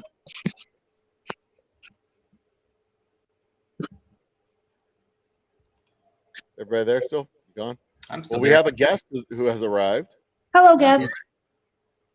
It is Joey V, the one. Oh, hi, and only. Joey. Do you recognize my voice?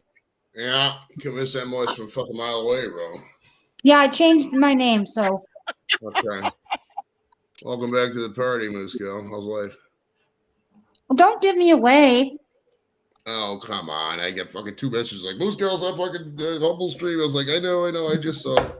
Well, so what's up, I know. people? How's life, Mr. Breda? How's the business, bro? So check it. Go ahead first. I'm sorry. I'm a talker. I'm a talker, bro. It's all coming together. Slowly but surely. We've got our bourbon. Now we have to sell it. And guess who I just heard the door for my good cigar guy. Oh, nice. All right. So Dustin and Son, I'm gonna boot y'all. See you guys. And See ya. we're gonna chat with the new guests that we got coming. So hang out and chat. We'll bring y'all up in a second. A little bit later. All right. See you guys. All right, guys. All right. See you, Boop homies. and boop. So Joey V is with us, and Jason and Tyler. Pull up a chair. Come and join us. I'm gonna switch cameras, and these guys are from the Humble Whiskey Club. Ah, okay. A little behind the scenes action, cool. A little partying going on. I like it. I fuck with it. Well, that's the reason you start up party shit, dude, is so you can party. Like, if you're out there and you have intoxicants or party favors and you're not partying, what the fuck are you doing with your life? Like, why? You know what I mean? Why? It makes no sense. I don't get it. This is Joey V from Cleveland.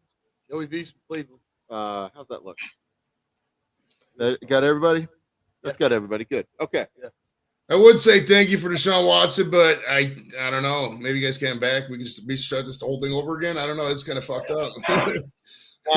You're welcome to have him. Yeah, I'm an Eagles fan. Oh, you're an Eagles fan. Okay, so every 5 years you guys get to go to the Super Bowl. Seems fair, not? Yeah. Yeah. Joey's up in Cleveland, so they don't have any football to watch. Right. We just might as well just have a vast empty void by the fucking lake. Just like us down here, we don't have any football to watch. I honestly just bought this because I thought it looked cool. I'm embarrassed. I take this.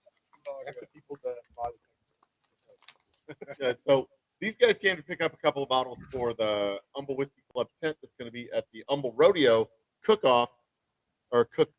Yes, Is it the Cook-Off? Is yeah, that it's what the called? Humble. Yeah. Well, it first starts it off. It's the Humble cook-off, and then it rolls into the Humble Rodeo and Livestock Show, just like the big one that they have down there. Hey, you turn your guys' mic up just a little bit. Man, I can barely hear you.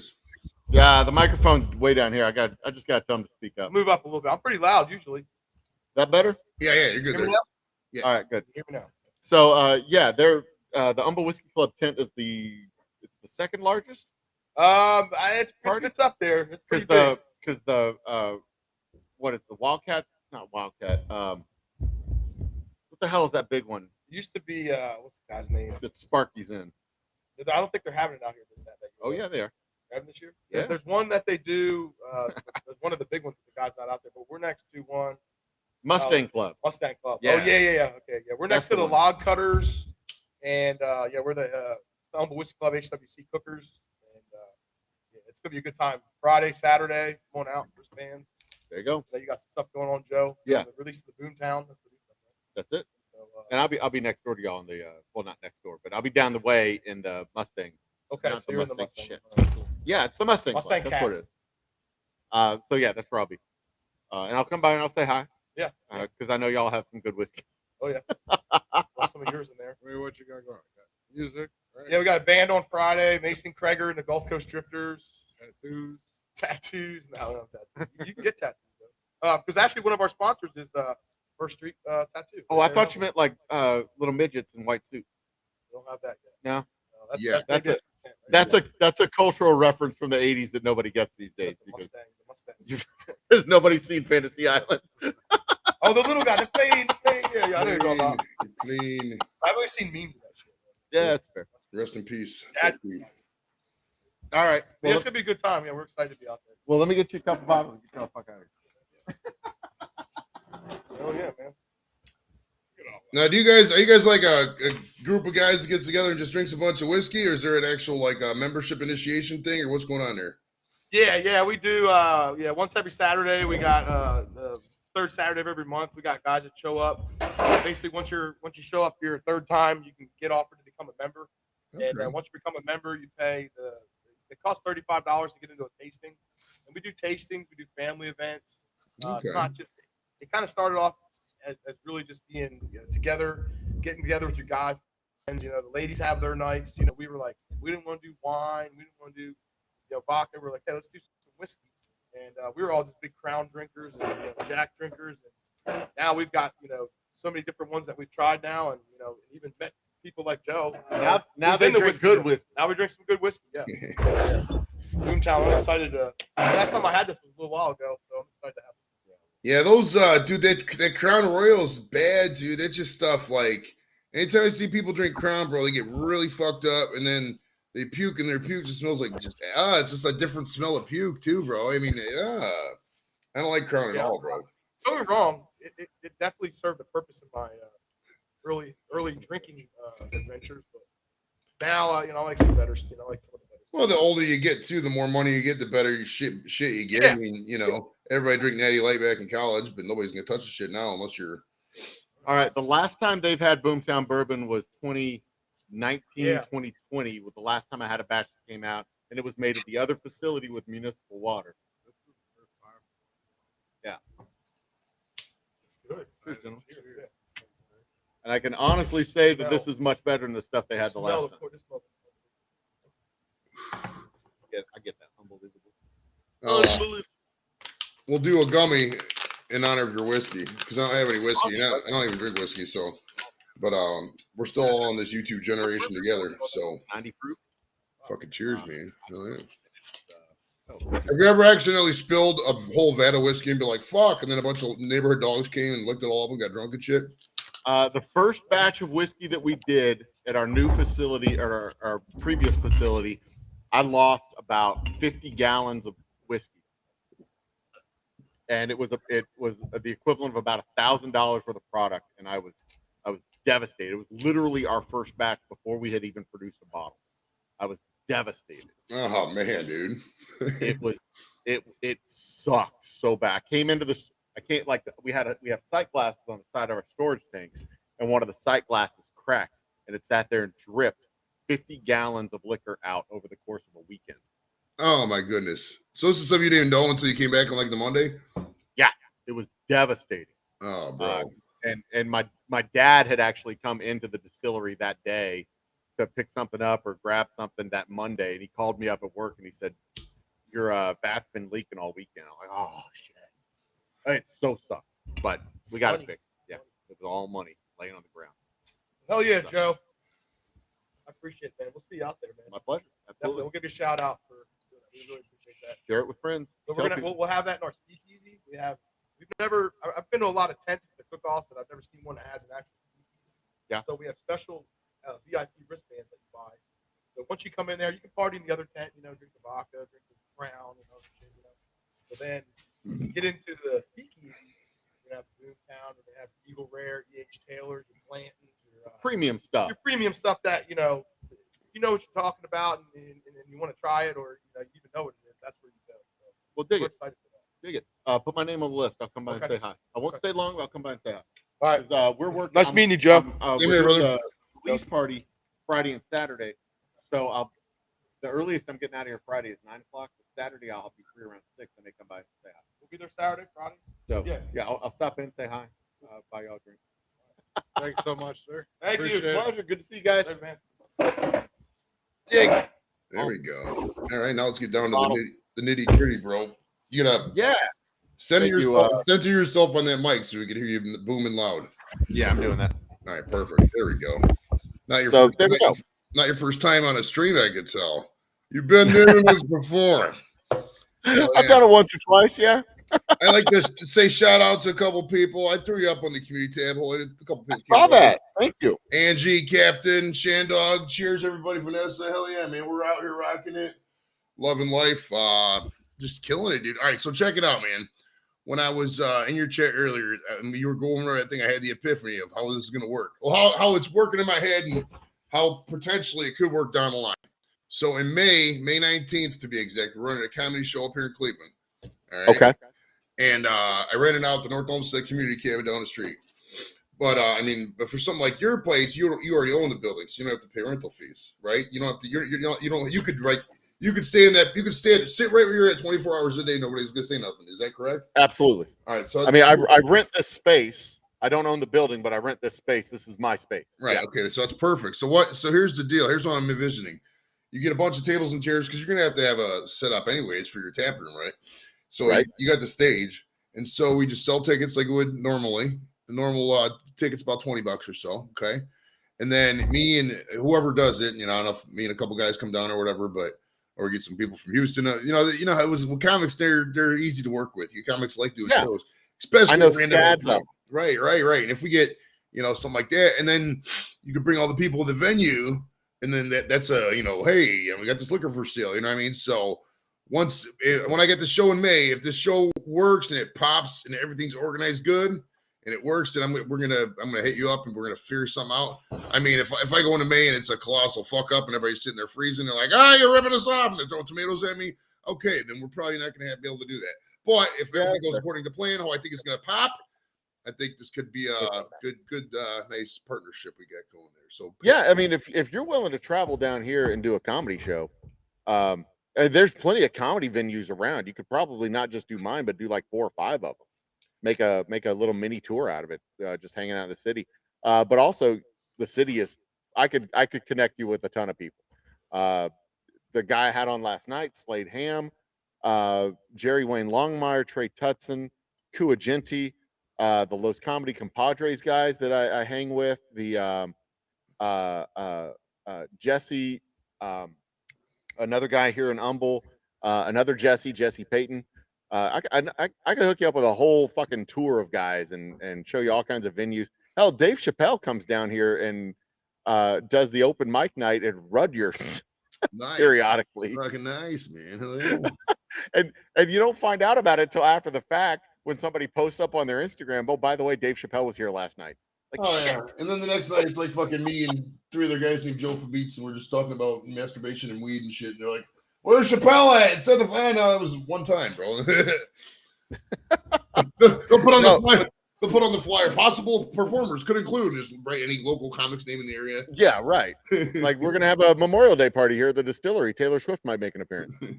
Taylor Swift is in Texas, people. She is in Texas, and she might. She's not invited. She doesn't know who I am, but she might make an appearance. Right. Roger Clemens may show up and sign bottles. Could happen. Roger Clemens. I remember when the Pope could also show up. I don't know. I remember when Clemens struck out 20 back in was it 85? Do you remember that? You're about my age. I think you're a couple years younger than me, but 85. Yeah. Man, Clemens just killed it, and then. Man, when I found out he was on roids, he was probably the most. It's like, him and Bonds a little bit, but man, Clemens a lot too. It's like, really, Clemens too? Fuck, come on, man. Clemens was a hog, bro. I mean, he threw the barrel of a bat at Mike Piazza. Shocking that he wasn't roid raging. Right. It'd be funny if they just said, you know what, we're gonna have the roids leagues, do whatever you want, and the record just get obliterated. But then people start dying, and then they'd probably sue because they let them use roids, and I don't know. That would be something, doing like a whole traditional sports league, and then like the roid sports, the enhanced sports league. People have cybernetic arms and chips implanted so that they could triangulate radar track balls so that they could hit them. It would have to fully redefine sports and how you did the sports. I wouldn't even want to know what people would be willing to do to their bodies to compete in a league like that. Knowing you couldn't play football. Not with organic tissue. Do you remember the cybernetic knees and cybernetic legs going through people at 25 miles an hour, just blasting human flesh off the bone? Do you remember the Saturday Night Live sketch from maybe 91, 90? Somewhere around there, and it was the steroid games or whatever, and the guy's like, all right, he's getting ready to lift, and he goes, and he rips his arms off and starts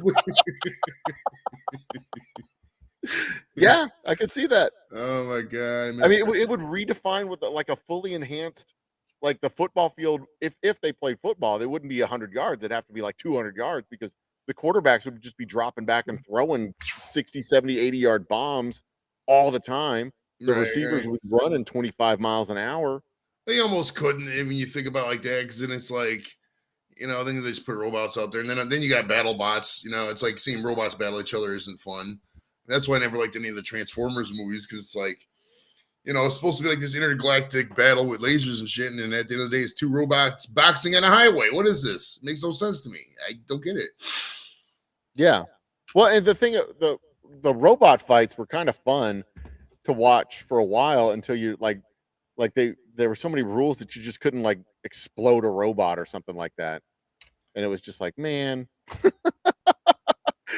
why isn't a robot coming out with just like a dart that they could just pump flames into the inside, like just penetrate the shell and just blast it with flame? Well, because that's against the rules.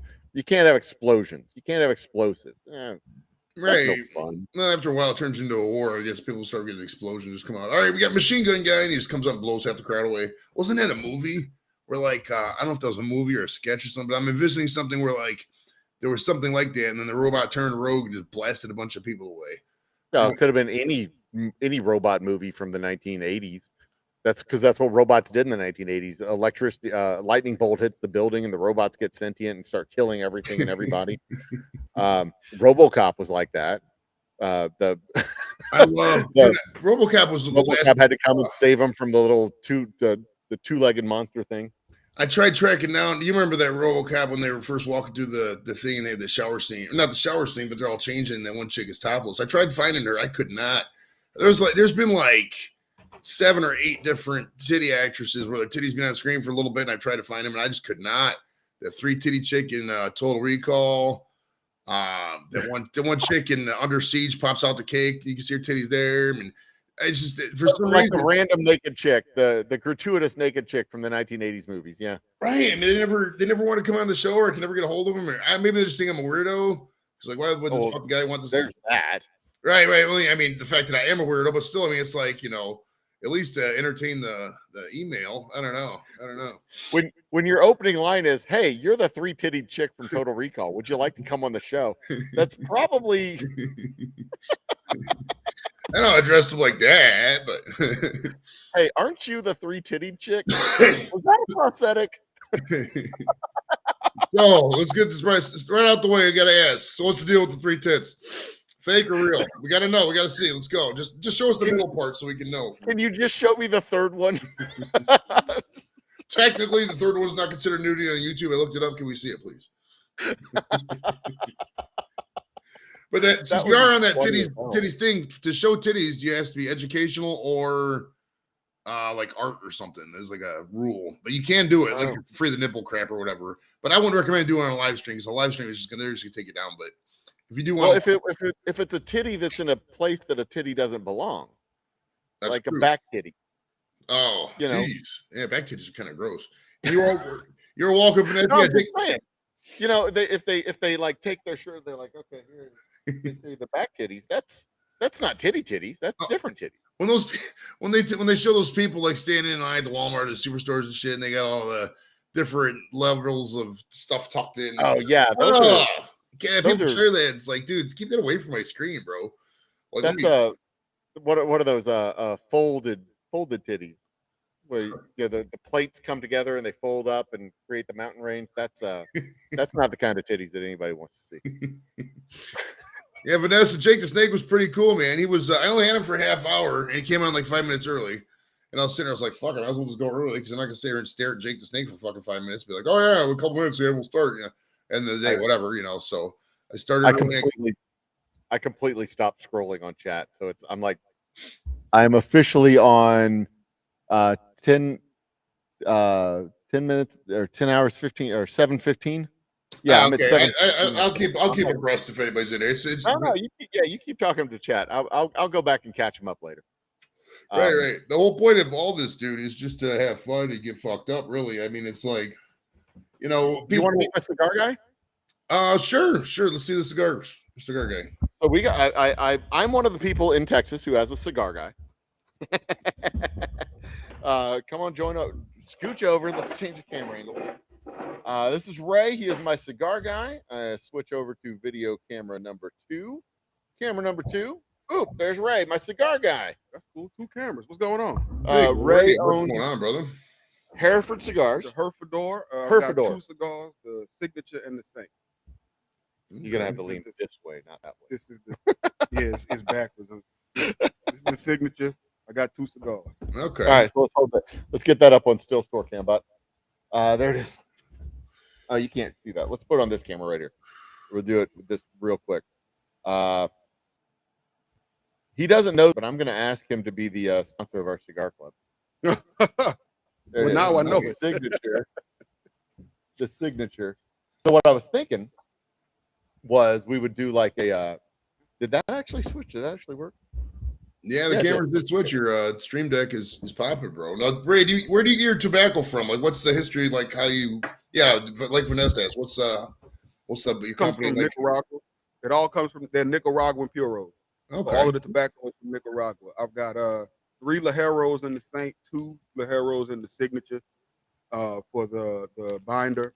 The filler is Indonesian in this one, but it's all grown in Nicaragua. okay, cool.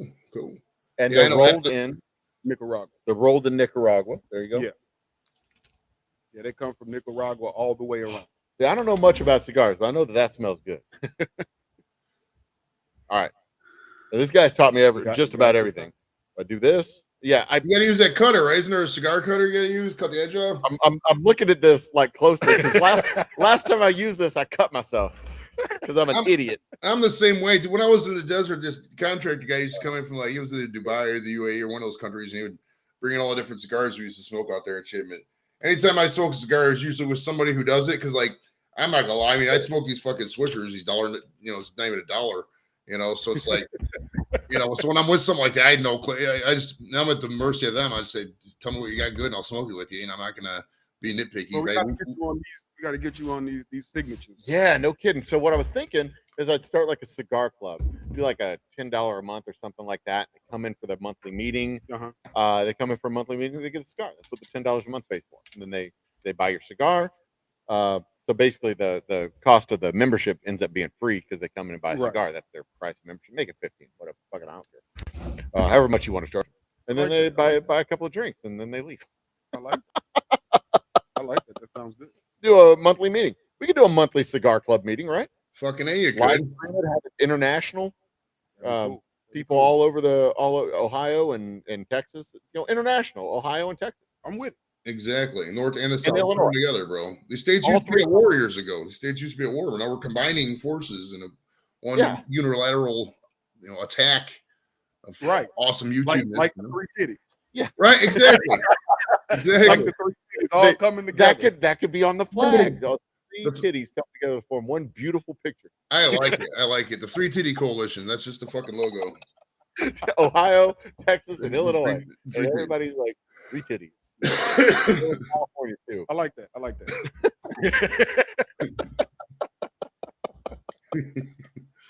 Oh, fantastic. Absolutely fantastic.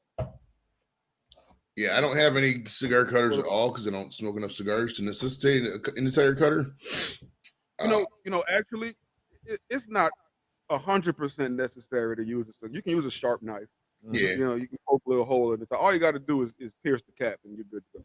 But if I'm going to spend, 20, 25, 30 bucks, whatever on a cigar, even $10 on a cigar, I'm going to get me a decent cutter for a fucking cigar. You know what I mean? These are 12. I'm going to just put that out there. The camera's up there. These are 12. $12 cigars Okay, available here. Anywhere in Houston? In Houston. Yes. Can you ship? I can. So they can order it on your website. Yes. There you go. HerfordDoorLounge.com. HerfordDoorLounge.com. Let's type that in. HerfordDoorLounge.com. I keep looking down here. The camera. HERFEF. HERFA. Too many E's. HERFADOR lounge.com. And also, you're on the YouTube. Yes, I'm on the YouTube. Herfador. HERFADOR. Yes, on the YouTube. On the YouTube. All of the YouTubes, as a matter of fact. I can look it up. I'm going to post the actual link to the channel. I'm mumbling to myself. Don't mind me. I'm bad at YouTube.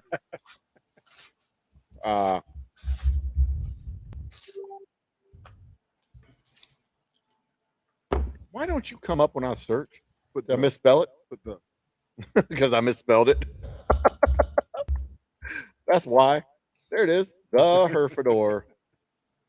So here's the channel. Copy. I am thoroughly enjoying the fact that I discovered Restream. It is much more stable than Oh, you like Restream? Yeah. Than StreamYard? Much more stable than StreamYard. Oh my God, StreamYard sucks. So Joey, Yes, sir. you did the Deadpool drawing. How does the Deadpool work? Tell us about the Deadpool. All right, well, standard night. We actually, this is our 4th year of doing it. We did it was the first show we did. It's it originated in the 90s. It's not a new concept, but basically it's kind of like fantasy football, but with celebrity deaths. So you get as many people as you want together. This year we had like 15 or so. We had a serpentine style draft, just like you would in any fantasy football league. But you pick celebs you think are going to pass away in the year 2023. Everybody puts in $10, winner take all. You get points according to the following formula: 100 minus their age at the time of death. So, like, say Hillary Clinton dies or whatever, and she's 74. Hillary is 74, so 100 minus 74 is 26. You get 26 points. At the end of the year, whoever has points based on how many people die gets the whole pot. So Wow. it's not so much people you want to die, but people you expect to die. Right. Some people take it as the death wish list. I mean, there's a lot of people on there who probably will not die, but people who do want to die. So it's just a fun thing to celebrate. I'm guessing Hillary Clinton shows up a lot. Yeah, she did get picked, I think, this year. I think, Has well, anybody picked usually all the Trump? presidents get picked, stuff like that. It's always a good time. Is Bob Barker still alive? He's 99. Yeah. Son of a yeah. bitch, you kidding me? Yeah. Once you get to 100, though, you're ineligible because you got to be under 100. That's the only thing. Okay, so that's Oh, one of the okay. you got to be under 100. Because it's almost a given if Okay. they're 100. Okay. Yeah, you're on borrowed time for 20 years at that point. Yeah. You're taking other people's life life source. You're just like sucking it out of Sucking the people at life that point. source out of people. So does it matter when they die? They have to die by midnight, December February 31st. February, or They have to just die before December 31st at midnight is when we tabulate everything. right? Hmm. But do you get more points if it's in the summer versus the winter because more people die in the winter versus summer anyway? Now, just the whole year, everybody, whatever your age is at death. So, I mean, if you get people who are like risk prone, those are the ones you want, the younger guys who are risk prone as opposed to the. Yeah, you want like Evel Knievel and his son and people like that. I think both of them. are Right. dead now. Yeah. Right. Yeah. But Robbie just is that even a fact that I cited that people die more in the winter than the summer? I don't know if that's a fact, but I know that when I worked at the VA call center, that was pretty true. I mean, like as soon as the Christmas holidays hit, bro, you get they call them death calls reporting the death of a veteran. Boy, they would just come in one after another during the holidays. I think it's people just come home during the holidays and it's just I don't know. Goes about cigar. I couldn't let that one go by. I had to highlight that one. So more death calls would come in during the summertime, you think? They're wintertime by far, by a lot. Oh, wintertime. Yeah, the I only know. you can't. You also there's one rule though. You can't kill the person yourself. You cannot do that. It's not fair. Okay. So you That can't, makes sense. That makes sense. if That the makes sense. pot's $2,000, you can't just go on a killing spree. I actually wrote like a synopsis of what I thought would be a really cool story when I worked in the death care industry. It started off when I worked in the nonprofit industry because we started this campaign of planned giving, and that's planned giving is when you name the charity in your will. And at the time when I worked in the nonprofits, we went through the Enron collapse and the energy, all the shit show that happened in Houston in 96, 97, 98. Mhm. When Enron collapsed and we had this mini financial crisis here in Houston, and I'm working in the nonprofit world and I'm looking at my development director, I'm like going, you have all these like really old people who have us in their will. What would happen if you got a $40,000 bequeathment to the nonprofit? Could you pay a hitman like $5,000? He's like, we're not going to have this conversation in my office. Like, okay. In my office. I thought it was really interesting that he like qualified that with in my office. I'm like, so what? Not at all. Are we going to go have drinks and talk about this Not or here. what?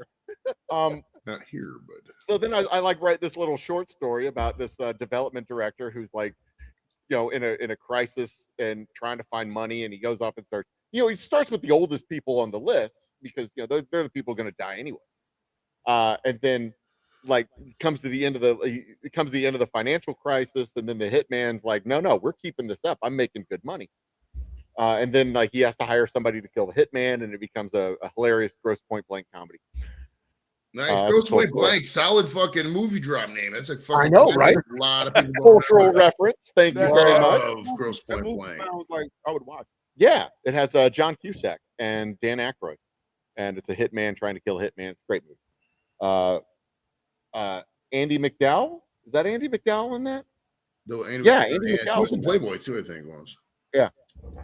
But then I go working in I go to work in the funeral services industry, and they have these prepaid contracts for funeral services, and I'm like, this is an even better plan where the funeral director's like, I need revenue, and he just goes through the town and starts killing off old people, and then instead of the nonprofit director, you have the funeral director, and the funeral director is respected in their community, so nobody would expect a funeral director to hire the hitman. So anyway, more business. I need a screenwriter and a I need a screenwriter and a production company to take this plan and pay me for the rights to this. My idea for a movie goes like this. So there's a Federal Reserve Bank in Cleveland. If you look at any $1 bill, you see the letter D. That dollar bill is made in Cleveland. So That's because people need the D. Right. But the plot for this movie is a cleaning crew and everything, a group of people, I don't know how many people, would sneak a money machine out the back of the Federal Reserve, and there'd be a huge incident on the other side of town, distracting all the cops or whatever. You know how whatever, somebody could write that part. But then the essence of the movie is we steal the money machine and we print enough money to slowly launder it and funnel it to the community, start an organization, and end up buying the Cleveland Browns and then win them the Super Bowl somehow. What? We're going to be criminal masterminds so that we can fix the Cleveland Browns. and then win a Super Bowl with. Right. That movie right there is 70%. Just that fucking 4-line plot is better than 70% of the shit Hollywood produces right now. I'll guarantee it. That's true. Yeah. That's Yeah. true. Better than a lot of shit. Right. Here. They didn't take their shot glass. Oh, fuckers. Yeah, writing movies though. Movies are a bitch though. Out of all the entertainment forms, movies is probably the hardest. Because music is whatever. Music is probably not the most profitable. Music is probably the least profitable. Art maybe too, but movies are just because you think of any scene in the movie, they got to film that 8, 9, 10 times, different angles and shit, and then cut it and cast. You could spend 8 months. I know guys, independent guys. They took 4 years, 6 years doing the movie they did, and it's just man, it's a huge endeavor. I'm a big fan of Bill Maher, and Bill Maher always said that when he did that movie, he says, that's the hardest thing I ever did. I'll never fucking do it again. It's too ridiculous. What movie did he do? It was called Religiousness. Oh yeah, Religiousness.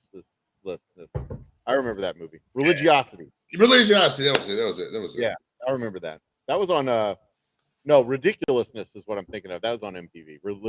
Yeah, that was I'm thinking of 3 different things all at once because my brain doesn't. There's the other one that we turned into the what's the one the one where everything was with release. I can't remember the name of it now. With what's his name? Do you remember that movie? Did they say Ridiculosity? Did we turn everything into what the fuck? Really turned everything. I don't know. What are you talking about? That one movie where it was like 04, 05, and it was set in all the stupid people took over and fucking Terry Tate was president. That's Idiocracy. Idiocracy. Yeah. That's what we kind of turned into a lot. A pre-documentary of the 2016 to 2020. Right. Oh my goodness, bro. It's Hey, welcome to Costco. I love you. It's Welcome to so Costco. I love you. with release. We don't get the release part of all that. We get everything else but the release. What the fuck's up with that? You know what I mean? I want to buy my $50 fried chicken worth release. Yeah, that was that. I forgot all about that part. That's fucking hilarious. That's also available on Prime right now. Oh, nice. And I don't know if my kids have seen that movie. With release? Well, you order the food with release. You go to Kentucky Fried Chicken and get the chicken with release.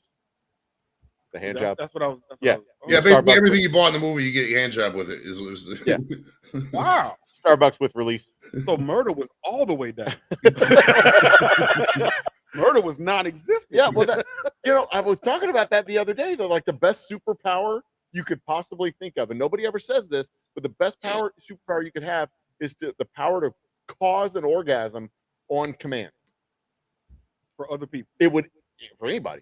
It would end murder. It could end wars. You just go down the line of the front lines. Yeah, orgasm. They'd be in the negotiations. They got to take naps. Yeah, the foreign secretaries or whatever are in negotiations for ceasefires, and they're just like, "Ah!" All right, you get all of your demands. That's fine. That's fine. Let's go have some cigarettes and beer. We're good. We're good.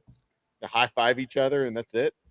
People are like, I want to fly. I want to be invisible. Like, no. It's just, and they collapse in a pool of their own jizz. What are you gonna do to me? You're gonna do what? See, I got too many questions on the flying thing. Like, am I bumping into shit? Can I control the flying? I mean, Exactly. it's like, And the Bugs in the face. the wind resistance and the friction and the bug, like, yeah, bug going like right through your skull. Yeah. You suffocate because you go too high. It's weird. You watch Superman land and he doesn't have any bugs on his face. Like, come on. right. I've been out there on a scooter before. I know how bugs work. They go right Yeah, in you the need bug. a windscreen or something. But yeah, Superman comes at you. He's like about to like bore a hole through you with his like heat vision. And you're just like, "Ugh." I'm done. You're done. Nap time. Now, what's not besides the superhero stuff? What like superhero weapon that even one that may exist but may not exist? Who would you like to have? Like, what video game weapon would you like? Like a freeze ray or a like? You remember Mega Man? Like, what Mega Man weapon would you want? Yeah. Would be cool. The portal gun from Rick and Morty. Oh yeah. I'm totally down with a portal gun. Portal guns are. I got I to get just a Rick freeze and ray. Morty like a year ago, and I What? binged the shit out of it. I was like, oh my god, this is good. Yeah. I've smoked so much weed. I've still never watched one episode of Rick and Morty, dude. I've never seen the show. No kidding. What? Yeah, I've never seen it. It's an excellent satire. A very excellent satire. You gotta watch. I'll have to check. I got such a backlog. I just now, like 2 weeks ago, watched the fucking first episode of Breaking Bad. Literally, I'm so behind in Really? everything. Yeah. Oh yeah. Did I? Well, I can tell you this: as far as Breaking Bad goes, Breaking Bad is an excellent. It's an excellent master class in how to build a business, because they really do. They go through the whole process of production, supply, distribution, reinvestment of profits, It just happens. To laundering money, if you will. It just happens to be met. Well, dude, a lot of it's so easy. Yeah, I mean, it's not hard to launder money. It's not hard to do stuff right in people's faces. I mean, it's like, Yeah. especially if you're established. I mean, the problem with a lot of these criminal shows is that a lot of them are just destitute and they don't have any training in fucking common business sense or just how to do shit. You do shit in plain sight. You do shit when you're an upstanding member of the community. Nobody suspects a fucking thing. They overlook everything. You don't give a fuck. Yeah. Like, oh yeah, just go about your day. And right there, you're still doing your illicit shit. And that's how you got to do it. You got to establish yourself first, and then use the criminal enterprises and the money laundering to supplement, not as a main. It can't be a main. If your main life and your main income is going to be for criminal activity, it's never going to work. It's got to be a supplement. You got to be a main man first. That was part of the thesis of the series. Was they had this big multinational conglomerate that was helping them with the acquisition of equipment and all the other stuff, but they did run into a problem where they had too much money to launder. Yeah. And it becomes a problem later on in the show because he's so successful at what he does. Oh yeah, you can't get. Well, yeah, don't get too greedy too. I mean, honestly, if you remember Scarface, there's so much great lessons from that. Anything like that, don't get too greedy. Yeah. If I ever, if I flip weed here or there, it's just enough to pay for weed. I'm not out here. Could I move pounds? Sure. I could probably sell 5 pounds a day if I wanted to. Do I need to? Do I want to? No. I sell it just to pay for it. I'm not. Right, trying to I get just want to smoke weed for free, bro. I'm not trying to fucking, Well, that's why I do whiskey. I'm not trying to make money. I'm just trying to drink for free. Exactly, bro. It's like same thing That's with why, comedy. It's like I hang out with burlesque dancers. I'm not trying to get laid a lot. I'm just trying to, get laid enough. right, enough to get us by, right? We're just doing these things that are a side hustle to get us by. I'd rather See, do this than work I overtime. can say that because my wife's not watching. Hey, here's a little secret about the YouTube wives. They never watch the show. Never. Now, when I'm in my home office and she's in the other room, she can hear me. If I'd have said that, she'd be at the door looking at me up. And I'd Really? Hi, honey, I love you. Really? But she's not watching, so it's cool. My shit's out in the garage. He never watches the fucking show. I heard that. I love you, honey. I love you. Right. If any of our wives are watching, we're happy for many years of awesome marriage. Yay, marriage. Right. This is a character. Right. A character for the YouTube. This is a character that I've developed over years. Right. The many years of being anguishly married has brought us to this character.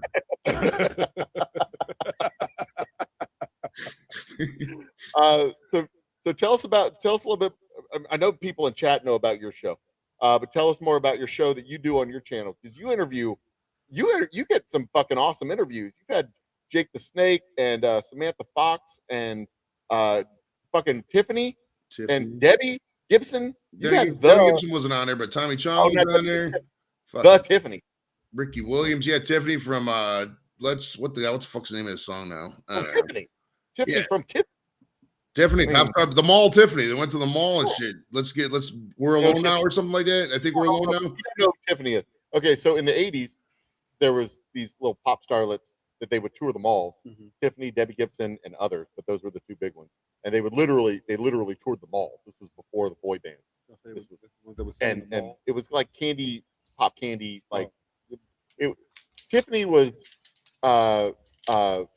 Christina Aguilera before Christina Aguilera was born. Okay. So Got it. yeah, and the blue jean jacket and huge hit in the 1980s. Remember Robin Sparkles from How I Met Your Mother? Yeah. That was Tiffany. Okay. That character, Robin Sparkles, was based on the reality of Tiffany and Debbie Gibson and those little pop starlets from Got it. the early 80s. Gotcha. But they put the stages in the mall. Yeah, exactly. And Screaming and TV boppers. he was sitting there on the other side of the screen from the Tiffany that I remember listening to when I was a kid. Like, holy shit. Oh, dude, So anyway. sometimes it's surreal. I mean, it's well, I'll give you a little quick history to show how it started about and how it went. Like my background's a stand-up comic. I'm still, semi-active, as you can see by the show in May. But I did a bunch of mics, and then everybody was like, "Oh, everybody's starting shows." I'm like, "Oh, let me try this YouTube thing." So I recruited a couple guys I know. So my buddy from work, Tom, this one comic I know, Don, and this other guy I know, Pat. And initially, the show was just us four sitting around the table talking about shit every Friday night. I picked Friday nights at 9:30, same time as Wayne's World. Huge Wayne's World fan, So we just sit around. We get wings every night. And then, the pandemic hit March of 2020, so we had to go virtual for a couple shows. And I was just like, I had the bright idea to reach out to some celebrities because, like, the first couple of shows, we always had a running joke about American Idol's William Hung. If you remember, she bangs, Yeah. she bangs, I real remember William Hung. Bang. goofy Asian guy. And the running joke was, if William Hung can make it, we can fucking make it. This guy's no talent, so what the fuck? Is the bar's low.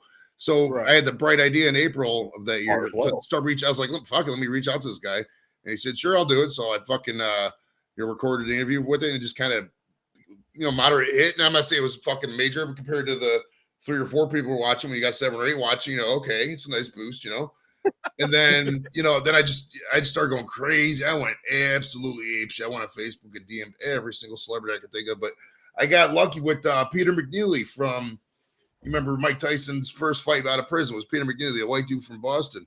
Yeah. And that interview just it got caught in the Matrix or some shit because it was like the 25th anniversary of the Tyson fight. So like a lot of people watched it. It was like thousands of views for a channel. We even had 100 subs at the time. And I just kept, hit or miss here or there, but pretty much every week, not every week, but every week, every couple weeks, get a celeb on. And we've had hundreds at this point. I mean, the guest list is insane. I mean, football players, basketball players, artists. Jake the Snake Roberts. Yeah, we had 9 different wrestlers on at this point. I mean, it's been pretty fun, man. I'm not gonna lie, and I like where the show's going. I like who I've met along the way. I mean, I've been international now. We've traveled to the UK. I've been, we've had a thing out in Indiana we did and shit like that. So it's a blast, man. I enjoy what I'm doing. I'm gonna get back out there with the comedy thing and start killing it. And I mean, there's so many people that I can't even think of that have been on the show. I mean, we were talking about Breaking Bad. Larry Hankin that was on there was on the show. I mean, DD French from JJ French from Twisted Sister, the tag team guy, DC Glenn. I mean, there's guys I forgot about that have been on the show. It's been so many of them. You know what I mean? So it's like, at the end of the day, and people always ask me, how can I get these guys on there? You just got to ask. I mean, all they can do is say no. I mean, you got to get used to a lot of rejection, a lot of ignoring you. Some people don't take you seriously. It is what it is. I mean, if somebody's doing my show at this level, it's a favor. I mean, they'll get views, but I mean, am I gonna make anybody a millionaire when I got 30 people watching? Probably not. But you got to build. Rome wasn't built a day; it was built over several hundred years of using slave labor and teaching those guys how to do it. So, I mean, you got to figure it out. Just roll with it, man. You got to do what you love, and I love talking to people, so I'm making them laugh. So if I can do that and still make some money on it, fucking A, bro. I have it on good authority that it took 8 days to build Rome. 8. Okay, 8. 8. 8. Not 1 8. But they only worked about 17 hours out of the day. They didn't work the full 24. Right. 15 million guys working 7 days, and he gets the job done like that. Yeah. Yeah, that's how they built the pyramids. You got enough time, you got enough money, you got enough food, you Gonna got get enough it done. people. Gonna get You it. don't need aliens. Just fucking do shit. What is your opinion on like if you want to go really mystical? Because there's no known method for like the pyramids and that thing out in the middle of the ocean there and like the Easter Island and stuff like that. Do you think that the ancients, like I think they had had to have some kind of techniques that we just haven't mastered yet? I'll let you take the first answer. Go ahead. I know my answer. I don't know what yours is. Alien. It had to be something. Maybe I don't know about saying aliens are going to be involved, but some sort of like. I mean, if we tried to build the pyramids now, we physically couldn't do it. It would take hundreds of years and billions of I dollars. don't know about that. I mean, it took people hundreds of years to build the cathedrals and stuff, but they weren't using a tremendous number of people to build the cathedral. If you put 10,000 people if you have plenty of time, they didn't have TV. It's not like they're like, oh, I don't have time to do any work because I got to watch Friends for the 85th time. I know people like I built a distillery part-time while having a real job. And people are like, well, how do you find time to do this? I'm like, do you know who got the rose with the Bachelorette last weekend? She's like, yeah, it was like that. I don't. That's why. That's how I did that. I don't know who the fuck those people are. I know it exists, but I don't know who those people are. These people had nothing else to do. The Pharaoh had a huge fucking ego. These people had nothing else to do. And they're like, look, put 20,000 of you underneath that rock and move it. You could do it. And the alien. But if you got enough people and enough food and enough time, you can literally build a pyramid. Priorities were different. Priorities were different. On top of each other is a very efficient way to pile rock. I will give you that priorities were different. There was not a lot to do. I mean, they mapped the entire star system just by looking up. I mean, Jesus. Yeah, I mean, you got nothing else to do. You look up at the sky and go, oh, look, there, that one's moving. That one wasn't there yesterday. It was over there. That's a traveler. It's visiting. I guess that's Mars. It's red. Whatever. Yeah. I mean, the thing about the planets, nobody discovered the moon or the sun or Mars or Venus or Mercury or Jupiter or Saturn. They didn't discover that shit. It was already there. They're just laying on their back going, oh, yeah, it's up there. Everybody knew about it. They didn't know it was planets, but they knew it was there. There was something up there that showed up every so often. Yeah, the first planet they discovered was Uranus or Neptune, the next one out from Saturn. Where you just served 9. Neptune, the 9 pizzas.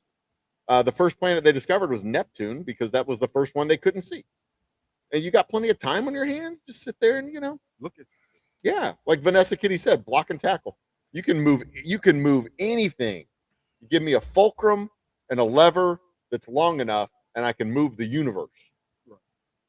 And I was at a church camp thing, and I told kids this. We're like trying to move some big fucking heavy rock out of a path, and they're all trying to lift it up, and they can't lift it up. I'm like, go find me a big long branch. Go find me a rock. And I got there, and I just leaned up, popped it out of the ground, said, see. Get a fulcrum and a lever that's long enough, put it in the right spot, you can move anything you want. And they were like, oh, that's awesome. They're like, you're a god. And then when the Plant, right, then the lights went out, and they're like, oh my god, the world's ending. No. Yeah. I don't know. A dragon ate the moon. Let's pray and sacrifice some bitches. And then the moon comes back, and they're like, aha, we did it. Bring me some more bitches to sacrifice. This cheese used to be called lunar cheese, man, until the Swiss took over the moon. But yeah, I mean, they built Stonehenge to be an astronomical observatory thing, and they're like, how could they do that? It's because they looked at the stars. I mean, It's right there. just pay attention to the right stuff there. around you. It's not that. It's not that easy, but it's not that hard either. If you got all the time on your hands.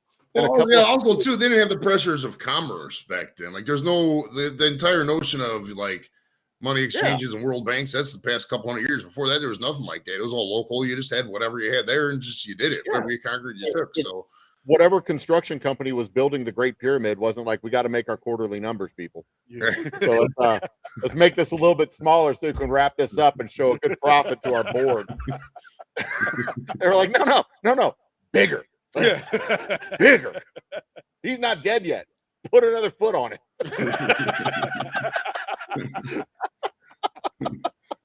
You know what's funny to me though is that how advanced the pyramids were and how epic all that stuff is and how just abject poor Egypt itself is. Like Egypt is just such a dive from what I've read and seen, and like the Egyptian workers, a lot of them go to Dubai and work. It's like wow, how does society get something that big to be a world power and just drop so far? You know, isn't that wild? Yeah, the world moved on without them. They were a world power in a world that ceased to exist. So the world changed and they didn't, and they were I don't know. I mean, The aliens left. Fucking aliens. a whole different batch of aliens came. They got fucked. The illegal aliens came. That's what happened. They didn't have good border control. Sumerians came and Fucked up the what's the other one? The Thessalonians took over too. When the country turns into a desert. Well, I mean, changing weather patterns. I mean, it's the whole region fascinates me, man. Coming up the next 100 years or so, because I mean, it's inevitable we transition away from oil and all the non-renewables and go to some kind of. I'm not an expert on any of that. I know some about the cobalt mines and shit, so I know the electric vehicles as they exist aren't practical. But like, once the oil, I mean, it's not saying dries up, but like once we have no need for these areas, what do? I mean, maybe they're seeing the writing on the wall. That's why they're building up a lot of shit right now. I don't know, but like, I mean, there's a lot of corruption that I think is going to be weeded out once. I mean, it's wild. I mean, the more you study places like Dubai and you see what all these sheiks and shit do and what they pray and practice and what they get away with and how they bribe law enforcement and what's happening with a lot of that stuff. It's really concerning, man. I mean, there's no way for us to stop it, but like, my goodness, man, don't look at the offline, look up Dubai porta potty and then go down that rabbit hole one day. And my goodness, Dubai porta potty. Go down that rabbit hole on YouTube one day if you're bored. And oh my God, you're gonna have a whole different opinion of like Instagram models and all that shit, dude. It's fucking crazy. Okay. Now I've already filled in the blanks. I don't need to look it up. I got that. I have enough of an internet knowledge that I don't have to look it up any further. Oh, I got you. I got you. The Dubai porta potties are organic in nature, aren't they? No, not at all. But the OnlyFans is a shame. Jesus Christ. Right? Fuck. Why make $5 a month on OnlyFans? You can make 40,000 in one weekend, right?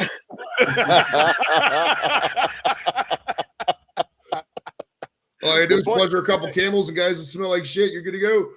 I'm in the wrong business. I'm making whiskey.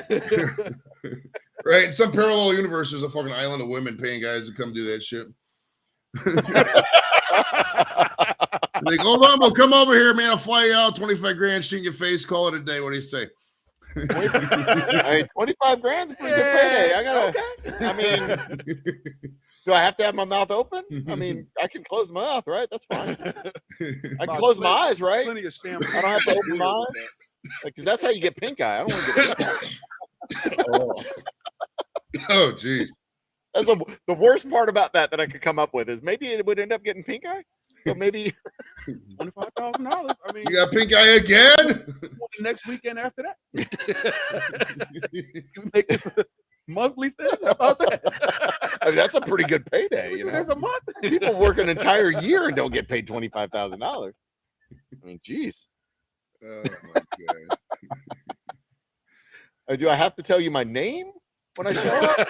It's just like, Is this you're gonna look at me? Is this Right. cash? It's got to be anonymous cash somehow. This can't be traced. It would if we sat down and had drinks and talked beforehand, it would get weird. You know? Right. This is business. This is business.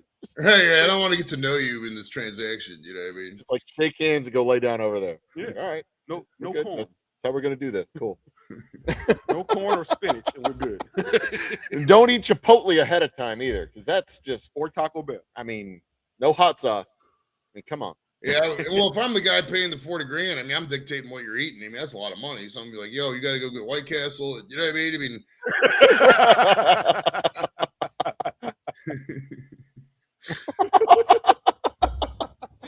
All right. The rails are over here. We're over here. Oh, yeah. We're clear in the middle of the lake. We felt totally off That's the rails. fine. That's fine. We put on the life jacket. Yeah. We're in the middle of the lake right now. There's no more rails in this one. Yeah. In and out is a whole nother sex act.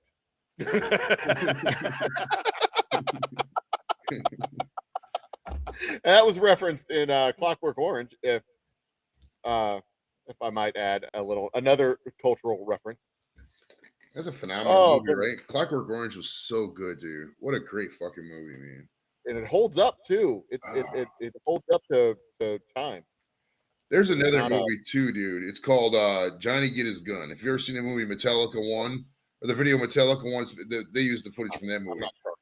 But it's on YouTube. Just type in Johnny Got His Gun or Johnny Get His Gun, something like that.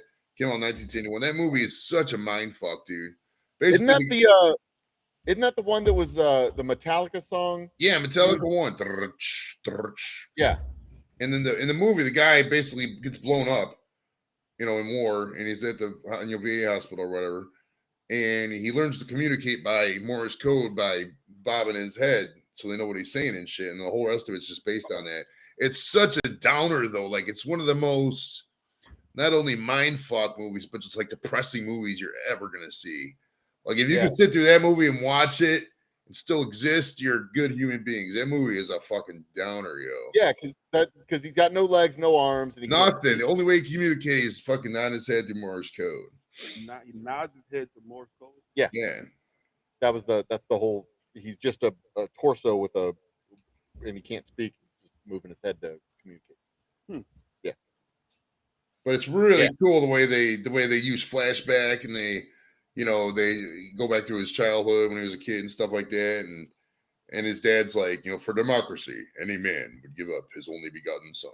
It's the way they do it. Oh, it's fucking just the cinematography and the thing. Oh, just so good, man. I mean, Yeah.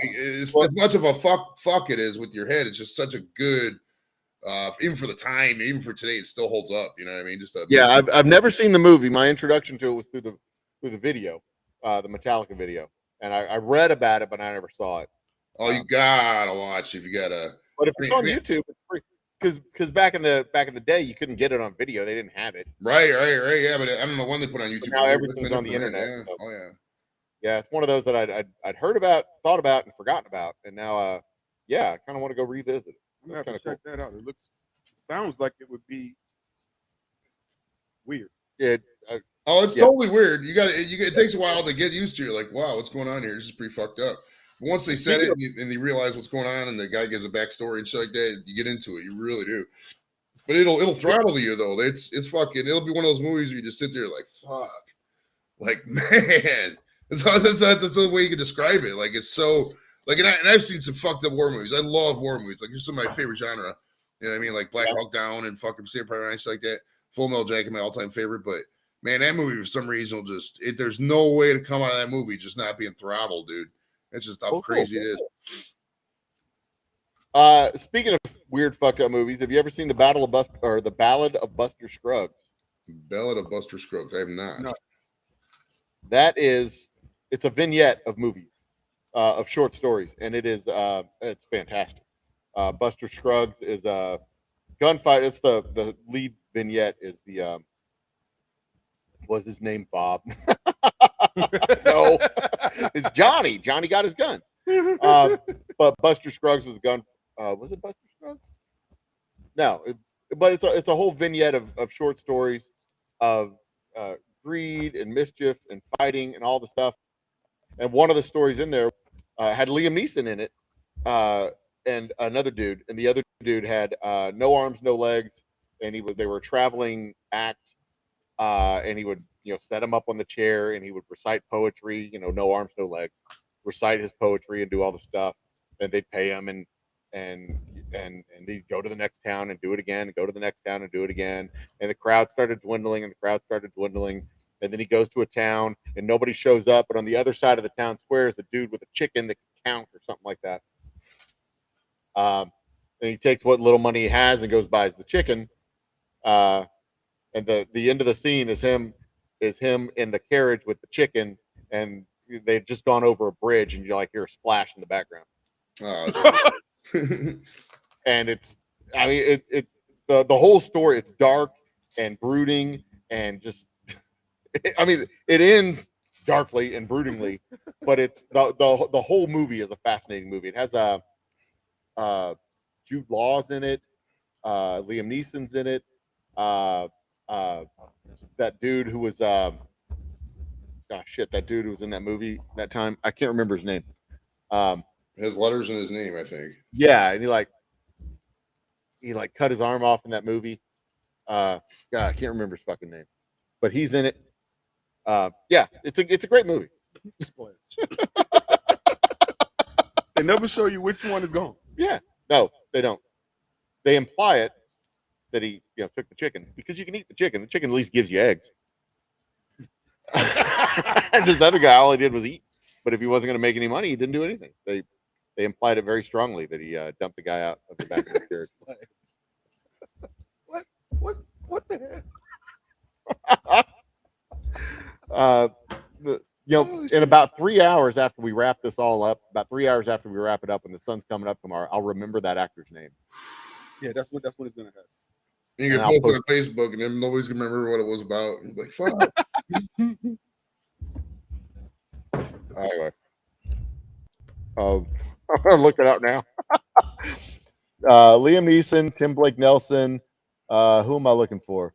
James Franco. That's who I'm looking for. That's the guy. The now canceled James Franco. No, James Franco was in a different. He got hanged twice. Oh. Yeah, that's that meme that you see when he's like Oh, the first time. Oh, No. yeah, this your first time. Yeah, Oh, okay, that's okay. the meme. The meme that meme is from the Ballad of Buster Scruggs. You would think that it'd be a comedy. Parts of it is. Parts of it is when the gunfighters killing Surly Joe. And they do the whole song and dance after he kills Surly Joe. That was it's a great movie. Thoroughly entertaining. Weird as shit, but thoroughly entertaining. Oh, the weird ones are the best, man. I maybe my bar is just so high compared to what is produced today. Maybe, but I think the shit Hollywood produced today is just garbage. I mean, I'm not gonna lie, dude. I spend the majority of my day watching YouTube, either on streams, just watching YouTube. I mean, YouTube is. I mean, I've said this 100 times, but YouTube is the last bastion against corporate, boringness and blandness. I mean, they've figured out a matrix in every industry of what's successful, and they just keep pumping more and more and more, and it's just a cookie cutter, and it's garbage. There's no independent thought. There's no independent expression. You know what I mean? But there is on YouTube, and YouTube is going to be the future because people ain't going to eventually. The movie theaters are shutting down right now. Look around. I mean, tech companies are laying off. YouTube and independent is gonna. Everything goes in cycles, expands, collapse, etc. You know what I mean? The days of corporatism, giant malls, etc., are all gonna be done. Everything's gonna be small and independent YouTube and stuff like that. So that's why. Well, when you go to the mall and one of the anchor stores is the Dollar General, you got a problem with your mall. Right. Like every place can't be an outlet mall. Like we have to have an actual main mall. Right. I think the mall Deerbrook Mall down here in Humble, they opened up a budget furniture store as one of the a big box budget furniture. Like when the hell did they put they used to have a Macy's in this place, and now it's a budget furniture. What the? That's probably a front.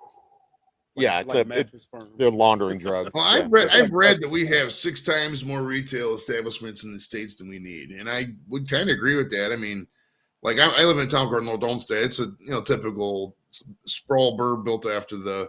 Most of it was built up in the 50s after the war and 40s and 50s. And we have a big, huge mall here and a lot of strip malls and stuff like that. But there's so many stores. Like, say I calculated once, if I wanted to buy a beer, there's like 15 places within a mile of my house, maybe a mile and a half, that would sell me a beer that I could get. It's insane. It's like so much overkill. I mean, the one's a Dollar Tree, the one's a Dollar General. Then you got a Speedway. Family Dollar. Yeah, Family Dollar. It's all the same fucking stores. Discount Drug Mart.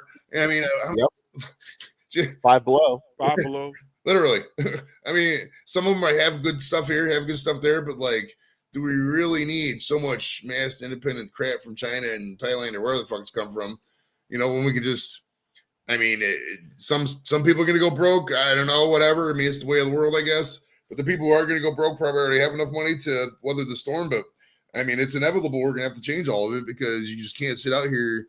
Nobody's working these jobs, dude. I mean, I don't know about how it is down by you guys, but you drive down the street, literally every place is hiring, and every place that doesn't have workers, those guys who are in there are working the job of 2-3 people, and they're fucking exhausted. I mean, when are they going to collapse? You know what I mean? So everything's going to come to a head here soon. So I don't know. Brace up. It speaks to the enduring legacy of retained earnings, of the size of the corporations, that they don't have to worry necessarily about every every location making money. They're more worried about, saturation of the product and Yeah. pushing product through. I thought about this during the pandemic. If people aren't going to the stores, are the stores going to close? The answer to that would be no, because they still have the infrastructure there. Mhm. Like sales might dip off, but they still have the box, and the box will be filled with something else. If the theater goes out of business, they'll fill it with something else. Right. If Best Buy goes out of business, they fill it with something else. If Kroger goes out of business, they fill it with something. They'll just fill it with something else because the infrastructure is there. And we still have the Astrodome here in Houston. They don't want to tear it down because there's the foundation and the walls, and they could put something there. They just don't know what to put there.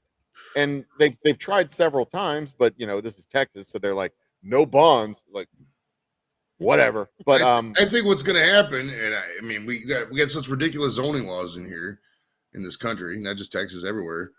we don't have zoning law. Just rezone a lot of this bullshit to fucking residential, and just it's the solution to the housing crisis right there. Turn these malls into fucking there's 500 good apartments. You know what I mean? Is it going to be easy and cheap? That'll kill property values. Right. But I mean, And the residential interest, the housing interest, they don't want to kill their property values. They got to sell those houses. true. Yeah, there's something there, but like it's hard to put your finger on what exactly it is, because we got more grocery stores, and but the margins are so low on these big giant corporate grocery stores. You can't build a small grocery store next to it. Nope. But they've got like 8, a Kroger's and a Randall's and a HEB, and they got Walmart, 85 neighborhood market. giant grocery stores. You can't open up something in between Right. because you can't afford to open up a store and have the margins you need to pay your family and or feed your family. But they don't need to have the same margins. They can have razor thin, but they can lose money for 5 years. It doesn't make any damn difference to them. It'd be all right. Oh yeah, dude. The era of small business really needs to return, because that's what it was. Places like you, and I'm not saying I really have a business, but shit like that. Just back in the day, everybody would have their a butcher shop, a baker, whatever. And you walk down the street, buy your stuff, and go home. And everybody knew the community and stuff. Nowadays, everybody's isolated. Nobody knows the community. I mean, I know who my neighbors are, but like, do I really hang out with them? No. I mean, back in the day, you'd be at their house every day, partying, whatever, do this and that. Them days are over. We need to. Somebody needs to bring everything back as a community, get us out of these fucking bubbles. You know what I mean? The pandemic didn't help anything with the bubbles. There's a lot of people who are never going to return to a normal life. If you're still wearing, and we're getting into controversial territory here, but I got to be real. If you're still wearing a mask in 2023, I don't know, man. I want to take a look at that. It's there's circumstances where it might be required. Oh yeah, for post surgery or something like that.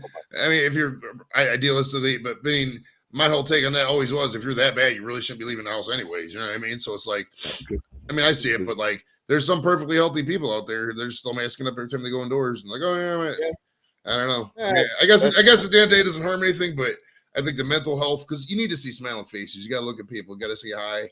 You got to know who people are. And I mean, I still wear shoes everywhere I go, even though I don't have to. Well, I think most places you have to, don't you? No shoes, no Yeah, shirt, no not shirt. everywhere. Only if you go indoors. Most places outdoors, you don't require it. Joey, do you want to hang around? I got my science advisor in the green room. Do you want to hang out and keep Yeah, talking? we can kick it for a little bit. I ain't doing shit. Okay. Well, Tanya, our science advisor, is right here. We're just going to pack the whole fucking screen with people. Tanya. I was not expecting 5 people on the screen. Hello, everybody. Well, this is my cigar guy, Ray. Cigar advisor, okay. Joey He's with, Edibles, is this your Well, edible advisor? introduce yourself. I think. Herfordor Cigar. I don't know. If he wants to get into that world, I can hook him up. I'm more of the comic relief, I would suppose. Over here to our left is Joey Edibles with Joey. He's Joey V. Square Table Degenerates. Does great interviews on his YouTube channel. Square Table Degenerates, easy to find. One of my mods over here in the chat can post that up. And of course, we have probably the smartest person I know that I talk to on a regular basis, who denies the fact that she's the smartest person I know, but she's almost. I'm just really good at Googling things and pretending I knew it all. I'm really good at faking that skill set. She's my science advisor, Tanya Rogers. She's going to help me send whiskey to space, which she says I can't do, but that's fine. That just means I can figure out how to do it. I haven't figured it out yet, right? I thought of you actually, so I looked into this. There was a company 10 years ago, some whiskey company from Scotland. I know that doesn't narrow it down at all. Ardbeg. Oh, but they sent whiskey to space, and I don't know Yeah. the whole whiskey making process, but they Okay. did all the stuff. They put it in the cask, and they sent it up there for 3 years. And then Yes. they had like a side by side experiment to taste it. So they tasted the whiskey from space, the whiskey from Earth, and they described it as disgusting rubber and the worst throat medicine you've ever had in your entire life. Just like Right. god What is- awful whiskey, you wouldn't even give it to your enemies. Right. So they sent it up, those space habs. What is that company called that does the inflatable space hab? Bigelow was the old Bigelow. one. Yeah. Back, Yeah, yeah. that company. So they sent a barrel up into one of those inflatable Bigelow space habs, Mhm. and it sat there in standard pressure, standard temperature, weightless environment Mhm. where the barrel just kind of spun, but the whiskey didn't do anything. It didn't like interact with the barrel. It just sat there inside the barrel because it was weightless and it didn't have any temperature variation. It didn't have any pressure variation. So it just kind of sat there, and only the outside of the whiskey interacted with the barrel. And when it came back to Earth, it tasted like shit. It tasted bad, and they did a chemical analysis to see, was all the stuff that Yeah. you find in whiskey in there. So it had the same amount of alcohol. It had Mhm. all the same other chemicals, but the only difference is, and I don't know the whiskey process. It seeps into the wood, and then it picks up the wood flavors, and there's some extracts that come out of that. So the whiskey in space had picked up more of the wood than the whiskey on Earth, but Really? the More of lignans, I think the lignans, whatever the compound is that helps break things down and give it all the whiskey flavor, were lacking in space. So something happened when it went through all that wood in and out stuff in space, where it just Huh. none of the flavor got picked up. So you see, my idea when I read about that, I was like, well, what if they just like put it in space? Why put it in the Bigelow hab? Just put it in space. Probably because the barrel would explode. Oh, But- you mean like out in the vacuum of space? Yeah, I think that's Well, easy right. enough. That's why I want to put the barrel on the weather balloon and send it right up to the edge where you see the curvature of the Earth, and then bring it back after it falls through somebody's roof and go into their house and retrieve the barrel. Have And you have not Lisa. seen like any space movie ever? It's the same scene where the person starts floating away, and then things start looking bad, and then just everybody dies. Exactly.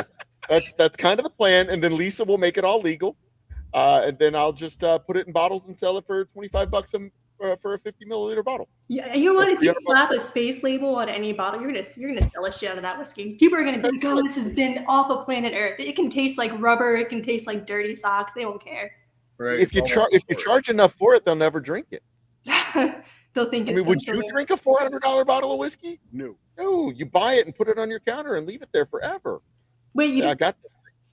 you guys don't drink your expensive whiskey? You just let it sit there and look pretty? Oh, I don't buy expensive whiskey. Right. I I make buy- it. I buy I make whiskey to expensive drink. whiskey and sell it. He's wearing a Houston Cougar sweatshirt, not a Harvard sweatshirt, so he's not. There you go. I don't think I've ever paid for it. We're not even the Harvard of Houston. Rice is the Harvard of Houston. We're the Houston of Houston. That's all we are. Well, I went to Prairie View for my undergrad, so Prairie View is like the Houston of Prairie View and all of Texas combined together. That was a good school though. Prairie View's fun. It is. It's a really cool school. They have the football games, Prairie View versus TSU, the big event games. They're so much fun. Absolutely so much fun. We actually had the opportunity to be a sponsor of one of their sports channels, one of their sporting events. One year, we just didn't have the cash on hand, and then the opportunity went away, and I had changed interest to something else. Maybe one day we'll go back and knock on the door of Prairie View and say, "Hey, it's time." It's fun. I thought Prairie View was a dry town, or is it different if it's like an event or something? It might be a dry town, but the advertisers on the channel, that doesn't matter. Yeah.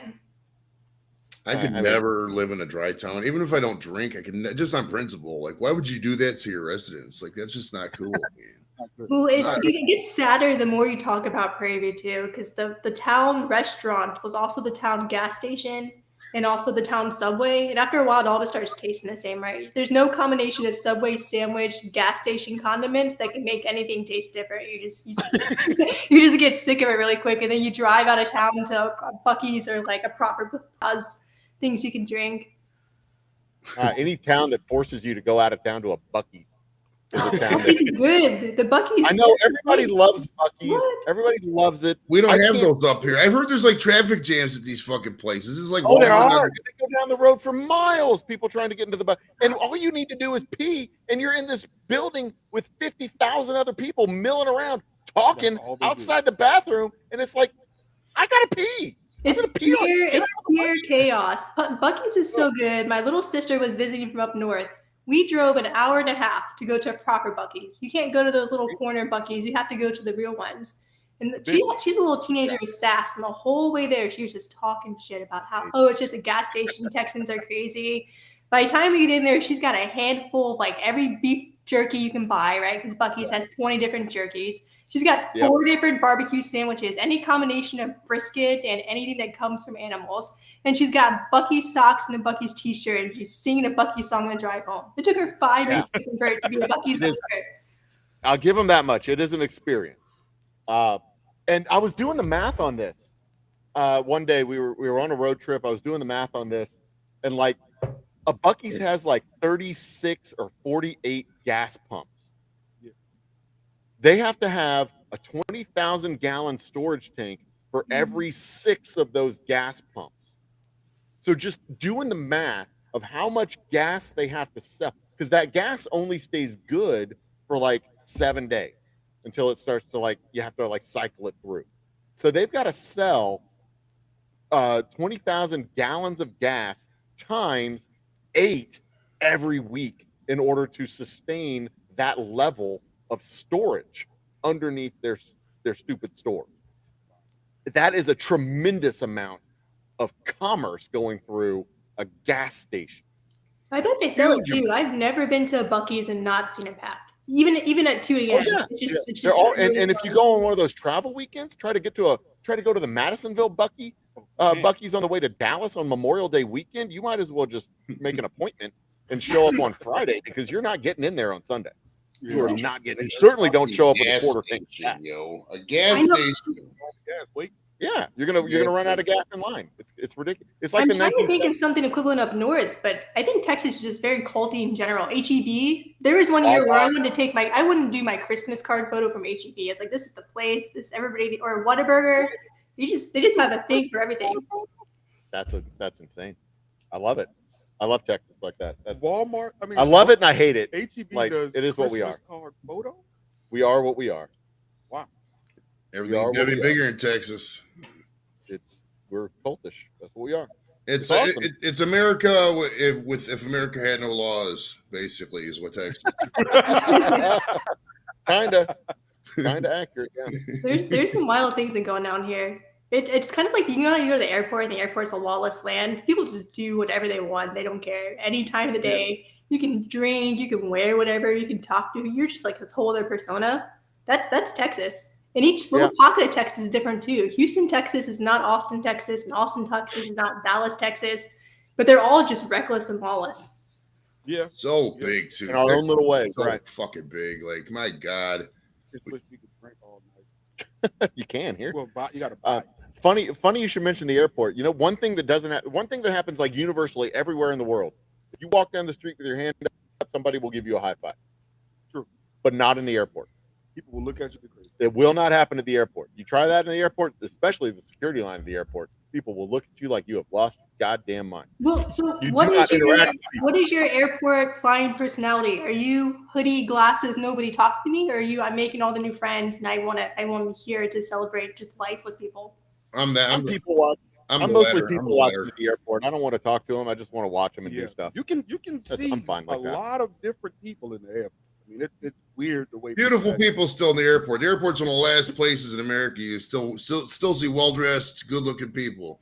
You know what I mean? Because even like the business world is all sweatpants and fucking, Yeah. hoodies and shit now. So it's like the airport, you still see some awesome looking people. I'm always the one who tries. I read the room. If nobody's wanting to talk, I'm not gonna talk. But if somebody's up there and we can get a conversation going. The airport's a great, fun place to meet people. Man, I love it. I love it. I'll talk to you on the plane.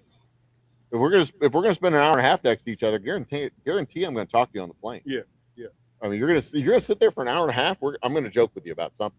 Right. We're At gonna least, talk. at least say hi, talk for 10 minutes about where you're from, what your life is, etc. I mean, you don't have to talk the whole time, but I mean, fuck yeah, at least say hi. You know. I'm the guy that's in the security line saying, "Just take your fucking shoes off. just take the shoes." They said it 100 times. That's me. Yeah. That's me. And I'm the guy in the still security hate- line resisting the urge to tell the security guard checking my ID, asking him if it's okay if that's my dad's ID. I'm the one resisting that urge to make the joke with the TSA agent, knowing full well that I'm going to get strip searched if I make this joke. Oh, They're I probably hate two playing things. joke bingo. Like they're I secretly taking always- a shot every time somebody asks them the same five questions. Oh yeah. You got to. Well, I still had 30 years later, 20 years later, whatever the fuck it is, I still hate taking the shoes off. It's fucking pointless. I hate everything about it. No other country does it, only here. And when I walk to that TSA line, knowing that every one of those guys wants to get like my job or something equivalent, a different federal job, I just like, this is our front line. How did we get here? You know what I mean? So it is what it is with the security thing, It's security theater. It is Right, what right. it is. It literally, it's all it is. It literally, that's all it is. You play You the game. can't take that shampoo. I hate having to take things out of my bag. That's my own doing because I refuse to check a bag unless I absolutely have to. And so I just pack way too much stuff in there. And then you got to scramble to get it all out because the person behind you is yelling at you to take your shoes off. And Yeah. The laptop thing. Why is the laptop? What sense is the laptop coming out? It makes no fucking sense to me. You got And all yours- this training in billion-dollar machines. You can't differentiate a laptop between something that's not a laptop. Like, fuck right out of here.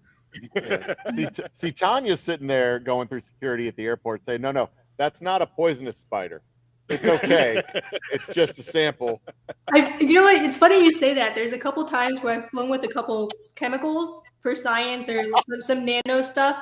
And I get screened every time and trying. The worst one was I had a sample of pee, but it was like for space pee, so it was fine. But trying to Space pee. explain to security while you're flying with pee, it's hard. There's no amount of story prep or paperwork you can show for that. That's not going to have you sitting down in a room talking to somebody. Yeah. It's like no, it's space pee. Yeah, Let me it's explain. it's fine. It's fine. It's not pee for Earth. It's like I mean- regular pee, but it's from space. Yeah. Because without space pee, all you have is sace. I'm not going to give you a laugh, Joe. I'm not Oh gonna- man, come on. That was a good one. I gave it to him. I'll give it to him. Yeah, you got 1 out of 3. That was a good one, man.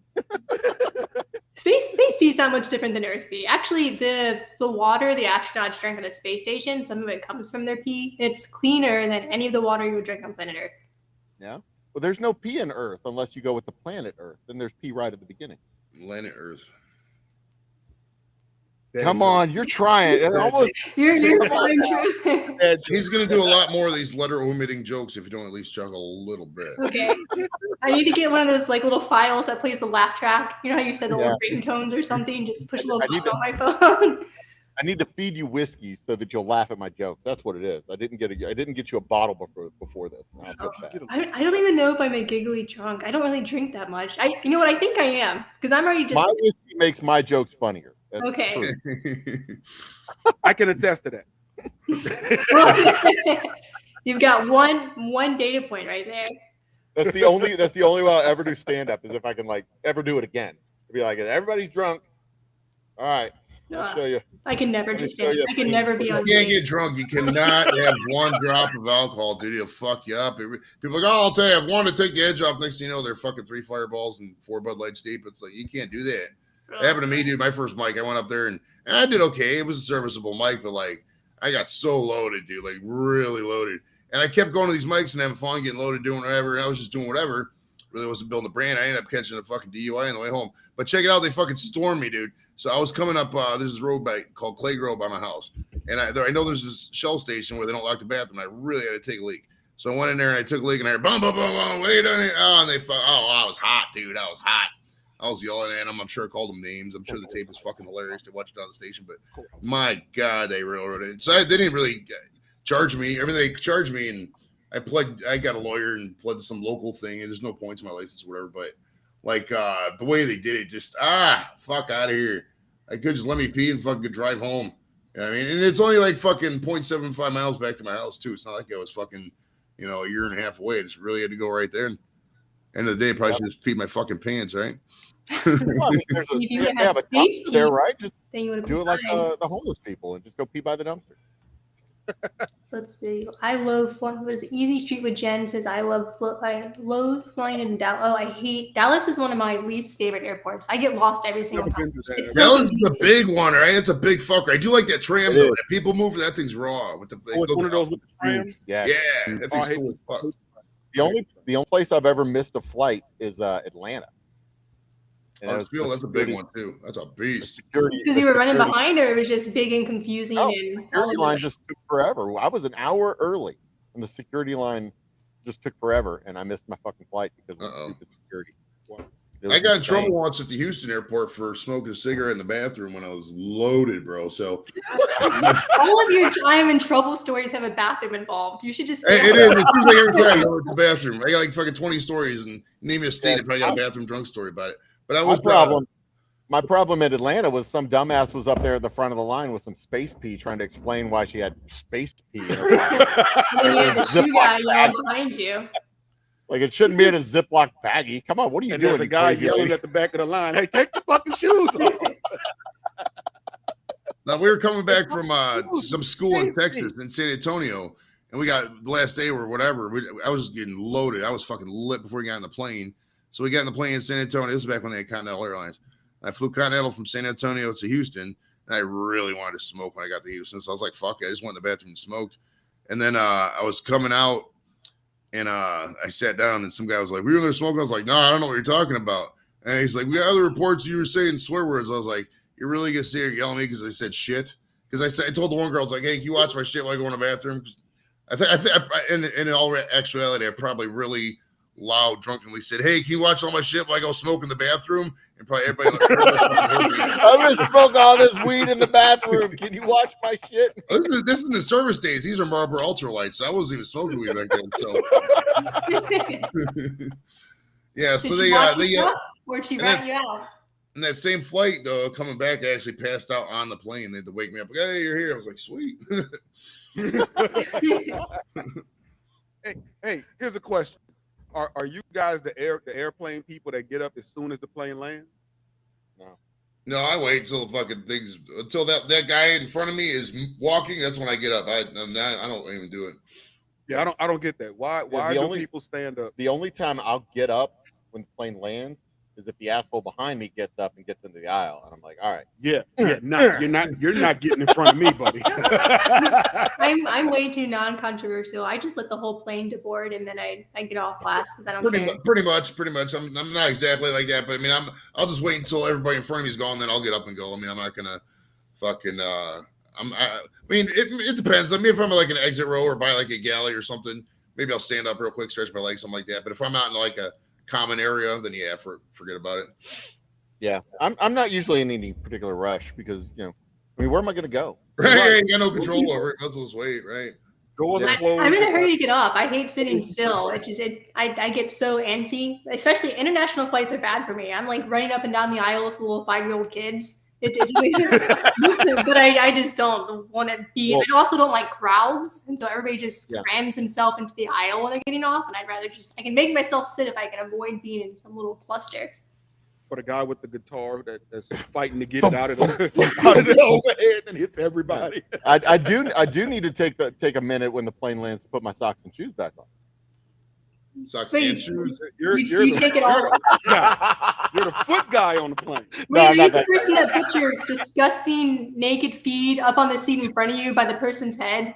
Right, yeah. he puts it Right, right, right, right through the armrest. I put them right by their elbows, right up there. Yeah. Oh yeah.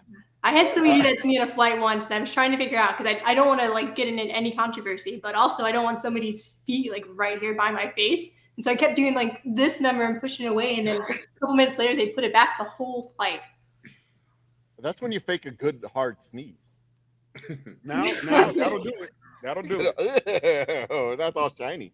That'll Although, teach them. although that's happened to me once, and I just leaned over the seat and said, "Can you move your fucking foot?" Well, next put time that toe in my I'm gonna mouth. film you. I'm gonna put you on Okay. speakerphone, and then you're just gonna yell through the phone through me. Get his phone number. That's it. He'll be your airplane Jiminy Cricket. I'm also the Just for person that you don't put on speakerphone. Oh, that's a given. I mean, if you're calling me, you're gonna get fucking swear words and shit. I mean, I'm not gonna not talk about certain things just because. Oh, I'm with my uncle, or I'm with my aunt and my kids. I don't give a fuck, dude. If you're calling me, you certain I'm with expectations. my mom. Yeah, fuck that shit. Oh, So right. next time. Oh, I called my mom once. I was so frustrated. I was dealing with a veterinarian, to be clear. I was dealing with a vet, and the vets were being so stupid. They were like, you have to have an appointment with the client. The client's your dog. I'm like, I'm the client. My dog can't sign a contract. What are you talking about? I was so mad because like the vet had given my dog fleas and they had a rash, and I was just trying to get a second opinion. They're like, well, we have to set up a thing so that we have your dog in the system because the dog's the client. This is insane. It turns out it's a law in Texas or some crap. I was so mad. I called my mom, and I was just, Mom, I need to rant. Just bear with me for a second. I've been dealing with these fucking veterinarians for the past hour and a half, and I just let it all out. She's like, wow, that's a lot. So I'm here with my insurance agent talking about the houses. They're like, oh, but he just got an earful, didn't he? You should have led with that. You should have warned me. Are you loud on the phone around other people? That always makes me feel so uncomfortable. I don't know. Like, what do you do? I only do it when I want to make somebody uncomfortable. Okay, I'm not calling you anymore. You're in taking the off my line. call list. So when you're in the line and you step up an inch and they walk right behind you and you can feel their breath. Oh. And so then I say, yeah, this fucking idiot won't back up. No, I come from the generation of people that goes into the other room to talk on the phone. I don't talk on the phone in public. I'll just say, hey, or if they insist, I'm like, hey, I'll call you back or something like that. I cannot, because it's actually one of my triggers, dude. If like I'm on a train or something and somebody's playing music loud and then I have headphones in, I'll walk up to them. I don't give a fuck if they got a gun or whatever. I'm like, yo, can you turn that shit down, buddy? I cannot stand that. I cannot stand that. So it's like, I can't stand people who talk on speakerphone. Oh, right? God. We don't In want the to hear your doctor's conversation there. In random places where you should not. Like, I don't want to hear both sides of the conversation. And then when you do that, now I'm vested. Yeah. So now I need you to continue. I want to hear more. I want to hear everything. Don't say, well, this guy's all in my business. No. I need to know why you and Philip are arguing. Keep going. Start asking questions. Now I want. So what? Ask for the background story. Tell me more. Is Philip a friend? Does he live with you? So how old is this Philip? This always blows my mind too, because the people that put phone on this, it's the most personal conversations, like things you shouldn't be playing out loud in front of other people, and those are the ones that end up being on speakerphone. Yeah, Exactly. Yeah. I just don't like talking on phones, period, anymore. It's like, I mean, Right. and it seems whatever the fuck, ironic, right? Whatever, because I love being on panels and talking to YouTube and shit. But like, dude, I'm always answering emails, responding to messages, maybe working. I ain't got time, to focus and then call. And if I'm on the phone, I'm in the house. How was that? I ain't gotta fucking hear all that shit all the time. So it's like, just message me. If people are like, oh, we need to talk. No. Let's stop here. We don't need to talk. You want to talk, and you're not, acknowledging the realities of a 2023 environment when we don't need to talk because we got this shit going on. So message. It seems like the appropriate response when somebody calls you and you say hello, they say hi. The first sentence out of your mouth at that point should be, could this be a text? I do that. I do that, and my friends hate me for it. I think it's easier on the phone. I mean, text, you just go back and forth, things are misinterpreted, especially in business calls. You can just hammer out the details really quick with the phone call. My friends call me. For something simple, yeah, for sure. I'm not saying all the time don't, but yeah, I mean, 90% of the time, like Joe just said, it could be a text, email, kind of thing. My friends say hello, and my friends go hello. God, that's not how phone calls And work. I'm like, what the fuck did you call me for? It's good just to hear people's voices too. Like every time my grandma calls, you can't tell your grandma to text you, right? Oh yeah. Exception. That's the exception. Yeah, because that would take a long time. Because my mom, oh my god, right? She'll call me and ask me if I can come over, and there's no way you can respond to that. Why didn't you just text me? Because, I mean, of course you can ignore the text and act like you didn't get it, but but when she calls and says, "Can you come over?" the answer is yes. You can come over always.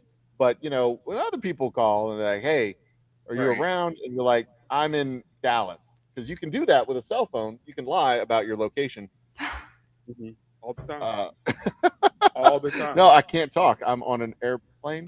Hey, you at home? You Nope. respond to text right away. I've got like 3 people I'll respond to right away. Everybody else gets a response 2 days later. So I think that's why people call me because they know it's going to take a while for me to get back.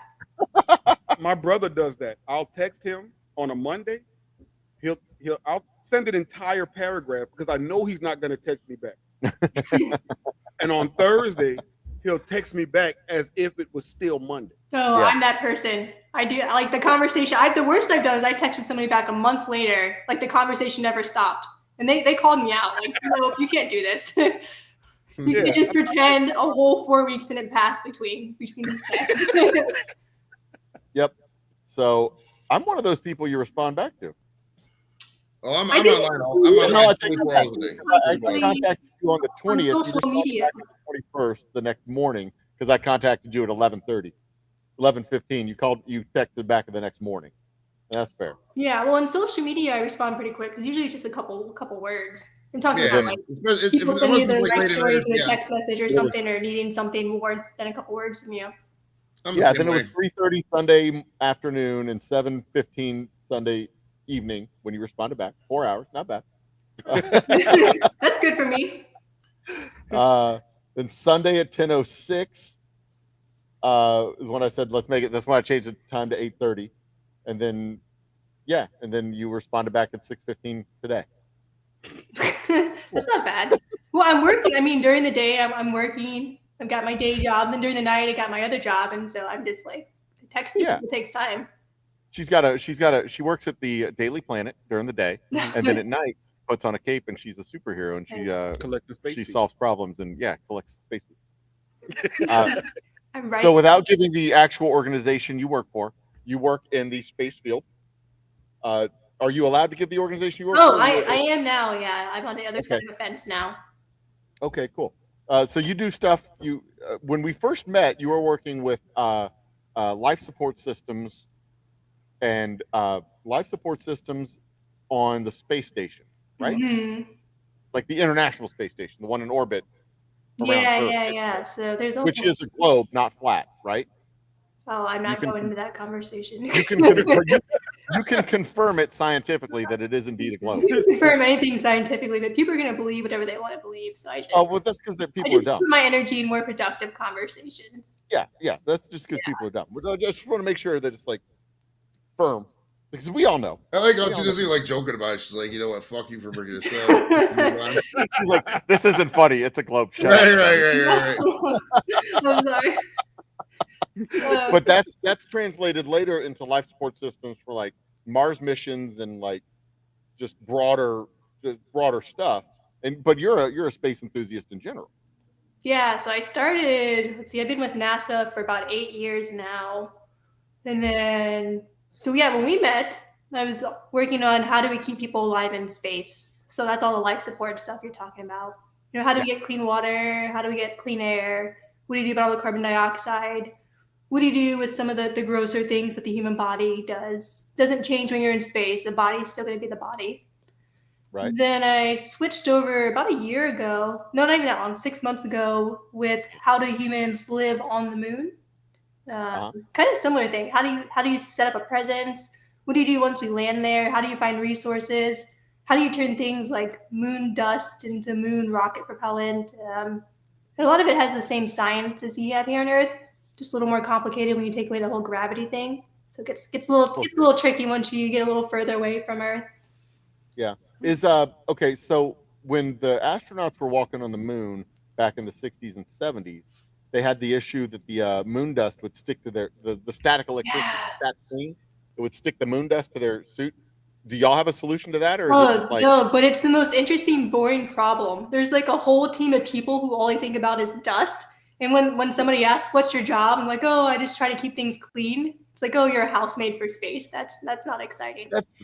yeah? Fucking Rosie the But vacuum it's a problem even on Mars. Actually, it's one of the biggest problems on Mars. Yeah. Everything gets dirty. Even they sent this adorable, or not adorable. It's like it is adorable, but it's a proper science rover up to Mars, and just everything got dirty. And it was supposed to be up there chugging along, making oxygen, but all the valves, all the pumps, the little pieces of ceramic, it just all got too dirty. It's hard to control. all the little. Is that like unforeseen type of stuff? Like It's it goes up foreseen. there and they were like, "Oh my god, we didn't think about that." No. I mean, you know things will get dirty. You know things will get kicked up, especially when you have robots or humans walking around. Things never go as planned. You know how it is trying to do something new. The first 10 times, you can try to predict what's going to happen and you can try to plan, but there's always going to be those things that show up along the way. And so you go through the process of working all that out and then you get to where you need to be, but it takes a while to get there. Yeah, that makes sense. And you build up that institutional knowledge. The more you do it, the more you get better at it. You get better at it. It's an iterative process, just like I was talking to Slade last night. I interviewed him last night. The iterative process of making comedy, making movies, making whiskey, going to space. It's not just, we're not like the Soviets where you just put people on top of a rocket, light it off, and hope for the best. We'll just see how it goes. We actually plan stuff out and hope that, what happens if, the moon is actually softer than we thought and they sink into it. What happens then? That sort of stuff. The Russians are so entertaining, though. I like observing the reckless people who just throw themselves in the fire and see what happens. I'm not going to be that person, but I'll sit from far away and watch you do it. That's why she's thoroughly amused at my stupid space whiskey idea. It's not going to work. I'm going to love watching it. Russia's such a corrupt place, man. Dude, when we was in Iraq, we had these. We contracted out with some Russian company to come in and just like move around cargo and whatnot. And these guys would come in, bro, and they open up the plane, see them smoking cigarettes or fucking flip flops. We go up, walk them to them. They smell like vodka. I mean, it's just like no regulations they're following. It's complete. And then like about 2 months after we got back from the desert, fucking one of their planes went down. I'm like, oh, there's a shock.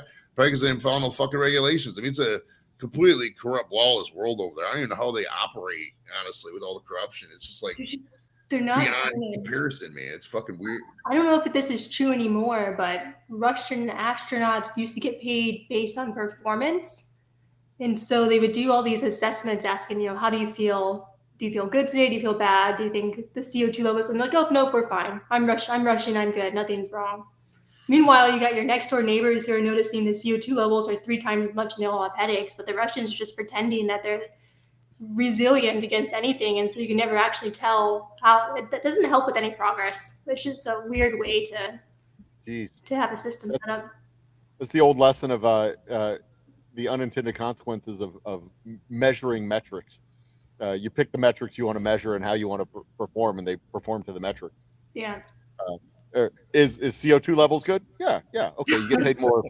The CO2 levels are good, you get paid more. Tell me if the CO2 levels are good. Yeah, they're great. They're great. More. The Aesop fables of space.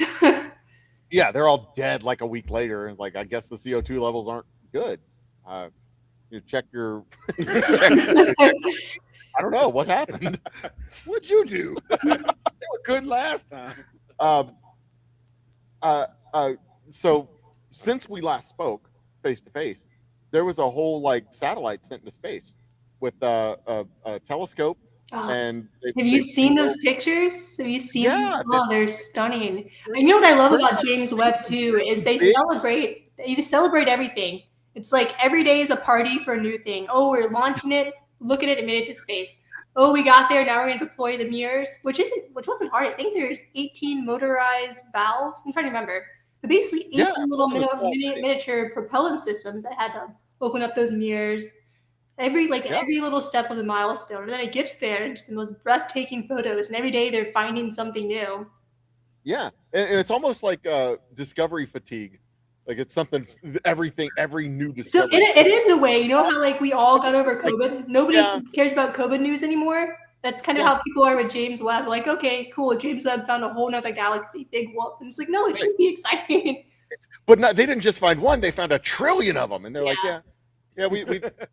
we saw the edge of the universe. Yeah, they did. So, did you read about what James Cameron did in his latest movie with Avatar? Like, come on, man! James Webb saw the edge of the whole universe. It's there, and it's amazing. And there's a sign on it that says, "End.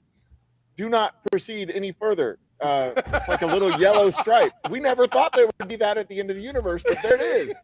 It's a little yellow stripe, just like a checkered yellow. And science needs better writers, better storytellers. I was actually talking to somebody about this.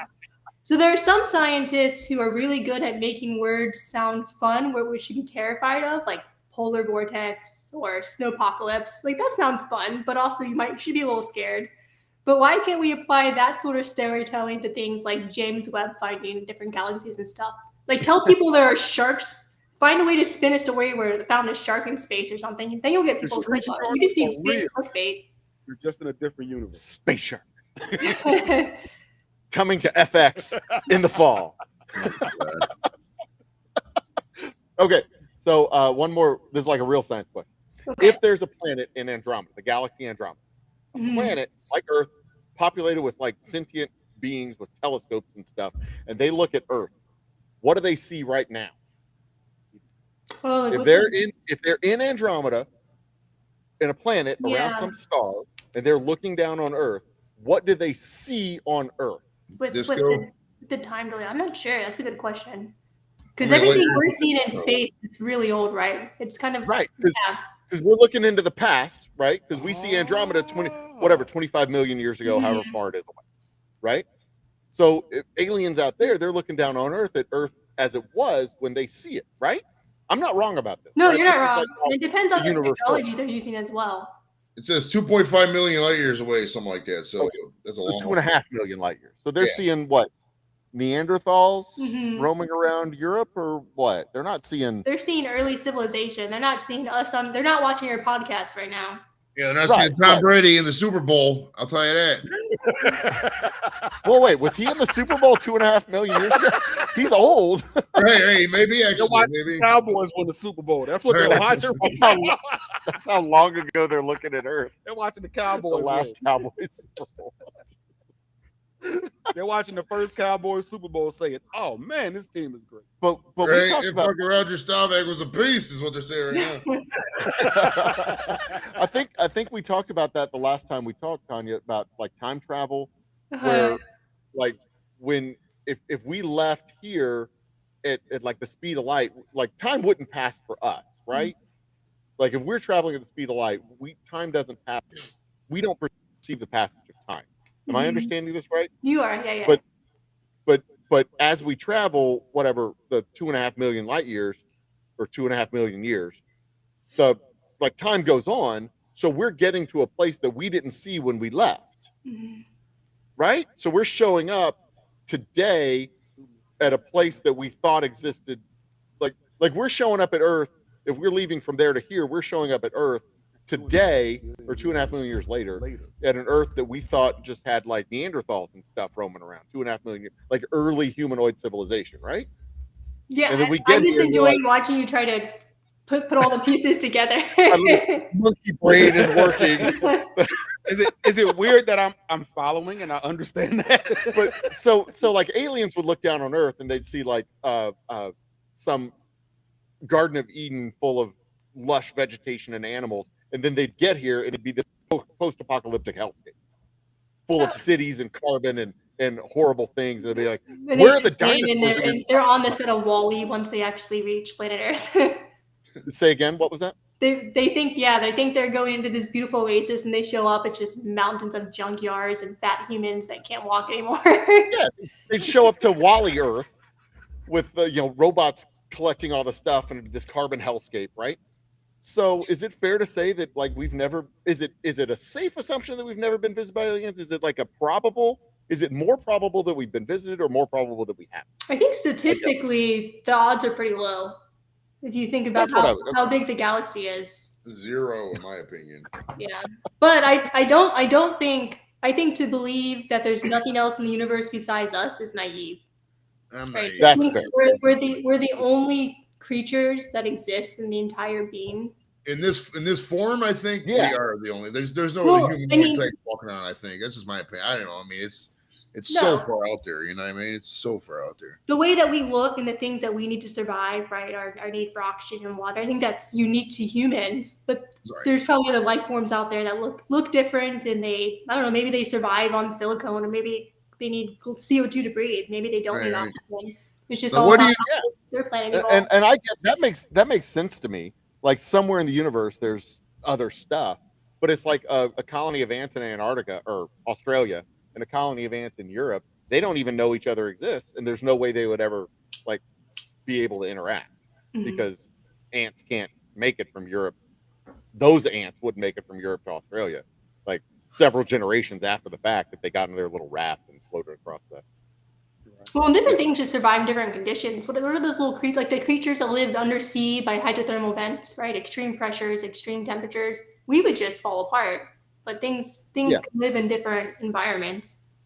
That's fair. That's fair. But all the same, if they left their planet, they wouldn't have left their planet to come to Earth to visit humans because they wouldn't have seen humans when they left their planet because it's like a bajillion years away, right? Can you imagine being an alien, not just showing up and finding human beings, not knowing what to do with any of us or expecting seeing Yeah, they like show up, seeing they go, people argue on Twitter or like the amount of Yeah, shock they- you would go into. oh, it'd be like the aliens showing up to get the whales in Star Trek. They're like, we showed up for the whales. Where are the whales? We're destroying your planet because we want the whales. And then, like Captain Kirk is going to have to send the Enterprise around the sun to go back in time to pick up whales in 1986 to bring them back to the future, and then they'll invent the clear aluminum so that they can make the. Yeah, they made a movie about that already. Do you think these aliens are taking us with you, or they get to Earth and they just see how stupid we are, they just abandon us? They show up, they're like, "This No, podcast I is think dumb. I'm they, leaving." They show up and they say, "What is this shit?" Nah, let's go. I'm hoping they waste our fuel to get here. I'm hoping they Yeah, come down they here all- and something like grass is really valuable in their culture, and we like make trillions of dollars selling these aliens grass or some shit. You know what I mean? Some random. Oh, like- that's fine. Look, there's an episode about that in Futurama where they were going to some planet, taking these little things, and it turned out to be the little alien poplars. babies that they were eating. Yeah, the popular Troll or episode. something, yeah. You're eating our young. We demand 1 million human young. So the aliens just show up taking the little babies, not realizing they were living beings here on planet Earth. Yeah. Like, these are delicious.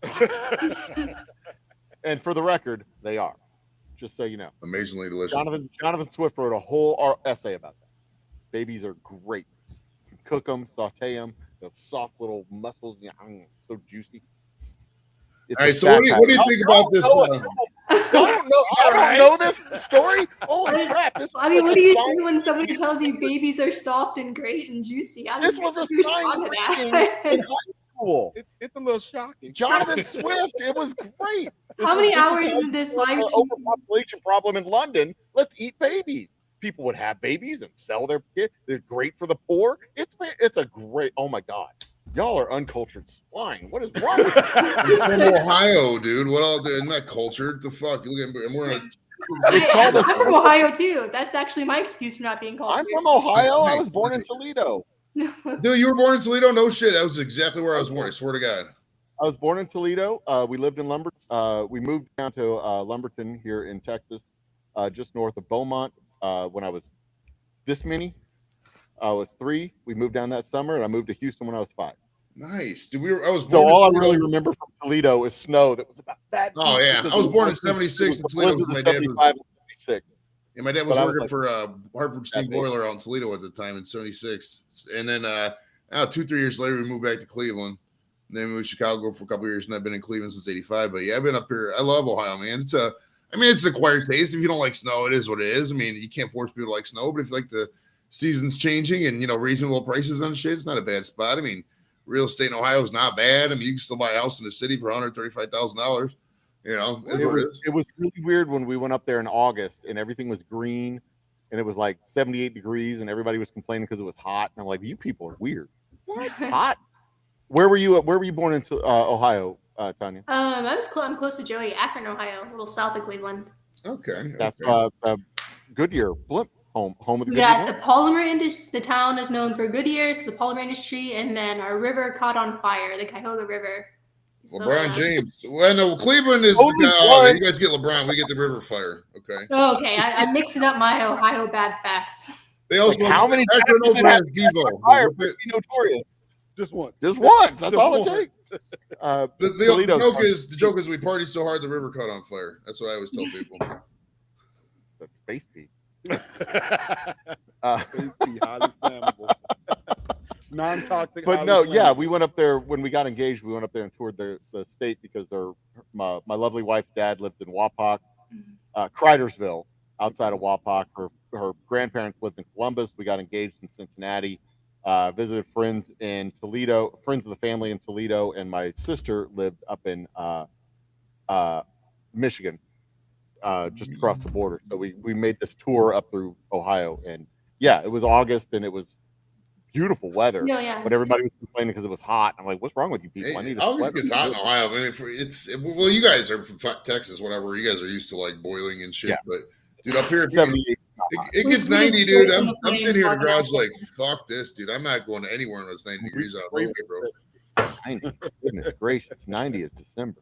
Ohio's a good place to visit, especially during the fall. The change of seasons there are pretty magical. It's beautiful. It Right? is. Oh, the metro parks around Cleveland too, just the whole area with the Yeah. leaves and stuff up by Maumee Bay and all that. Oh All God. of Cuyahoga Valley, you can spend all day out there easily.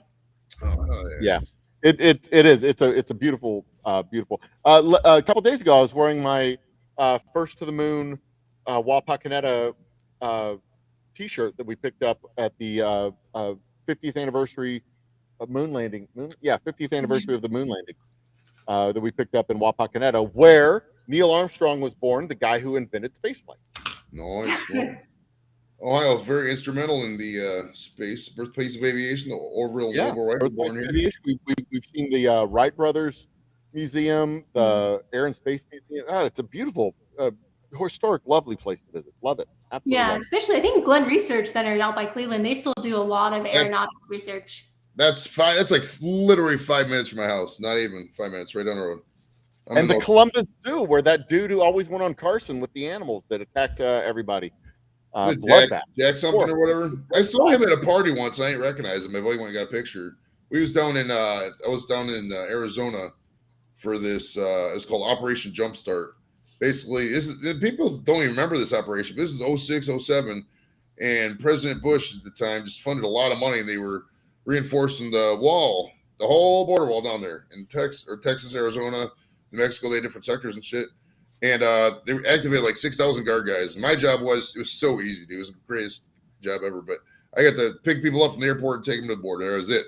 That's all I did. So I got to chill in Phoenix the whole time. But what was the first part of the story? Because I totally forgot. Maybe that's your name, Joey Edibles. Right? My- My goodness. my favorite story is about the Dayton Accords that put an end to the Yugoslav war, and how the diplomats all went to Dayton, Ohio, because there was nothing else to do except negotiate peace in Yugoslavia. Well, what's a joke? There's a joke that comedians from Ohio always tell about, and it's about Ohio being trash. There's something about the state where the most amount of astronauts come from Ohio that makes you want to get off this planet. Well, me and you were both born in Ohio. We took up Air Force careers or space stuff. So, goes with There you go. Yep. And I just ended up making whiskey. That's all. All right. So there Ohio you go. makes you either want to leave the planet or drink. Drive people to drinking. That's it. That's what I'm here for. I am here to help. So what do we see as our science advisor and the person with the finger on all of space and everything that we need to know about cosmically? What do we see on the horizon? What's the next big thing out of the geeks in Johnson Space Center? What's going on? They got another big old telescope they're talking about sending up there, right? The new thing, we're really trying to go back to the moon. If you follow the Artemis mission, you get to the moon and establish a lunar base. It's been 50 years. Yeah. So the next Artemis mission, when is the next one? Because they launched the Artemis. They did the orbit the unmanned moon, came one. back to Earth. The next one's going to be a manned mission, right? Yeah, I or think woman. that's slated for 2024, hopefully. But And, that's going to be fascinating. I want to actually, if you could make it out to Kennedy Space Center and watch the launch for that. If you've ever just never seen a live launch, just the camaraderie and just the community of people coming together for spaceflight. Like, people put aside their religion, their politics, whatever's going on in the world, and you just see, it's like the airport. You just see people from all walks of life just marveling at space exploration. It's worth going. Oh, I won't. I'll go, but I'm not going to put aside my religion or politics. I'm gonna Right? He wants to stand on the steps of the Washington Monument and tell random people they're going to hell just cause. I'm gonna go watch that rocket launch and look at the person next to me and say, "Are you Catholic?" Don't you close to me if you are. My favorite people in the world, dude, are those. Those around here, Mister. The best are those guys. You ever go to any game where there's a lot of people, or even in DC a lot of times, but any place where there's a gathering of people and they just stand there with the sign till everybody's going to hell? Like, what possesses those guys just to get up in the morning, and does anybody ever listen to them at any time ever? I mean, what is the MO here? Like, what is going on with it? The best way to win hearts and minds is to Right. Well, I never randomly understood. sign. I never understood getting people to be on your side by yelling at them and berating them. You know what I mean? Like, oh, you're a piece of shit, but you got to listen to me now, you fucking asshole. It doesn't work. It's not the way the world works. That's actually the first rule of evangelism is to write it on a sign and bring it to a football game. That's what they teach you when you go to be an I mean, evangelist. there's a lot of philosophy on how to motivate people, and you can do soft influence, which is usually productive, or you can motivate by fear, and people tend to take that route. But they mix fear with like shouting at somebody and just thinking, if I get close enough to you and yell at your face loud enough, I'm gonna get you to do what I want or believe what I want you to believe. That is the second rule of evangelism. The first rule is to write it on a sign and bring it to a football game. The second is to yell at people in inopportune times, because that's But that blows my mind. You see it on like every internet comment argument ever, right? It's just people yelling facts at each other, and neither side's going to change their mind. They're just yelling right. more facts and more words. It's not going to go anywhere. Yeah. That's why the best way to argue on the internet is just simply to type, nope, you're wrong. And that's it. Leave it at that. I don't even engage. I mean, I read it and eat popcorn because it's entertaining, but I don't ever participate. 20 weeks. Say, actually, I'm not wrong. Let me explain to you how. Like, okay, I don't care. You're still wrong. And then they write, do you realize that? As soon as somebody types, do you realize that? They'll just leave. They got an agenda with the do you realize that bullshit. Okay, once a week. They're Yes, gonna I keep realize going. that, but you're still wrong. Right? So they just go off and live your life and then come back again and go, okay, here's some more gasoline on that fire. Don't even read it. Just you're wrong. Right. Or it takes like 10 minutes for them to respond back. It's like, motherfucker, I know you're Googling shit. Like, fucking argue with me in real time, asshole. That's actually my hobby, is just to randomly go onto comments and go, you're wrong, and leave it at that, and then go off and do it. Oh, dude, I do it all the That's time. how On I my own, entertain myself. Joe, on my own Facebook, I do it all the time. I lose so many interest in my threads all the time. It's like, Definitely do it.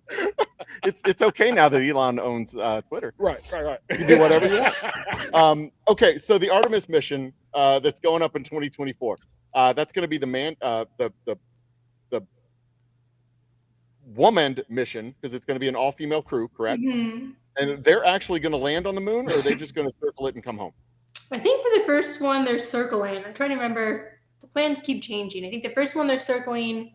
And then the second one, they're going to start, because there's multiple missions. Then they're going to start trying to establish a lunar base. And so, Right. And they're sending a rover up there too. I don't know if that one's actually launched already. We've never actually landed. Trying to remember this. Okay, so this is actually interesting. We don't really know what's on the moon in terms of like all the chemistry stuff in the rocks. They crash landed a satellite in there a couple years ago. Actually, 2011, more than 10 years ago. Crash landed a satellite, kicked up a bunch of dirt and stuff when they made this crater, and just frantically collected samples. And that's all we know from that one sample. And so this time, rather than just crashing something into the surface and collecting samples, we're sending a little robot up there. So there's going to be a robot that goes in and out of the craters, it digs, it picks up samples. And so that's going to start telling us what's on the moon. And then you can start thinking about, okay, now I know there's water. Now I know these organic compounds. Now I know that there's iron. Now I know there's titanium. Now I know how much. What can I do with it? And that's where it gets interesting, because you've got humans on there. And then you've got things you can start working with and building your own little society. And you look at any society. You start with, what can we do with the resources around us, right?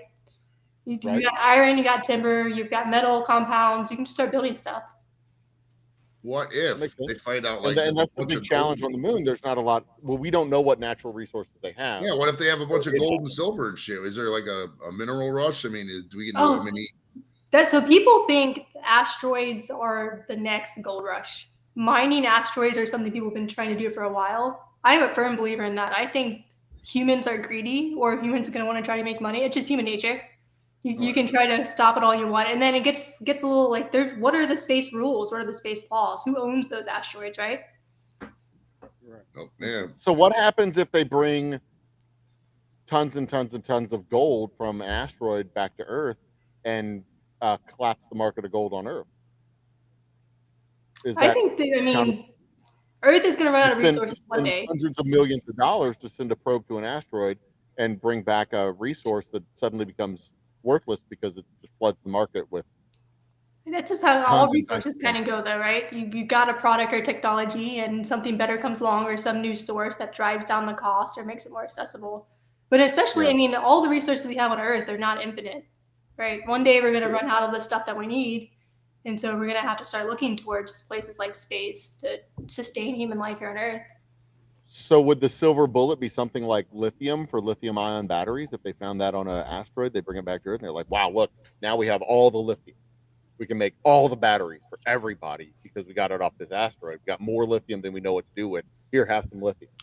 Metal compounds are pretty valuable, I think, because I mean, you can make batteries with nickel. You just need ions, right? It doesn't have to be lithium. And so, Okay. I mean, just any. I don't know. I don't know what goes into a battery. I have no idea. They're magic. They make things run. You plug them into the wall and then they just run forever. I have no idea. Lithium is abundant here on planet Earth, so that's why you find it. Okay. We figured out how Lithium's to abundant. Gotcha. get it from the Earth. We figured out how to process it. We know how to do it on a mass scale, and so that's why it's popular. Is there a rare element on Earth that's very useful for like electronics or the grid or conducting electricity or whatever that would be super duper, that's like super expensive, that would be super duper valuable to find on some asteroid that would make renewable energies or smart whatever electric production? Like, is there something on an asteroid out there that would put oil out of business? Oh, like what do you think? Do you think like the Alien movies? That there's super rare resources. There are, I think. Unobtainium. Is there such a thing as Yeah. unobtainium? So there are That new we get our hands minerals on? that have been discovered from asteroids, but I don't think we've exploited their potential yet. The James Cameron reference. Okay, so there's stuff on the asteroids that we don't know about, that we haven't been able to. Okay. Yeah, gotcha. there's so much of the universe we don't understand yet. We're But limited, is we're limited there- by is our own there way of thinking and technology. Is there that silver bullet mineral that we're looking, like platinum or titanium or something? Is there that silver bullet that we're looking for? Not silver or gold or something like that. That's a precious metal that vested interest already. Is there that Like that the one thing golden that ticket. China controls it? We want it, and we could fuck China by bringing it all here from an asteroid. Is there that thing? I don't know. I'd have to pull in my space materials friends to give us Plutonium or something. Plutonium. Like, take that! Ha ha! And now we have all the nukes, super nukes. Well, that's fair. What's up with some cold fusion? Is this real, or are we gonna like have free gas forever? Or what's the deal there? Oh yeah, that's the other cool Oh. thing. Is that a thing? Are we gonna get that? They're doing a lot of cool stuff, but there was what was the article that came out a month ago where we created more energy for the first time than the amount of energy it took to That's the Holy produce it. Grail. That was fascinating. They're working on like a nuclear grid, or not actively building it, but there are people who are proposing ideas to put a nuclear power plant to the moon. There's some fusion ideas as well. It'll be interesting to see which one comes online first.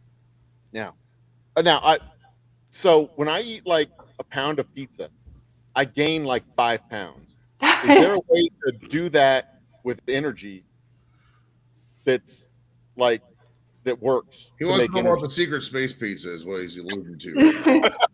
this secret space weight loss plan, or Yes, I'm also interested in the secret space weight loss plan. He wants You the guys are moon weight on Earth. space to see space. You're just trying to go to change your body mass and come back. Right, he's Well, the hold moon on. weight on Earth. He's 30 pounds now because he's 1/6 of his weight. All right, Joe. I'm gonna leave you with space pizza thoughts. I have to sign off here. Thank you so much. I was gonna ask you if you needed to head out. So I super duper appreciate you coming. Thank you, Tanya. You're a wonderful guest. I love you. I love you so much. Thank you so much for coming out. I appreciate it, and I hope to see you real soon, in person, face to face. Thanks, and congratulations with all the new stuff you're working on. I'm excited for you and everything you're doing, Joe. Thank you so much. I'm excited for you too. And we didn't even talk about the carbon capture paint. We'll talk about that next time. Sounds good. Bye, guys. Later. Bye, Tanya. Thank you so much. Bye. Yeah, so that's another project that she's working on. That it's a paint that actually captures carbon dioxide. That we didn't even get to talk about that. It's a whole nother project that she's working on, development stage. We'll talk about it some other day. But it's a really cool thing. It's like it's environmental paint. You paint it on the building and it collects flex carbon. It turns into calcium carbide or carbon calcide, something. I don't know what it is, but it's really cool. And then you can just like fleck it off and use it for limestone and then repaint. It's so dope ass. But cool. we'll talk about that. That's a whole nother thing. To talk about with her, because she's a cool cool lady. Love her to death. Glad I met her. She's one of the most interesting people I know, without question. One of the most. What'd you meet her like a fucking Star Trek adventure or shit? Why'd you run into somebody? No, I met her through Slade because I was talking to Slade about I don't know something with I probably mentioned the idea of space whiskey sending the barrel up to the edge of space, and he's like, "Oh, you need to talk to Tanya. She's like a space person too." And I was like, "Oh, really, Tanya?" Then she's like goes off on space and spiders and stuff, and she's just a fascinating individual, and I love her to death. She's a spider file. What's the word? What's the opposite of spider? Spider file would be Right. arachnophile, because arachnophobe would be scared of spiders. Arachnophile would, yeah. So she has a tattoo of spider. She's a totally cool chick. Love her to death. She make me Spider-Man. I don't know. Maybe. Spider Woman, Spider Girl, is that what she is? So like, well, he wants to know if she could make him Spider-Man. I don't know. Like the mutation thing would be so random. You'd have to do several iterations. Right. You'd have to be one of several people in the trial with the radioactive spider because sometimes I'm sure they would just turn people to jelly. I would die. I mean, odds are. And it'd be the guy I hate that becomes Spider-Man. Odds are, yeah. Yeah. You'd have to line up like 1,000 people, and the odds of success are probably 1% or 0.1%. So you probably have to do 5,000 iterations to get the one person to get the thing, and then everybody else would be a horrifying monster. It's not worth it. Yeah. It's not even a roll of the one dice. spider leg growing up the side of my fucking head. Right. It's not even a roll of the dice at that point. It's just like a roll of like the roulette wheel, I suppose. Yeah. It's scary. I'd do I it. would get the worst, thing, but I would try it anyway. I'd do it. Just in case. With the right life insurance policy. You're right. It's worst case scenario, my family gets taken care of. Best case scenario, I become my family gets taken care of. It works out great. Dude, if you had spider-like powers, bro, your channel would blow the fuck up. For real. Like I can get it with you. Right? I'd just be sitting there, hey, let me get that over there. Right? Whoa! Does that come out of you? Did you just do that? I sure did. Bring the camera closer.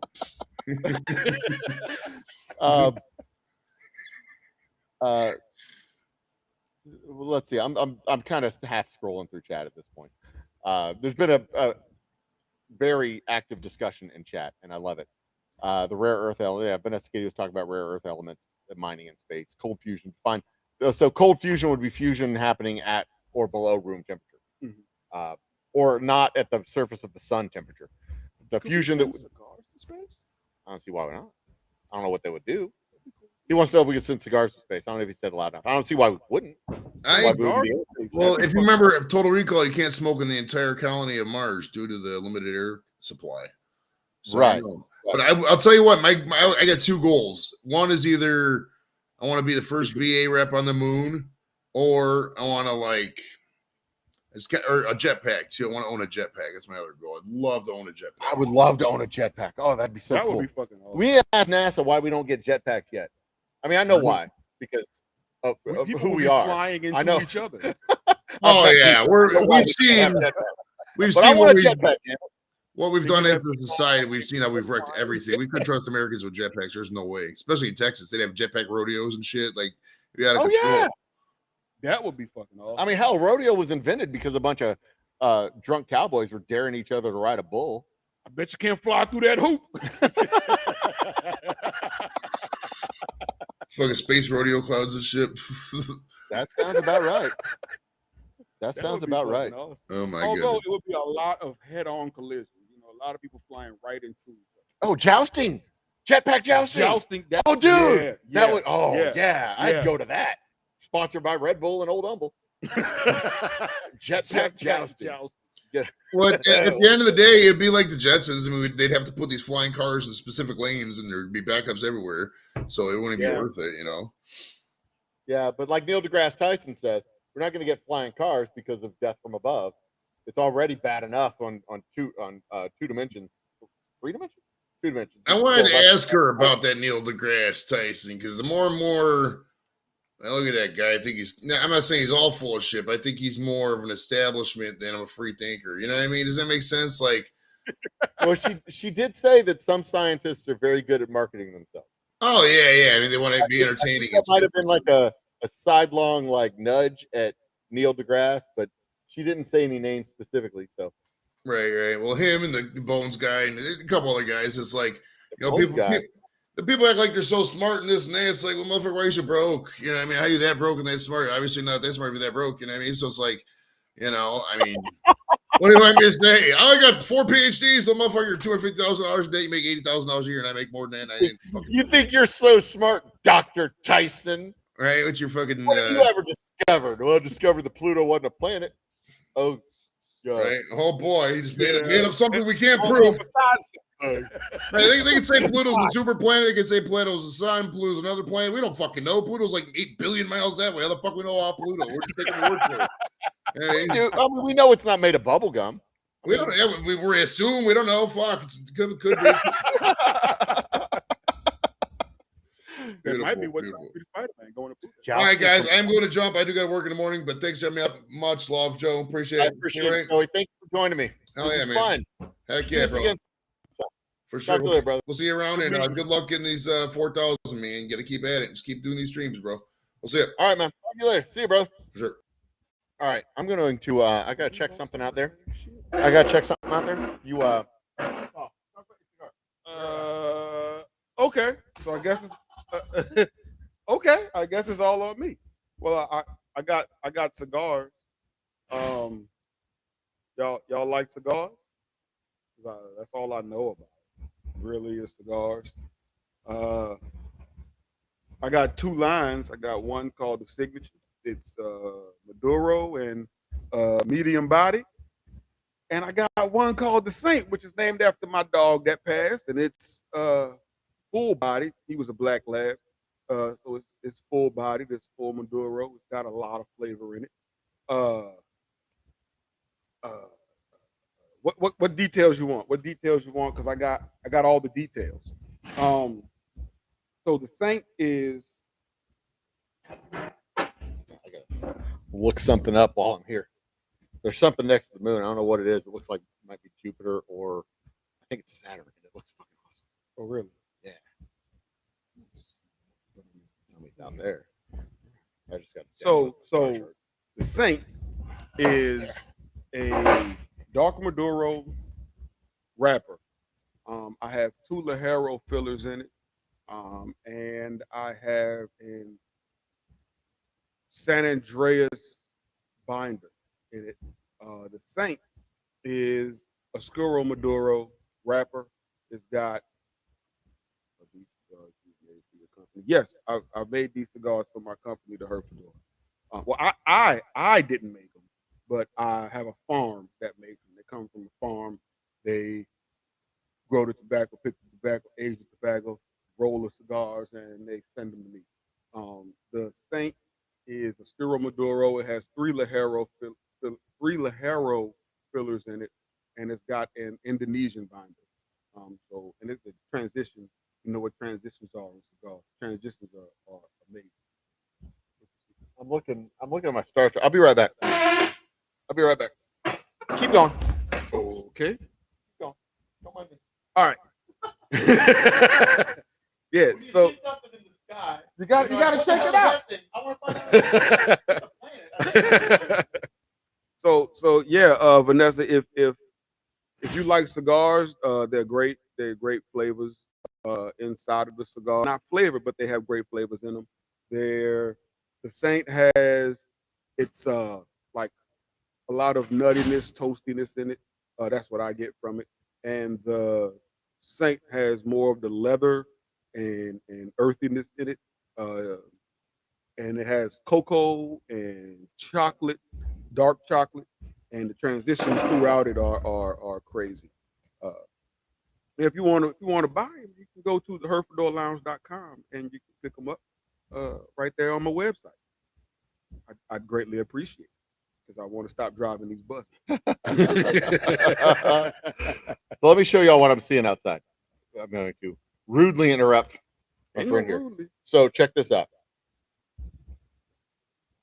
Hang on, let me You got change. it. Let me change cameras here. The moon is a little sliver right now, a little smiley face sliver, and you can see it's a little smiley face sliver right there, and next to it is a little dot, and it's like a little smiley face sliver with a little dot right next to it. And I'm like, what is that dot? It's one of the big planets. It's either Jupiter or Saturn, because it's a bright like white light. And sure enough, it's Jupiter. You can go out there, look at the moon right now, and see Jupiter just hanging out next. Of course, you don't have to. You can just look at my phone. That's what it looks like. But it's like you go out there, you see the moon. It's like right there, roughly, I don't know what, 1, 2, 3 hands above the horizon, and it's a little smiley face with a little dot, and it's Jupiter. It's awesome, and you can't see it, but like right below the moon is Neptune, but you can't see Neptune with the bare eye, with the naked eye. Oh, that's pretty cool.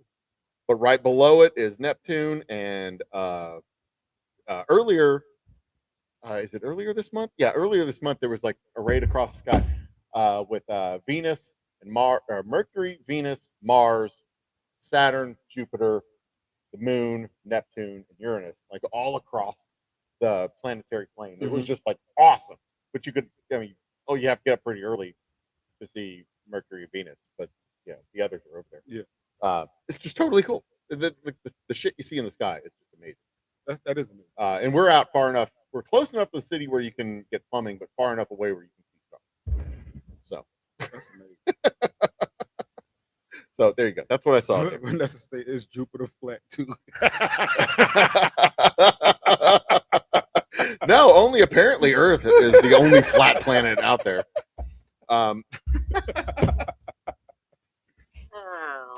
Okay, gotta replug my stupid phone because my stupid cord is stupid. Okay, so Hereford Cigar Lounge. I posted it earlier. What is it again? If you are FORD, Herfordorlounge.com. The Herfordorlounge.com. the FEDOR FADOR lounge.com. Boom. There is the website so you can order his cigars. They're actually good cigars. I mean, I really enjoyed it. It was good stuff. And I mean, I don't smoke a lot of cigars. Every once in a while, I smoke a cigar that I don't like. I said that last night. I fired up one of these nationally known national brand cigars, and it tasted like shit. Yeah. I choked my way through it because I'm a grown up, and I'll do. You do dumb things because you're a grown up, and you're like, I paid for this. I'm gonna fucking eat it. Right, And right. you choke down every bite of the stupid Brussels sprouts.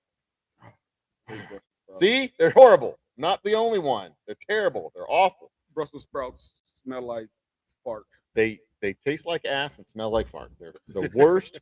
I The can't best stand way it. to prepare them. This is true.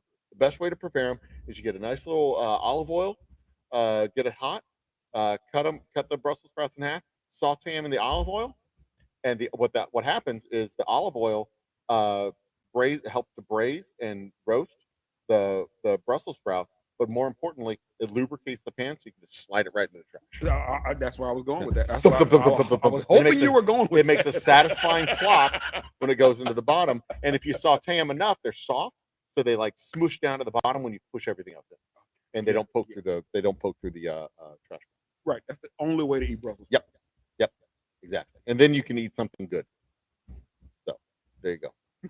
The Green Comet. That's right. At the end of this month, the beginning of February, we're gonna have a Green Comet out there, and it's really cool because if you go through the tail of the Green Comet, you can get powers like the Green Lantern. I may have made that last part up, but it's possible. Yeah. It's possible. We don't Anything is know possible. because it's been 50,000 years since the last time I was here, so we don't know. You might get super duper powers. As Ryan Reynolds how he got his power. Probably a sex act, I'm guessing. That guy's gorgeous and he's a jackass. I love him. I really would like to meet him and just punch him in that beautiful face. And, I mean, let Green him Goblin and let him powers. punch me back, but that's fine. I mean, who? Why wouldn't you want to hang out with Ryan Reynolds? He's just fucking charming and beautiful. seems like it would be a He's got lot of fun. soft, supple lips and beautiful Troll skin, everywhere. and he's got hands that are Hey, like hey, soft, hey, like pillows. You Hey just- now, Wait, what? Who are we talking about? What? people are Am I saying that out loud? People are Sorry. watching. You know what I mean? People are watching now. He's just so nice. He's just so nice. Damn him. I heard the planets and the points of light can't land on a point of the planets and moons are points of light. You can't land on a point of light. Yep. That's true. That's true. That is impeccable argument there. I can't in any way, shape, or form disagree with that. So it's a good one. Two outer stars and the brightness. What? Oh, I skipped a comment. That's why. This one? No, this one. I don't know. What? Bright orange Kochab. Be about, yeah, okay. So Orlando wants 2 bottles? No? Okay. I told him.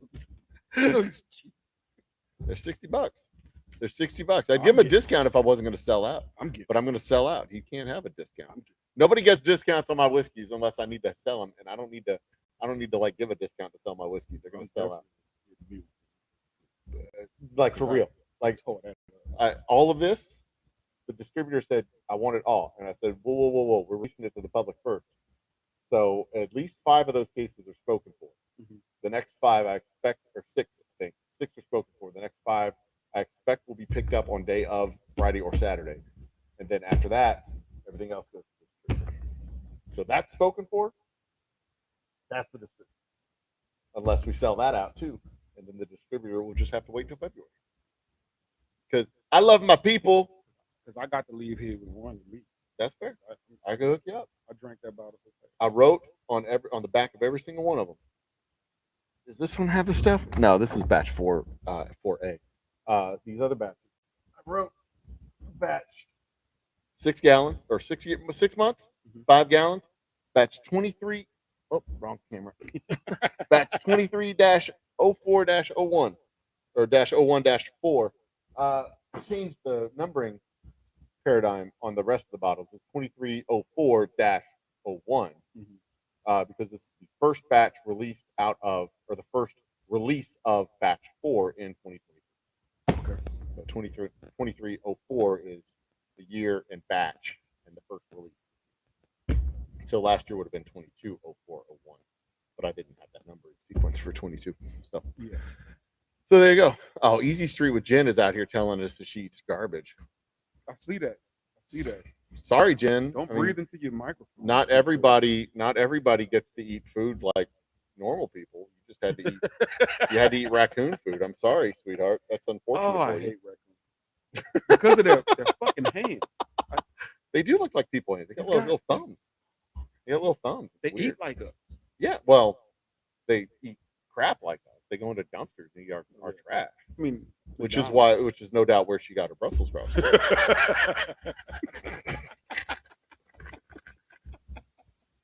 I should have a co-host like present in the show. I should have a 2-camera setup going opposite ways. This one on me, this one on you. We should do this like every week. I'm with it. At least once a month. We should do this once a month. The Hereford Cigar and Old Humble Show, cigars and whiskey hour. Sunday night, do a live. I mean, you've got your podcast. He has a podcast. Yeah, keep going to the wrong damn camera. He's got a podcast. He does a podcast. I was on his podcast. Yeah. Is the best episode he's It's ever on the had. YouTube channel. Yeah, it Watched was. by 60 people. I don't know. I hate watching. Go look at I hate watching myself. Go on look at video, it. It's so I don't amazing. know He what tells an amazing joke about a mail plane. Did I? Oh yeah, I did, didn't I? There I am. I'm the most recent one. There it is. Let's share this video. I'm gonna copy this link. I'm gonna create a post too. We're gonna do this right now. Damn it. I guest on tonight's show on his channel and his podcast. Boop. Is your podcast on YouTube or you actually put it out on the podcast platforms. Just YouTube. Okay. I was For doing now. other things, but For now. it's a lot. For now. It'll come back. It'll come back. It'll be on Hulu soon. Right. Ooh, and there's the video. Go check That's it the out. plan. Get it It'll be on Hulu and Amazon Prime, no doubt. Amazon Prime. Coming to a theater near you. Definitely Tubi. AMC, AMC, big screen, IMAX. Yeah, it's gonna be all the places. All the places. You don't want to all see me on the places. IMAX. I'm already fat, but he does have several episodes planned with Samantha Fox, Bianca, somebody named Bianca, Beyonce. Somebody named Bianca. I was thinking Somebody, Beyonce. somebody but- named Bianca will be on the show. But halfway through the name, my brain short circuited.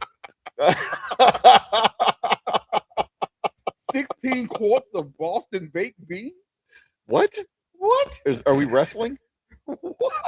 That's- Who needs that many? Wrestlers. a couple of strippers. A couple of strippers in a baby pool. 16 Sounds like a quarts?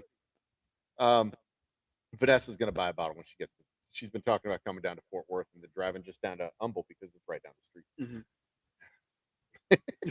I'm not gonna tell her. With the baked beans. Brussels sprouts with mayploy chili sauce. No, that's false. It's not good. Brussels sprouts are good with smoked corned beef. No, that is also false. What's next? You had ham and loaded potato casserole for me with a side of. Now that I'll eat. Ham and loaded potato casserole with baked beans. Yeah, I'll eat that. Absolutely, every day of the week. But 16 quarts of baked beans. That sounds like a wrestling match. That's a lot of beans. Cigars next week. That's awesome, Vanessa Kitty. And Well, she's thank a you, super duper Vanessa. supporter. I love her. Thank you.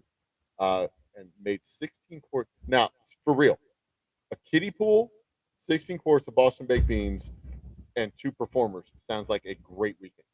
With the 3 titties. Like right there. I put it right there where that fan is. Move the fan out of the way. Bring in the. Because you don't want to blow. Yeah, I don't want to. bean I don't want to juice. mess up the fan. that's my biggest fan. Yeah, you gotta preserve the fan. You don't want bean juice on the fan. But that would be I went to a bar. I went to a bar. It was over here. It was the last stop bar. The last stop bar. It was over here on 59. It was in a hotel. Nasty speak trap hotel. You go look at the Google reviews, and it's like we got bed bugs. and that's the hotel manager saying that. Like the room was a great price, but the bed bugs were free.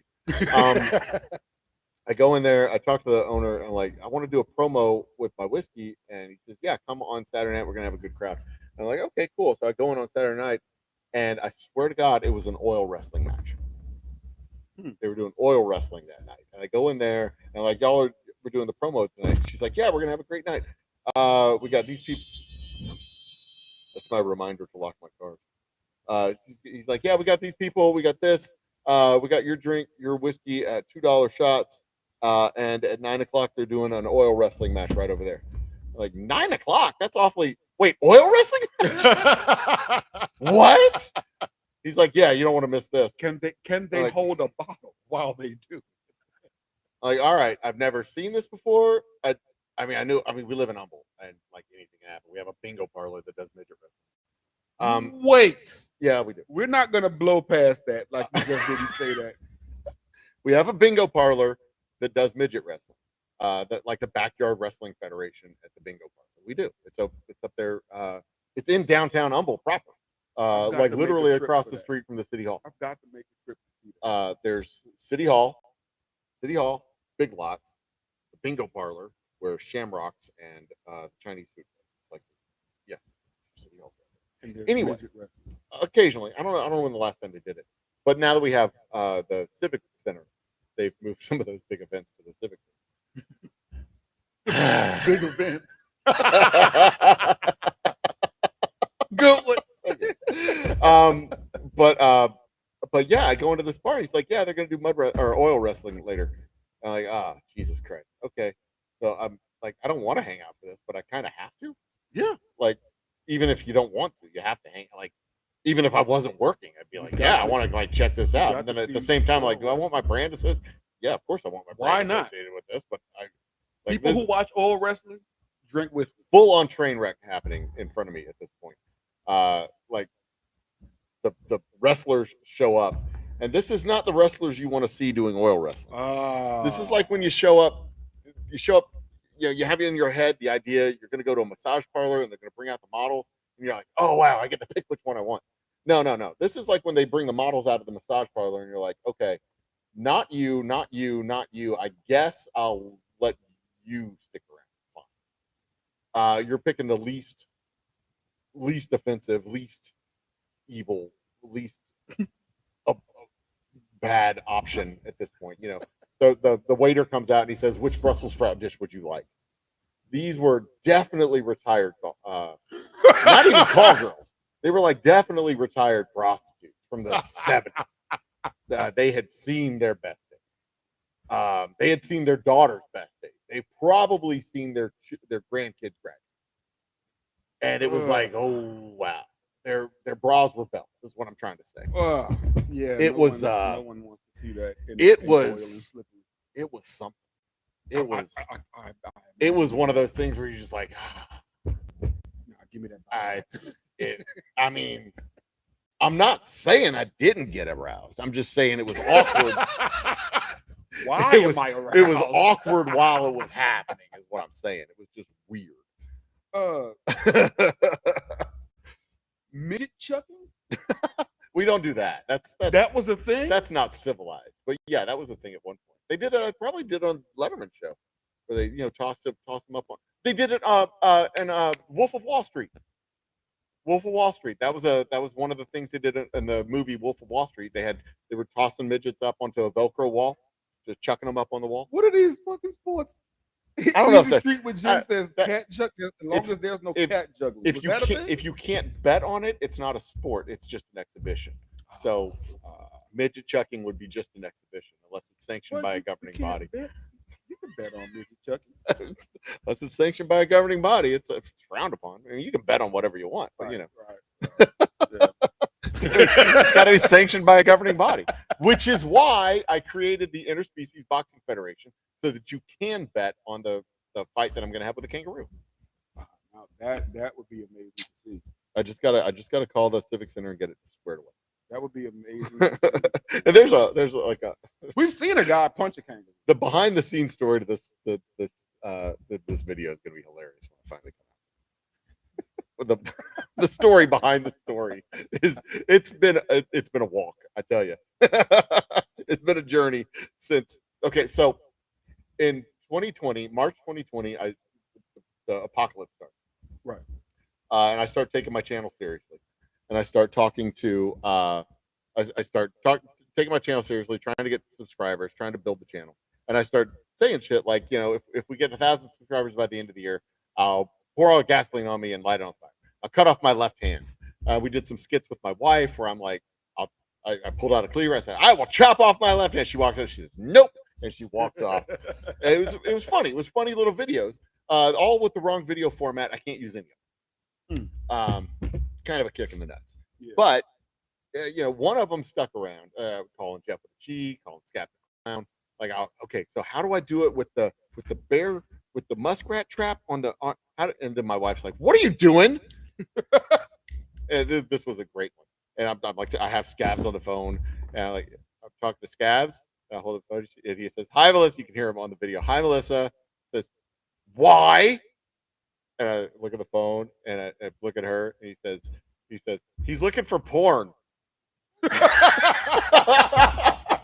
And I go, "Yeah, porn." She just goes, "Stop it. You're not doing whatever it is he's talking to you about." Like, okay. Bye, Scabs. I have to go. I'm in trouble. It was a great video, but I can't use it because it was wrong fucking format. Got to redo it. Yeah, probably. But the one that stuck out, I was going to jump off the roof of the house into the kiddie pool full of beans or something. And Well, you know where to get them. my kids were in that one, and they're like, "No, it's my pool." Well, you know where to get the beans because you know. But the one that stuck around was like me sitting on the couch. I'm like, "Hey, honey, I think I'll fight a kangaroo if we get 1,000 subscribers." She's like, "No, you will not." And that was like the funniest one of them all, I thought. But that joke is kind of persistent. And I've kept saying, yeah, we'll get 1,000 subscribers, I'll get to fight a kangaroo. And Lisa was in on it. Lisa, my co-host for my happy hour, she's like, no, you won't. That's not legal. You can't do it in the state of Texas. I'm like, I'm pretty sure it's not illegal.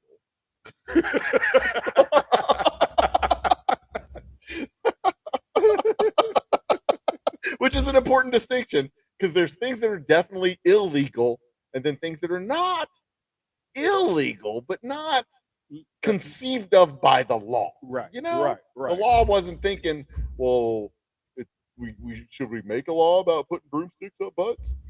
Like, who's gonna do that? Hey, this is America. Well, I guess we got to make a law. Have Yep. you not seen the show Ridiculous? Anyway, didn't think I would fit up there.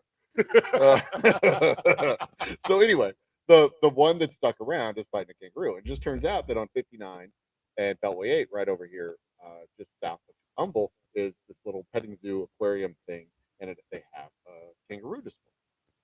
And we have a civic center that has regular boxing matches. And I'm like, you know what? I mean, I could put this thing together. All I got to do is make 2 phone calls and we have a fight with a kangaroo.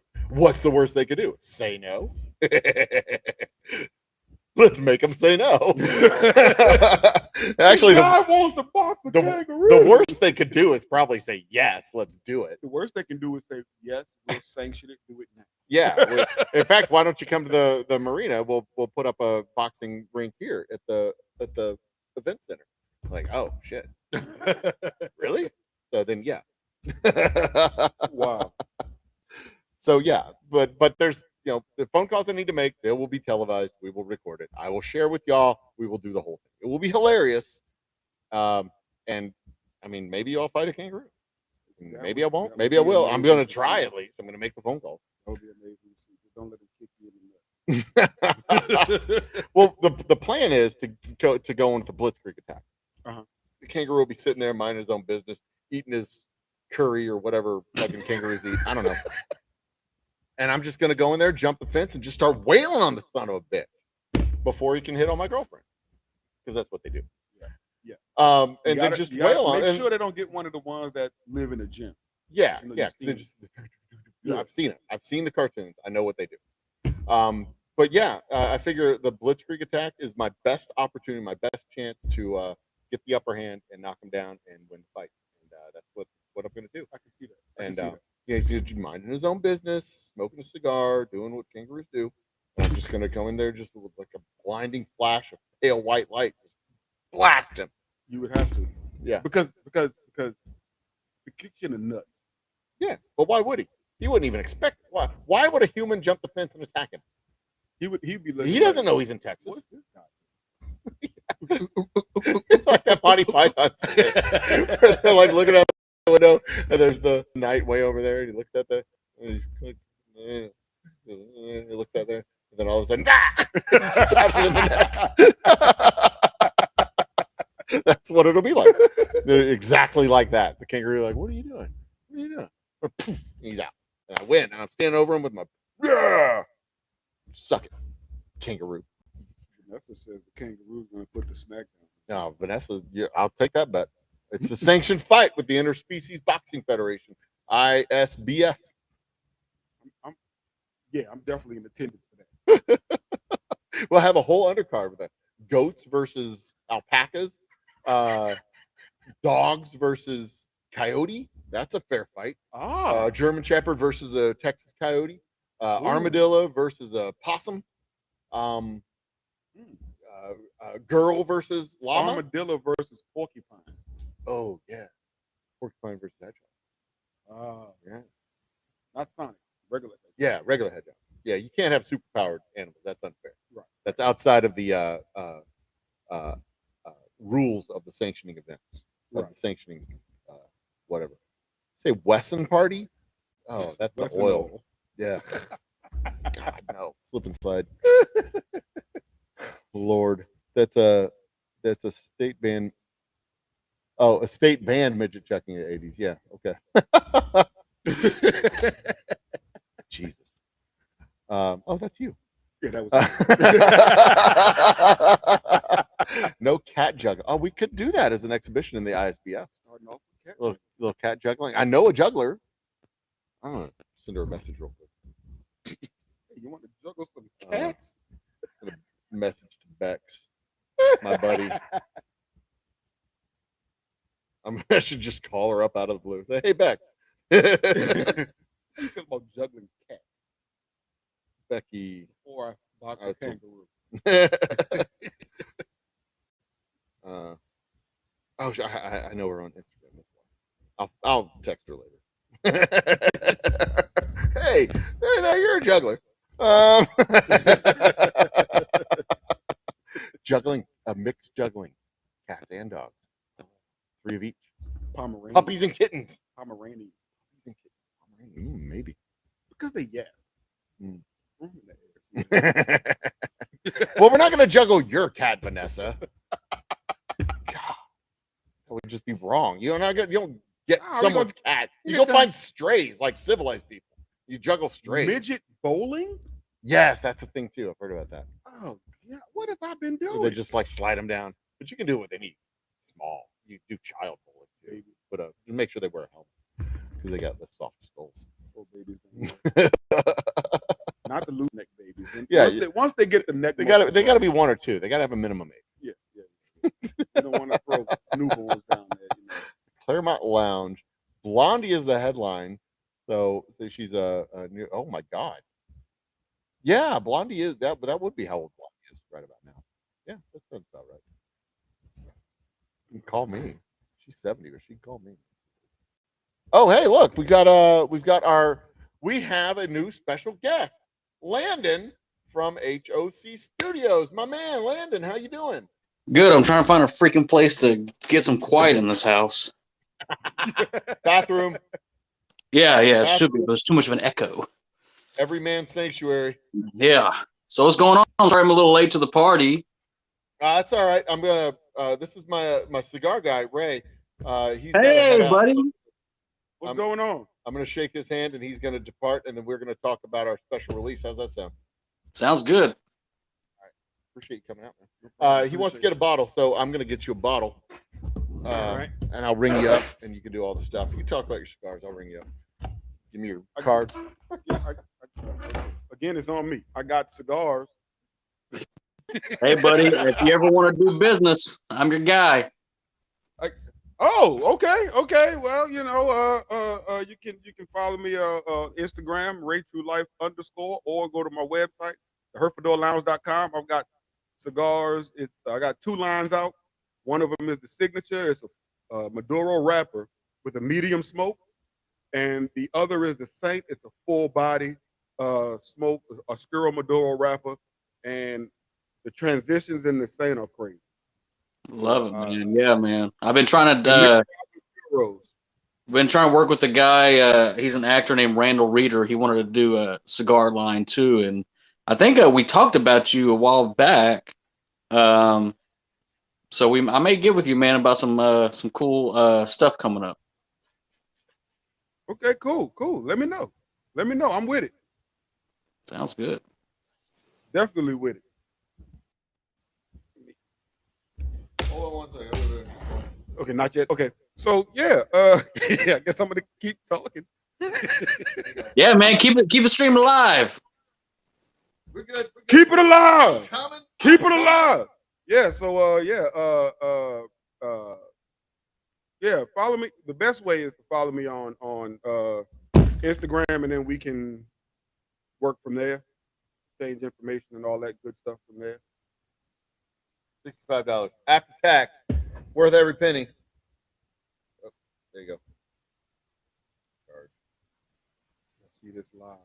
Probably. Okay. I didn't show the number. Oh, I'll tell him later.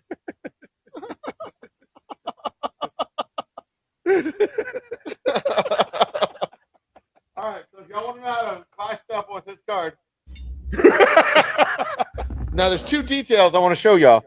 Every bottle that gets bought has the information on. Y'all can't see that from this distance. The information on the back. It says right there. Why didn't you just 5 switch the gallons. camera? I could do that, couldn't I?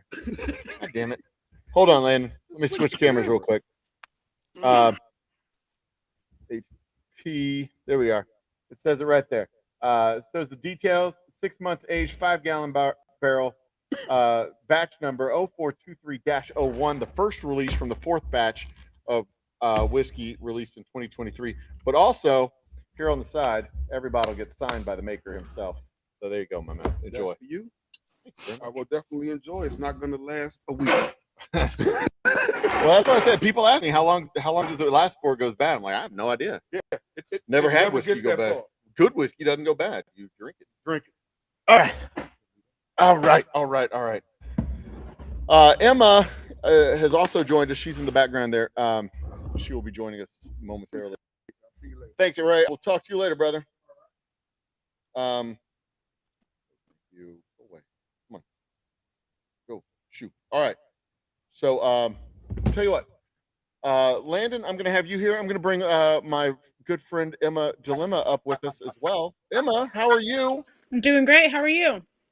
I am fantastic. We are being joined by my good buddy Landon, and I've got a really cool announcement that we're going to talk about with Landon up here, and then we'll talk about Emma and burlesque and all the cool stuff that you do. How's that sound? Sounds great. Great, fantastic. So here on my left is Landon, and here right just below us, stage center, is Emma, where she belongs. Stage center. Is that right? Center stage. Center stage, yeah. I don't know things. I just say words that sound like they should go together. I get that. Yeah. Okay, that's fair. I'm gonna turn on a heater because I'm actually getting kind of chilly in here. So, Landon, you are the inventor and creator of a very cool graphical thing. I am.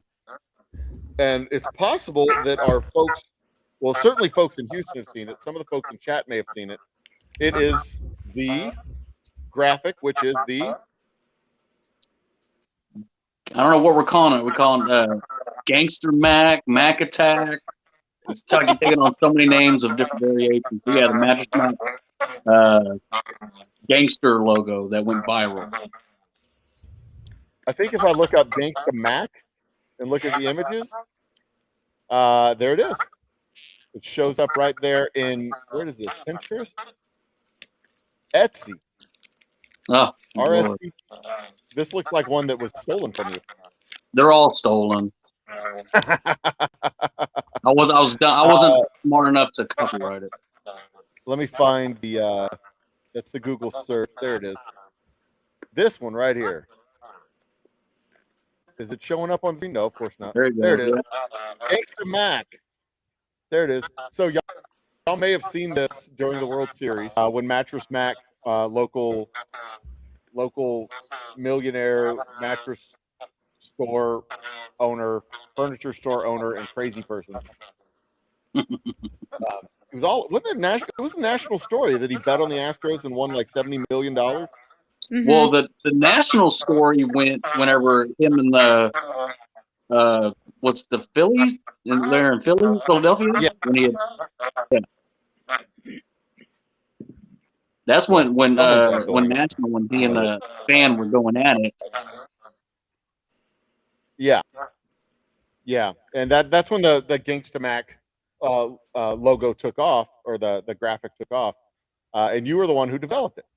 Yeah, and it hit the social medias and it blew up, and everybody loved it and everybody borrowed it. But more importantly, what is it? Come April, round about opening day. Is that about right? Is that what we talked about? Opening day? yeah. Let me see what baseball opening day is. I'll go on this screen here. Official opening day 2023 is, it's March 30th. But that's fine. April's opening month. I don't care what they say. April is for baseball. But opening day, April 2023, we're going to collaborate and release a Gangsta Mac special label. That's what I'm super excited about because, sorry, I got to get straight on here. For the longest time, I think me and you have been going back and forth for at least 3 to 4 years trying to find a project to collaborate on. I think this is one that we finally were able to sink our teeth into. You know, Yeah, something with the right fit, something with the right. So what I'm the conception, the thing that we're playing around with. So this is our special reserve label. So instead of it being black, it would be orange, and instead of special reserve, it would be Boomtown Bourbon. Boomtown, right? Mm-hmm. And then on the back, we would have. Where is he? Oh, over here. I'm in the wrong spot. Emma is underneath Mattress Mac. I was going to be underneath Mattress Mac, and I was going to go there. We're going to have that guy on the back of the label here of our Boomtown bottle, because it's going to be the Boomtown Bourbon, because that's our premium delicious whiskey. That's going to look dope as shit. And hopefully it'll bring some luck this year, and we can get 3 titles under our belt. Yeah, 3 championships. That's going to be awesome. I've already decided the Astros are going to win the World Series this year, so it's fine. Even if they don't win, it's going to be fine, because the Dodger fans are going to cry about it. Right. Emma, do you enjoy baseball as well? Do you watch the sports ball stuff? You know, I don't really have a lot of time to get invested in a lot of it, and a lot of times my shows and things are on the same nights. Oh my God, you sound like a robot. Well, it sounds like that's yeah, something's going on with your audio, but it sounds awesome because you sound like a robot. All right, let me try something. Hold on. There you go. There you go. Whatever you just did fixed it. Okay. But you don't sound like a robot anymore. Okay. Unfortunately. Okay, cool. Well, Robo Emma. That was so awesome. I would like to be a robot and preserve my joints and life. I was gonna ask you to say Domo Arigato, but it's too late. Okay. You no longer sound like a robot. So the games are on the same night. I get that. I personally I either watch the recaps the next day or listen to them on the radio, because I usually am working when the games are on. Right. And I don't get to watch it. But I'm a big fan. I've always been a fan. I've loved baseball ever since I was a little boy. So there you go. And that's why I'm super duper excited about this, Landon. Being able to put this together with you. I was when I saw that come across the social medias for the first time, and I found out that it was you who made it. I was like, oh my God, this is awesome. I know that guy.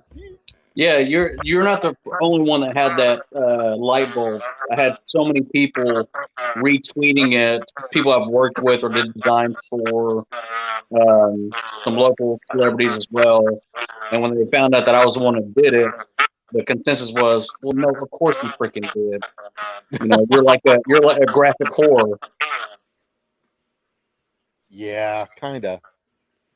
Can make it bigger? I did make it bigger. That's awesome. I can make it bigger. Boom, Gangsta Max. So that's going to be on the back of our bottles. We're going to have the echoes come back too. I don't know why. I think I want to say it's my computer. Hence, I think also because this computer's a little old. Let me put my headphones in and see if that fixes the problem. Okay. It's okay. I'm okay with it. It's just whatever. These little bitches in chat are going to cry about it. I'm kidding, people. Calm down. I love my people. They take so much abuse from me. I love them to death. They love the abuse. They keep coming back for more. I keep giving them terrible videos to watch. But yeah, I'm super duper excited about it. I'm already talking to our graphics team about getting the new labels for not only the new labels for our Boomtown, but the special edition labels. How many of these do you think we should make? 200 or 500? Well, shit. Why stop at 200? Let's go with 500 and do I love how you go to store, and you know you're one of the rare breeds who goes out there and makes sure that you show the people, hey, this is a passion. It's not necessarily a project, but this is your life, and get to meet the fans and sign bottles and let the people see a face of the product. We should do a Mac tour and go to all the different places and try and drum up some excitement. We already sold a bottle of the Gangsta Mac whiskey. Liquor Camp. They're based in Ohio. Liquor Camp has already claimed one. So cool. Nationwide. I've been kicking around the idea of doing a gross, a dozen, or doubling that and doing 4 2 dozen. But I was thinking rather than do it in the store, we just do it here. We make people come to the distillery to do Oh, it. I don't know if I want to put it in specs. I don't know if I want to give that to them. But we can discuss that. We can talk about it. We'll see. But I think it'd be more fun to have the people come through the shop, and yeah. we'll figure it out. And We you do it can either have way. like We a, can start with a dozen, and then do the second dozen when we actually make it into the playoffs. and have a little party, like a I don't know what would you call it, like a or your opening day version of unveiling it, and maybe have some burlesque dancers there for entertainment. Maybe so. I know a really cool sideshow troupe, and I know this chick who's like an aerialist and just a hell of an all-around performer. She does this thing where she walks on bottles. It's just dope as hell. And you got some strong beams. They happen to be your bottles. Yeah, they do. That's so cool. It's one of the cool. It's one of the coolest acts I've seen people do it on champagne bottles. After you came on our show back during the pandemic and did the bottle walking exhibition during our happy hour, I saw another clip of somebody doing it on champagne bottles, and it was just lame. It was, I'll be honest, it was just lame. Champagne bottles are so rote, so just phoning it in. Doing it on whiskey bottles is just way cooler because the neck on the whiskey bottle, I mean, she puts her foot on that, like that. She walks on that. That's teeny tiny. That's some good promotion material right there. And you can't see it from this angle, but she's 7'3".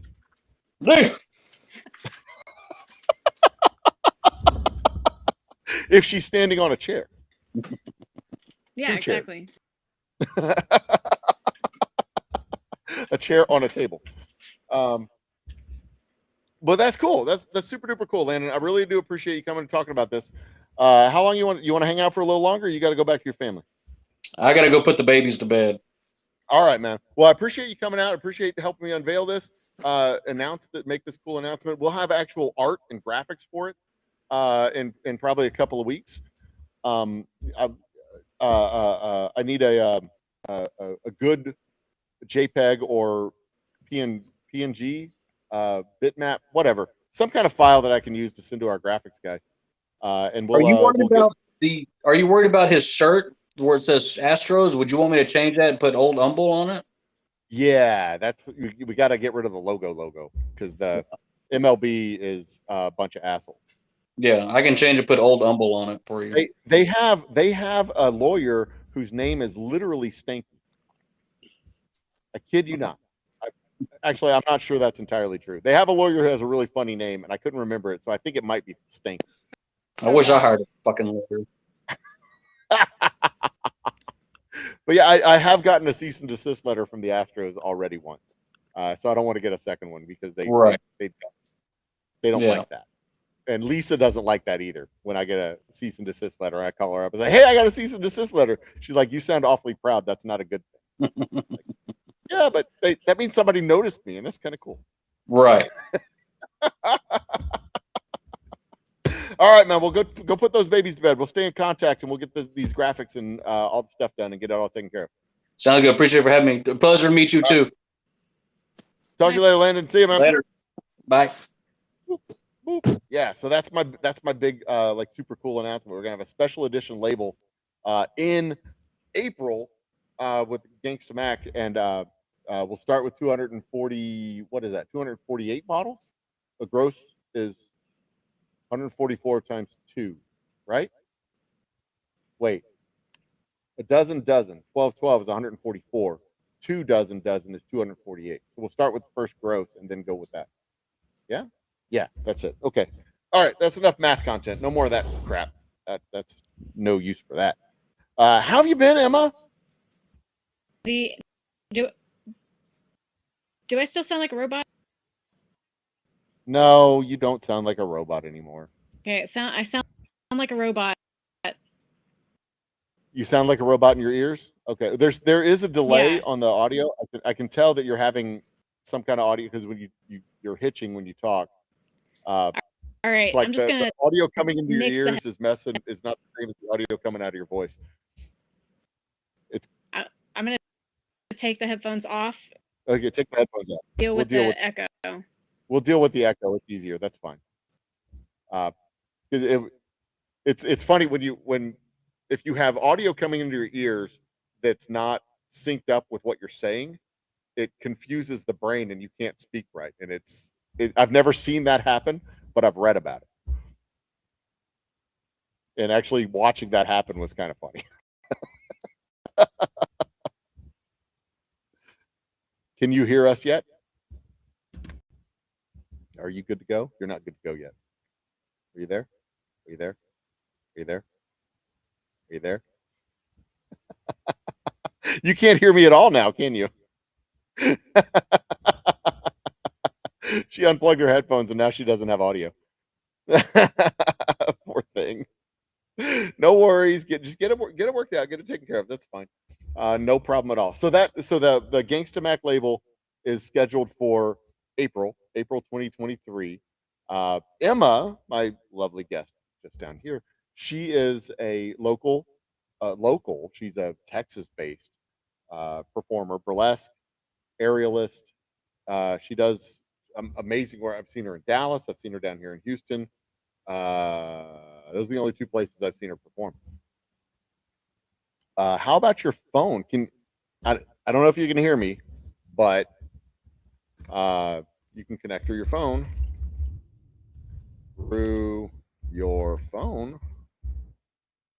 Oh, she's gone. Oof, she disappeared. We send her a quick message. Let her know she can go through the phone. If she doesn't want to go through the laptop, she can definitely go through the phone. That is a good point. Thank you. Is she back? Let's see if this worked. Hey. Okay, so she can't hear me. Let me tell her again. You can connect through the phone. That might be helpful to her. Might not. We'll see. Okay, she's got her phone. Look there. She's got her phone. Awesome. There she goes. She'll be back in a minute, probably. Maybe. Yeah.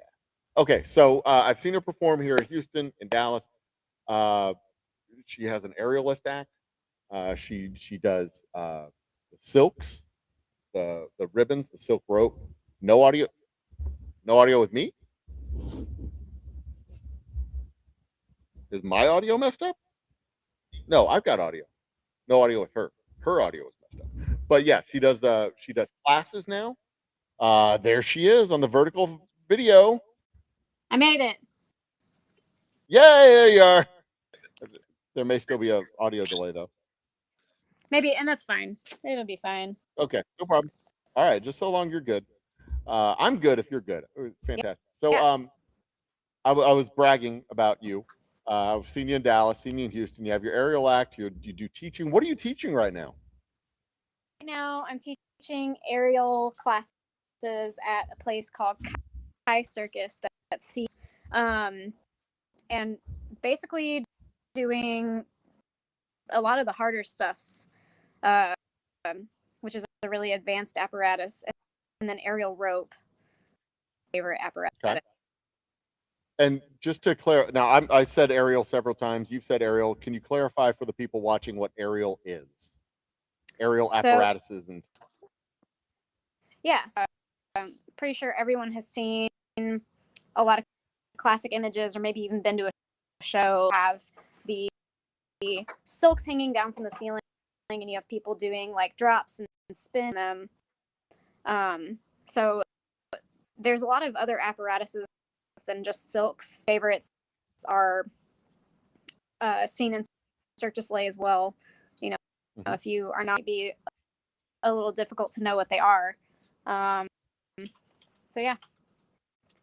So basically, it's anything that takes you above the stage, like it could be a trapeze. You could be literally on a trapeze. I've seen you. I think I saw you in a cube, a wire cube or a sphere. I can't remember if it was a cube or a sphere when you were at Numbers. I think it was at Numbers. Yeah, you were with Tifa. Yeah, it was a cube. And the cube is great. I love the cube.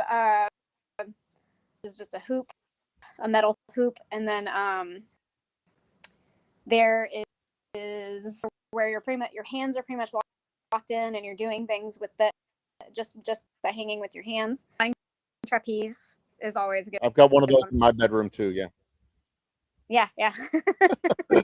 pretty common. So you perform with the Lolly Bombs up in Dallas. Do you still perform with those guys? I do. Yeah, I perform with them pretty often. They're a wonderful group to perform with. I'm trying to branch out and go to different areas of the perform as well. So yeah, you were briefly up in Colorado, right?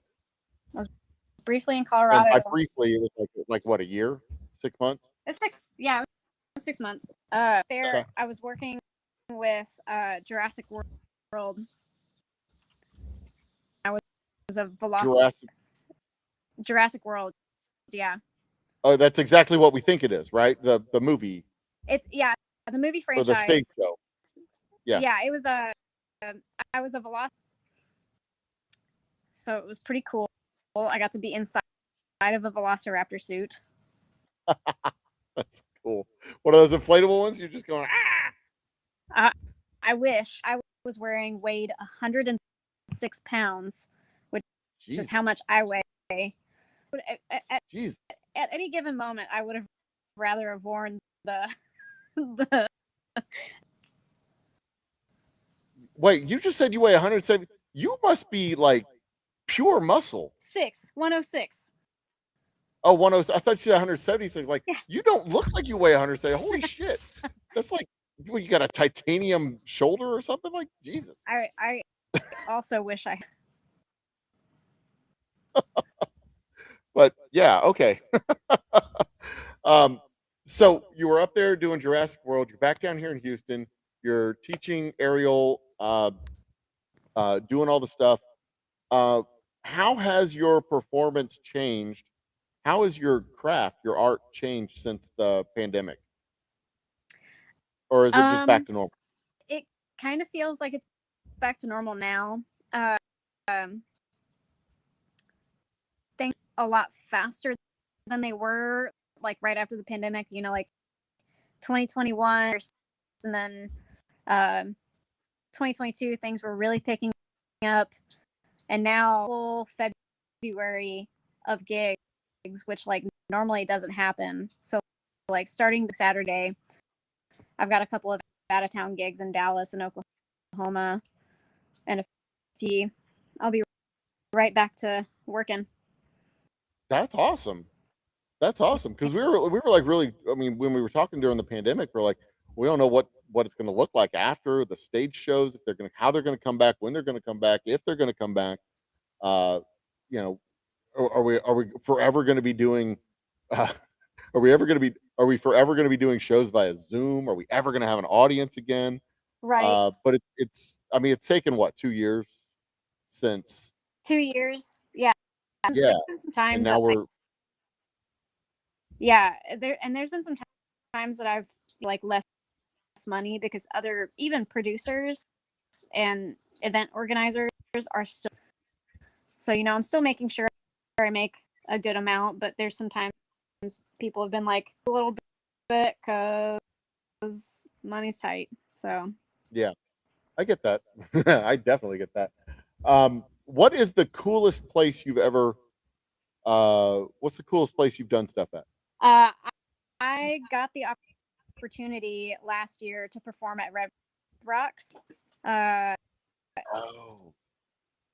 Yeah, and if you're not familiar with what Red Rocks is, amphitheater out in Morrison, Colorado, which has been voted, like I think right before I got to perform at it, it was voted the most popular, most attended music venue in the world. Yeah, it's beautiful. Yeah, it's an absolutely beautiful place to go see a show. Yeah, it's really gorgeous. So John Denver at Red Rocks is still one of the best, like one of the coolest performances I've ever had. I didn't see it live. I've seen it on video. It's one of the coolest performances. One, because I love John Denver. Two, because it's a really cool venue. And three, because it's John Denver in Colorado. I mean, good God. You don't get much better than that. But There there's were- an amphitheater, right? There's like a actual, it's not just an open stage in an open place. There's the whole thing. That's how you were able to do the aerialist stuff, right? Yeah. They have like a full rigging situation. I was looking for the phone charger, Dean. I think. Sorry, trying to get the phone charger too. My life is falling apart. I'm at the end. But so the show I saw before I moved back to Houston was the 25th anniversary of South Park. They did a live show with Primus and and it was absolutely incredible. That was probably my most favorite show that I saw there. Oh, that's cool. Primus Yeah, and who's the and- other one? Primus and who? Ween. Ween. Got it. That's cool. Yeah, and like stage and sang all of the classic South Park songs. It was such a wild ride. I was really skeptical going in. I was like, what should I, is this going to suck? Is it just going to be Primus and Ween? Are we going to hear anything South Park? But it was, remember that like these guys have put out multiple movies and now Broadway musicals. So like we're incredible. And since then I've been really thinking about like, what is, can I like siphon it into my stuff? What kind of pop culture references you can pull into your stuff? Pop culture references or just how they like link make sense in an episode. Yeah, that makes sense. Yeah. I mean, I've seen what you do. Amazing. You're a creative individual. You're creative as hell. I'd pay to see that. I'd totally pay to see that. That'd be kind of cool. What you said you've got shows coming up you got a full February booked of stuff. You got anything coming up in Houston? Yes. So next Saturday I'm performing at Rebar for Rebar Burlesque. Rebar is, I think it's in like Montrose area, but it should be fun. And then doing the Dirty Disney show at Rise Rooftop she's doing shows there now, so that'll be fun. I think my next Houston show is February 24th at Warehouse Live. That's cool. That's a cool little venue too. It's a I like neat Warehouse Live. place. It's not little either. It's huge. It's a neat big place. Anyway. Well, cool. Are when you do these shows like Rebar and all these other places, is it just you or are you with a troupe?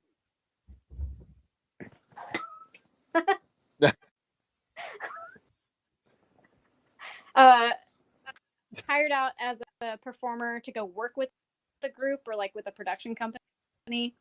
So they, let's say they'll hire like five different performers from all over town, and we're not necessarily a group, but we'll come together and do the show that night. Is it like a NBA All-Star type of thing where y'all just meet that day and y'all all have your own thing to do, or do y'all work together to do a show and you have to like coordinate it? We just all meet together and do our own thing that night. So like Dirty Disney, for example, like the Dirty Disney show, people who like already had these Disney-esque acts and then put some else, so it's run more like a cabaret style show. Gotcha. But for stuff like at Rebar, it's and our next act is, and it's just you're doing your own thing one at a time. Okay, that's cool. That's very cool. And when are you going to be at Rebar? next Saturday. Okay, so a couple Saturdays from now in February. That's cool. When do you need your bottles? I'll probably get them from you. I have a couple still for backup. Your bottles do last a long time too, which is like Pretty great. sturdy. They're very sturdy. You know, when you're like doing bottle walking stuff and you're like shopping for the right bottle to, I mean, your bottles are extremely sturdy, and I don't know how Yeah, or why nice. I had some on hand. Flat bottom. Very thick, very flat bottom. A lot of people tend to go for like the champagne bottle, or like the bottom of the champagne bottle is like this, right? Yeah. But yours are, which a lot of people wouldn't go for right away because it's harder. It's supposedly harder to balance on them than champagne bottle. Okay. But yeah, I think I should probably come and get them big because it's a country themed show, and that Western themed. Oh, we can. I mean, I can. After this weekend, I can meet you halfway. Be happy to find you somewhere around town and drop off. We'll do like a little back alley exchange where I give you the empty bottles and you can just give me an envelope of oregano or something, and it'll be totally cool. Perfect. We can act like criminals. It'll be great. Right? I'll show up with a long coat and like. Yeah, I'll get my own trench coat. That'll be cool. We'll do it that way. We all like hoodied up and. Yeah. That'll be fun. Okay. Well, I mean, I'll keep you on as long as you want to talk. Yeah. I got nothing to do. I'm going to be here till like 2 or 3 o'clock in the morning. So Gosh, I don't know. You got anywhere to go? You anything you want to do? No. You want to you want to talk about space stuff? We can talk about space stuff. Because we had my science advisor on earlier, and I was asking her about like, I'll ask you. Do you think we got aliens walking among us, visiting Earth, doing stuff here on the planet, or do you think space is too damn big? I don't know. I feel like space is too damn big, but that's what I say. Too, if we have like signal that's been emitting for like, I don't know, since 1960 something, 1950 something, like even sooner than that, because like, didn't space before that? I think according to the movie Contact, the first broadcast that went into space was the 1936 Olympics with like Hitler. Because actually, that was the whole freak out because they got the message that came back and it was Hitler at the Olympics, and they're like, maybe they're just saying we got your message and here it is, or maybe they're saying this guy was a really cool dude and he had some great ideas. We don't know what the aliens are saying, so they decided to nuke him because that makes sense. Makes sense because like radio waves travel pretty far, so like sure. If we've been for a long time, I feel like it probably hasn't gone much further past. But what are the chances something's out like just right outside there? 1974? Yeah, I mean 1974. I mean, I figure there's got to be something out there, but it's big. It's really, really, really, really, really, really big. And what I was talking with Tanya was that like aliens on a planet like 25 million light years away aren't looking at humans on Earth. They're looking at Earth with like dinosaurs and stuff. Exactly. So, like if they hop in their little spaceship and they come to Earth, they show up and they're like, "What are all these buildings? Who are you people? Where are the pterodactyls? We came to hunt pterodactyls." What? Well, did you see that TikTok? It went viral, but there was like a UFO like hovering above Sapphire Strip. No, I didn't see that one. Or if I did, I was whatever. Yeah, it was pretty silly, and I was like, y'all know that's probably just lights reflecting off clouds. But then I don't know how I got onto like alien invader TikTok or UFO TikTok of like, because I've been on the internet is so weird. It's like a UFO equals aliens. Like, no, UFO means unidentified. Yeah. It is a U.S. Air Force bomber that we don't know what it is. Calm down, people. There was a great moment of like a TikTok I saw. It was like, all right, here's a video I saw of this particular object, like spider planes, and then here's a video of it from like in it being in Florida versus it being it just I don't know how I got on this section of the internet, but I did. Oh, and it is once you get there, your feed is ruined. Yeah. Absolutely. I wanted to do a show, one of my happy hour shows, talking about the origins of this flat Earth nonsense. And I made the mistake of doing the search when I wasn't in incognito mode, and I had to clear out my history because it just ruined everything that was coming up on my feed for like the next 3 days. I had to clear my history going back a few days, and I had to do all the searches in incognito. Like, okay, origins of, and I had to word them just right so that this crap wouldn't just dumb populate everything. Oh my yeah, the gosh, algorithm is a powerful monster. It is. You it's really funny you bring up the flat Earth stuff because me and a friend from Houston were really debating on going in a flat earther seminar they have. They have like a huge flat earther get together and everything every year, and it changes locations. They have them all around the globe. Right? I tried watching that movie. There was that movie Under the Dome on Netflix. I tried watching. I got through 15 minutes. I was like, this is just nonsense. I couldn't go past 15 minutes. Yeah. It was unfortunate. But, trying to be a researcher, I can't be a researcher of nonsense. It's just like, yeah. So they actually have them here in Houston? They've had it in Houston. Home of in the NASA? past. The belly of the beast? And I don't think flat earther worked there either. No, probably not. No. Probably not. So, yeah, I mean, I would see. I don't know. I'd almost want to go for the entertainment value, but I kind of think I'd get in a fight. Yeah. Because at some point I'd sit there in the conversation like, yeah, tell me more, and at some point during that conversation they'd realize I was mocking them, and then I'd end up getting in a fight. Like, yeah, no, that makes sense because the shadows would definitely work differently in the southern hemisphere and the northern hemisphere. That's why the moon is not upside down, or the moon is upside down. Or I'd just like mix in like facts and try and confuse their little brains, and I'd end up getting in a fight. What did they say instead of hemisphere? Did they say quadrant? Like, I have no idea. I don't know. I don't see. I have this rule that when it comes to nonsense, you don't debate it. You just say no, and you take your drink and you go to the next table.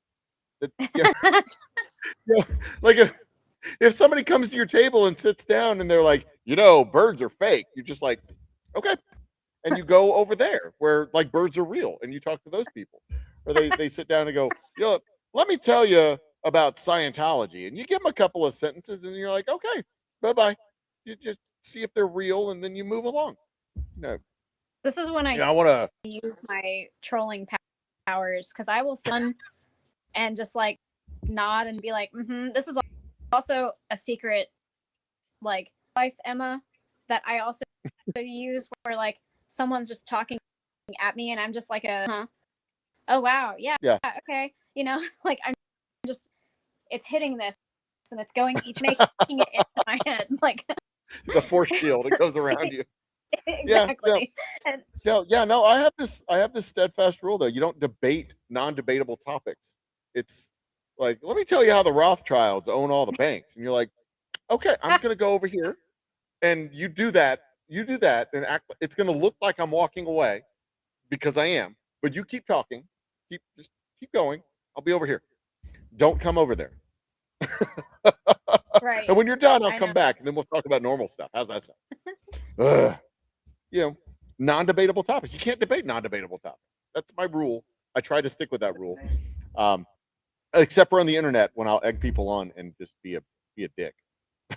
The internet is you can do that. place for that. Yeah, you can't You know get punched on the internet. You know who's really getting non-debatable topics? Who? Nick the vegan. Oh yeah, he is really good at that. He's a fun guy to talk to. He's a I fun like guy to Nick a talk lot. to. He Yeah, so he's a amazing. fun guy in general. Yeah, he really is. So another Uh, another local Houston performer, Nick the Vegan. He is a vegan, and his name is Nick, hence the name Nick the Vegan. He's performed with Jeff. He's performed with you. He's performed with Tifa. Yeah, he's just a man about town. He's gone. You can find him pretty much at any venue with any group of folks. he's just been a- working with me at the Texas Renaissance Festival for the. That's right, Texas Ren Fair too. At the Ren Fair, you and Tifa opened up the it's not the Nightshade Lounge, it's the what's it called? The Wormwood Public House. Wormwood. That's what I was thinking. Absinthe. I knew it wasn't absinthe. I'm like something green. It's not. Oh, what is it? Wormwood. Right. Yeah. Speaking of local weirdos, guess who just popped into the green room? Who? Oh, he's not a local weirdo anymore. He is a New York City weirdo. Oh, Jeff with a shit. G. My main man. Look who I got with me. The pint-sized powerhouse herself, the diminutive dynamo, Emma Dilemma, and joining us live from New York City, it's Jeff with a G. Yeah, I couldn't wait to see Emma because I know I'm going to see her in March. I just couldn't wait. Yeah, That's right. Y'all are both into the Sideshow Hootenanny down in New Orleans. That's cool. that is a lot of That is cool. So tell us about the Sideshow Hootenanny, Jeff. Jeff with a G, everybody, give him a big hand. Joining us live from Coney Island, New York, down in or up in New York, Yeah. near New York City. I guess it's in New York City, right?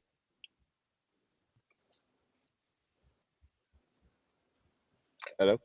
New York City is like this weird confederation of 5 cities. That Coney Island is part of Brooklyn. Okay. Yeah, And Brooklyn yeah, would so- be yeah. what, the third Yeah. largest city in the Coney country Island's if on it the was ass- by itself? Close. Yeah, there's a lot of people there. Yeah, Fifth largest city, something like that. it's a a big city, big place. sizable city. Um, So yeah, and it has the- more man buns the per Sideshow capita than any other city in yeah. the country. So tell us about the Sideshow I don't Hootenanny down in New Orleans. Yeah, look, yeah, look where.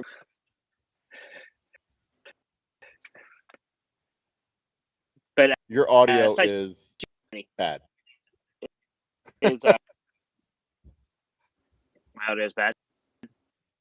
Let's try. Yeah, audio is cutting this in and way. out. Okay, one moment. Up. Better. Hear I me? heard better. You can hear I me? can hear you. Yes. Yeah, I can hear you now. I think we're I good. We might be good. Switched over to my computer versus the headset. Because yeah. Anyway, such a organization dedicated to in this area of the Sideshow arts every year by having a larger event. We collectively call it. It's 4 days. We moved it so from the second and third of March, a bunch of weirdos folk send their ways to do all sorts of functioning, doing stays. Day there's and the public is more part of this as well. So it's not just circus and sideshow people. And so yeah, so Okay. it's gonna be a lot. All right. So let me try to recap it because you were cutting out like every fourth word probably. The Sideshow Hootenanny down in New Orleans is a organization dedicated to preserving the sideshow arts and doing performances with groups from all over the country. Yes.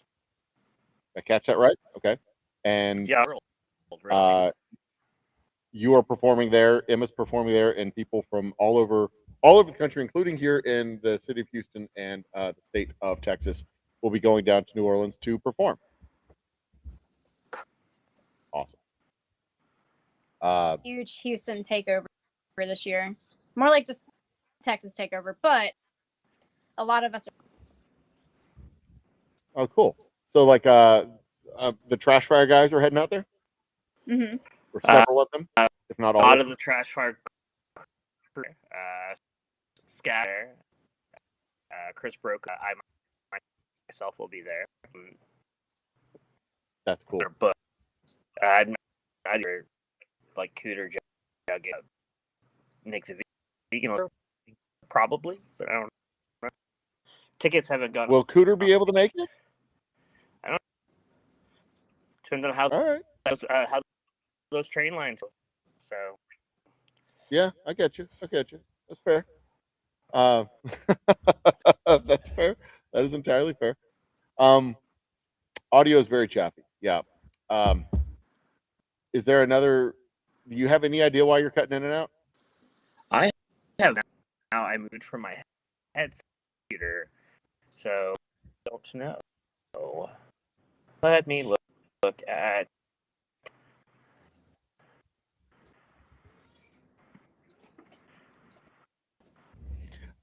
We earlier made an announcement of a special label of our Boomtown Bourbon using the Gangsta Mac. Let's see if I still. I do not. Reopen the tab. Reopen the tab. We will have a special release label of. Let me share this screen so I can show you of a Gangsta Mac label that will be coming out in April. So we're going to have a orange version of our Boomtown Bourbon label with that graphic on the back.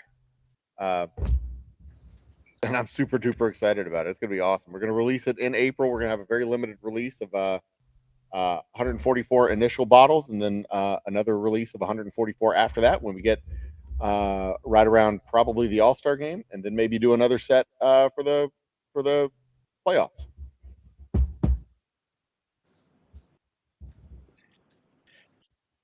Does the Gangsta Man also vote for Trump?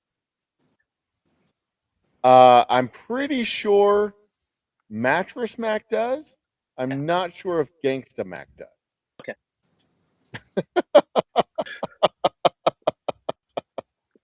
But that's okay because me and the guy who created the graphic,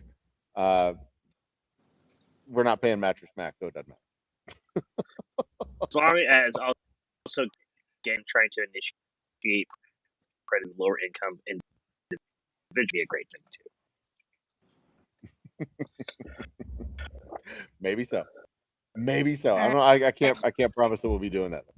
I'm gonna dip out, y'all. I'm gonna eat some dinner and get wine. Oh, dinner. Shit.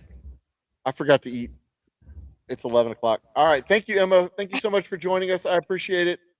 You're always a pleasure, always lovely to see, and always wonderful to talk to you. Thank you so much. Yeah, you're cheers welcome. and good night.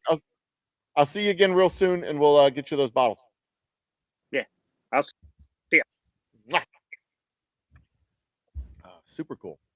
Bye, Emma. So hey, maybe that fixed the audio. Maybe it was her fault. Yeah, it could have been. Nope. I forth between different. Yeah. I don't know. Like I've never used so. It didn't fix the audio. Back. Jeff, I'm not going to be able to keep you on because you can't hear you, and you're just like cutting in and out. Is this sorry better, Mike? Wait. I think that might be better. No. Switching to different microphones. Yeah, it just keeps cutting in and out. I can't.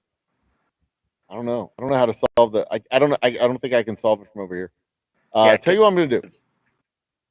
Let me boot you out and come on back in, and we'll see if we'll see if shutting down or kicking you out and keep bringing you back in fixes it. Okay. How's that sound? All right. I'm going to kick you out and let you come back in, see if that fixes the problem. Fingers crossed that that'll solve the problem. Because, like, you know, I've said before, I'll say it again.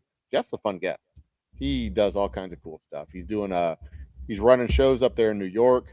He's doing his performances. He's organizing performances. He's working with the Hootenanny, getting artists and performers from all over the country down to New Orleans for the Sideshow Arts. He is doing all kinds of really cool stuff. I miss him. Miss having him around here in Houston. Miss going and hanging out with him at Darwin's and Leon's and just like chilling out with G. But he's also over there in New York living his best life, putting things together and enjoying expanding the Sideshow Arts. And what's really, really, really, really cool about all this is he's not just a performer, but he's a student of the craft and a student of the industry, and he works with other performers and works with other people to not only improve what he does, but also improve what they do. So it's really kind of cool, all the stuff that he's doing with regards to the Sideshow Arts and his own craft. So it's really kind of cool, and I love talking to him about this stuff because it's fascinating to me, and I reckon if it's fascinating to me, it's probably fascinating to at least one other person out there in the world. Alyssa Kapinski, who was supposed to be my first guest today, but unfortunately has COVID and is living in a fog and couldn't join us, said she's grateful to hear that I wasn't bad mouthing her today on the stream, but she wouldn't blame me if I did. She'll be back in a few weeks. I am certain I will get her when after she's on the mend. I will get her in here because they're going to start filming for Velocipaster 2 in April, and I'm hoping I can get her and maybe her director in on the show as well.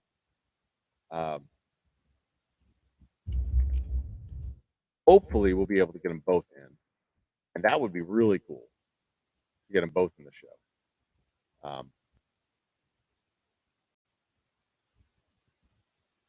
Because they're both really cool people.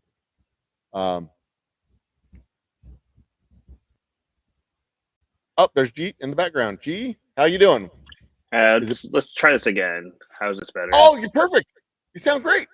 I just switched browsers for Oh, it. it's the browser. Gotcha.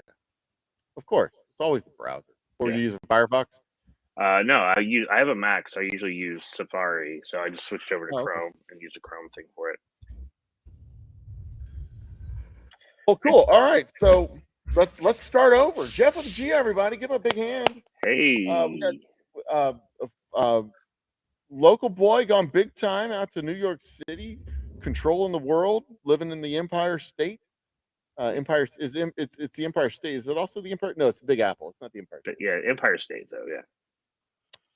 So you're working down with I was bragging on you how you are working with a Hootenanny and building up acts, and you're not just a performer in the Sideshow Arts, but you are a student of the Sideshow Arts. You're a student of the history of the industry, the history of the acts.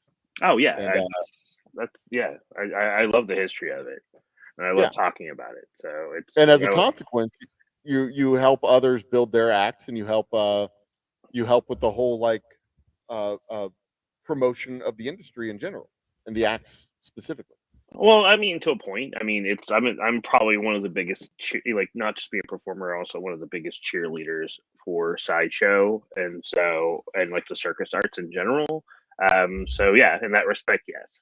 And so anytime I know somebody's in a show, I definitely promote it, even if I'm not in it, because that's how we grow the industry, is for people to put eyes on it. That's because I love the business.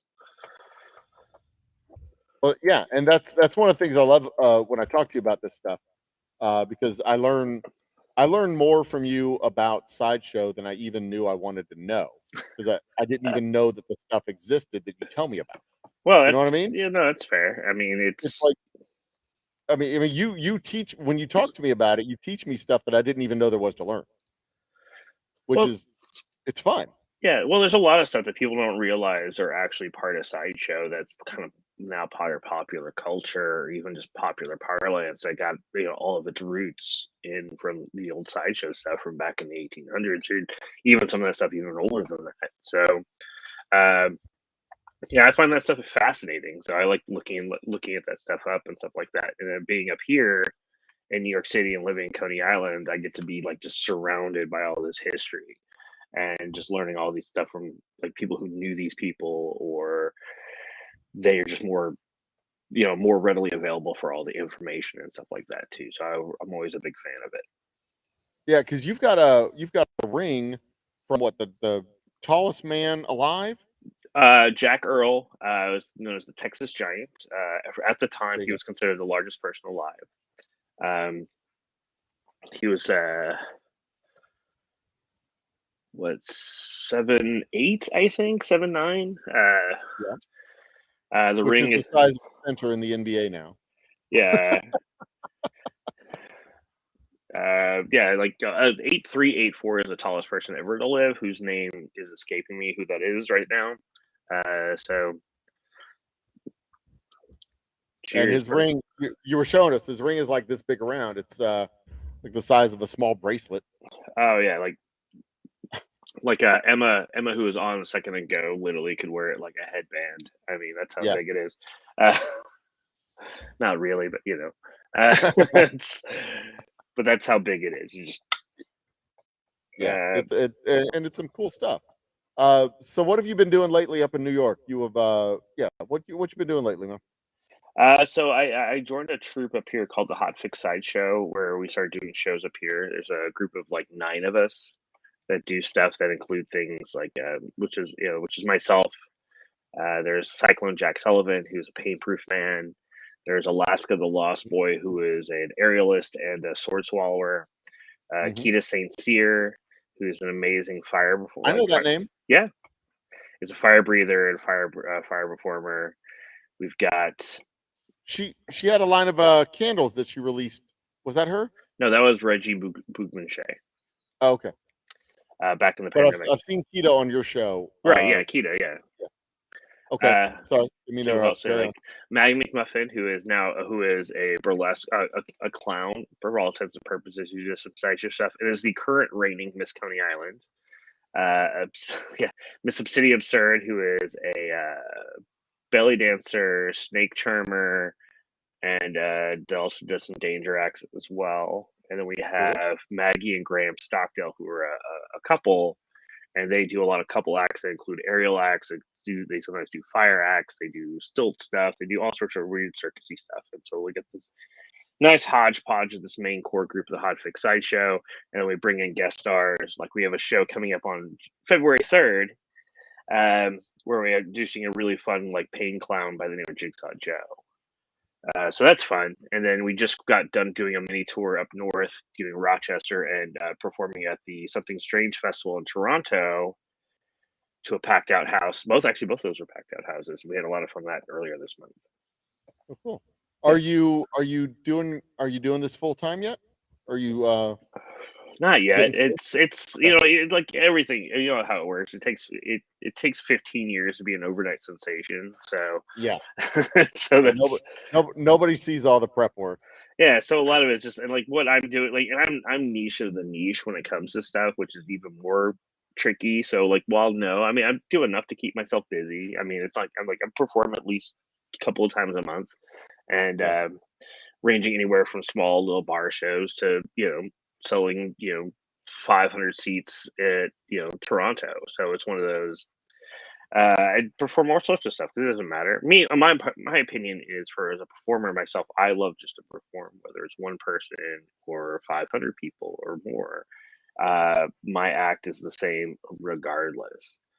What I do is the same regardless, because what matters to me is performing.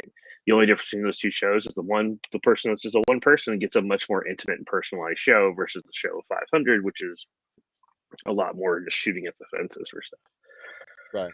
Right. When it's 500 people, you get a cramp in your forearm after the first couple or three. Yeah, could. Fair. All right. So,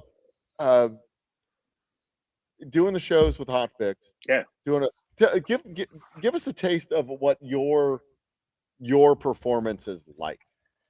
Just tell us a little bit. I mean, I'm not don't do a dog and pony show. You're not a marionette to perform on command, but just tell us a little bit about what you do.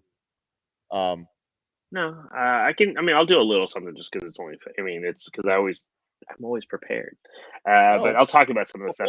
Some of the stuff I say to you is so how I first got Sideshow, I started doing magic and mentalism because I didn't like the idea of getting hurt. So I just started doing, mentalism tricks, card tricks, stuff like that. And eventually I kind of, I tell this to people and they laugh at me because of what they see me do now. Yeah, I've seen you with the staplers. With the staple gun and with things like, mouse traps. Right. I literally yesterday just got a big case of these, like 64 mouse traps. And you're wondering, Jeff, what do you do with 64 mouse traps? Well, I'm not going to use them all at once. I just want to have plenty so that we have backups for a while. You got to have a couple of spares. Yeah, I got to have a couple of spares. But usually I would use, depending on the show, I'll do acts where it involves, 7 or 8 of these. But what I'll do, in addition to doing regular card tricks and magic tricks, I do stuff with mouse traps. So a little mouse trap, live mouse trap. It's midnight here, so I'm trying to be quiet because I do have roommates, so I'm not trying to go. Yeah, that's why you're in my head. It's hints where you're in my ear versus just blaring out. So mouse traps.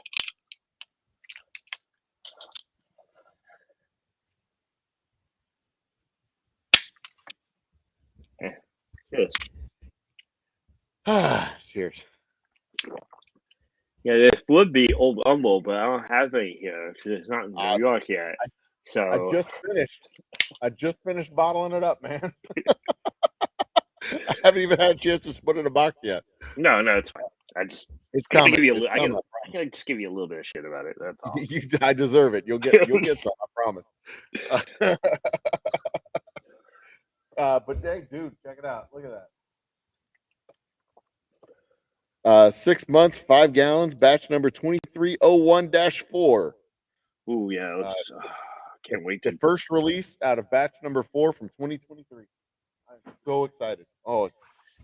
Yeah, I have. I've got friends up here, big whiskey guys, who when I came up and visited initially, and I brought the Old Humble up here when I came and visited, and they all talked to me about going. So when are you gonna get more? And I go, I don't know yet. We'll get it when we get it. So I don't want to oversell it, but it is definitely the best thing you've ever put in your mouth. I mean, I've had sampled previous batches of the Boomtown, so I know it's delicious. Yeah, Special Reserve is my jam.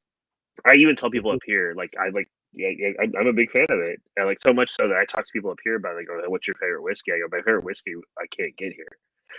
They explain what. I go, "Yeah, so Old Humble Special Reserve is my favorite whiskey to drink." So, I mean, tell the bars I go to, they have I've gotten some no bartenders and things like that the same way. So yeah, well, my best ambassador in New York. If I could just get the whiskey up there, it'd be great.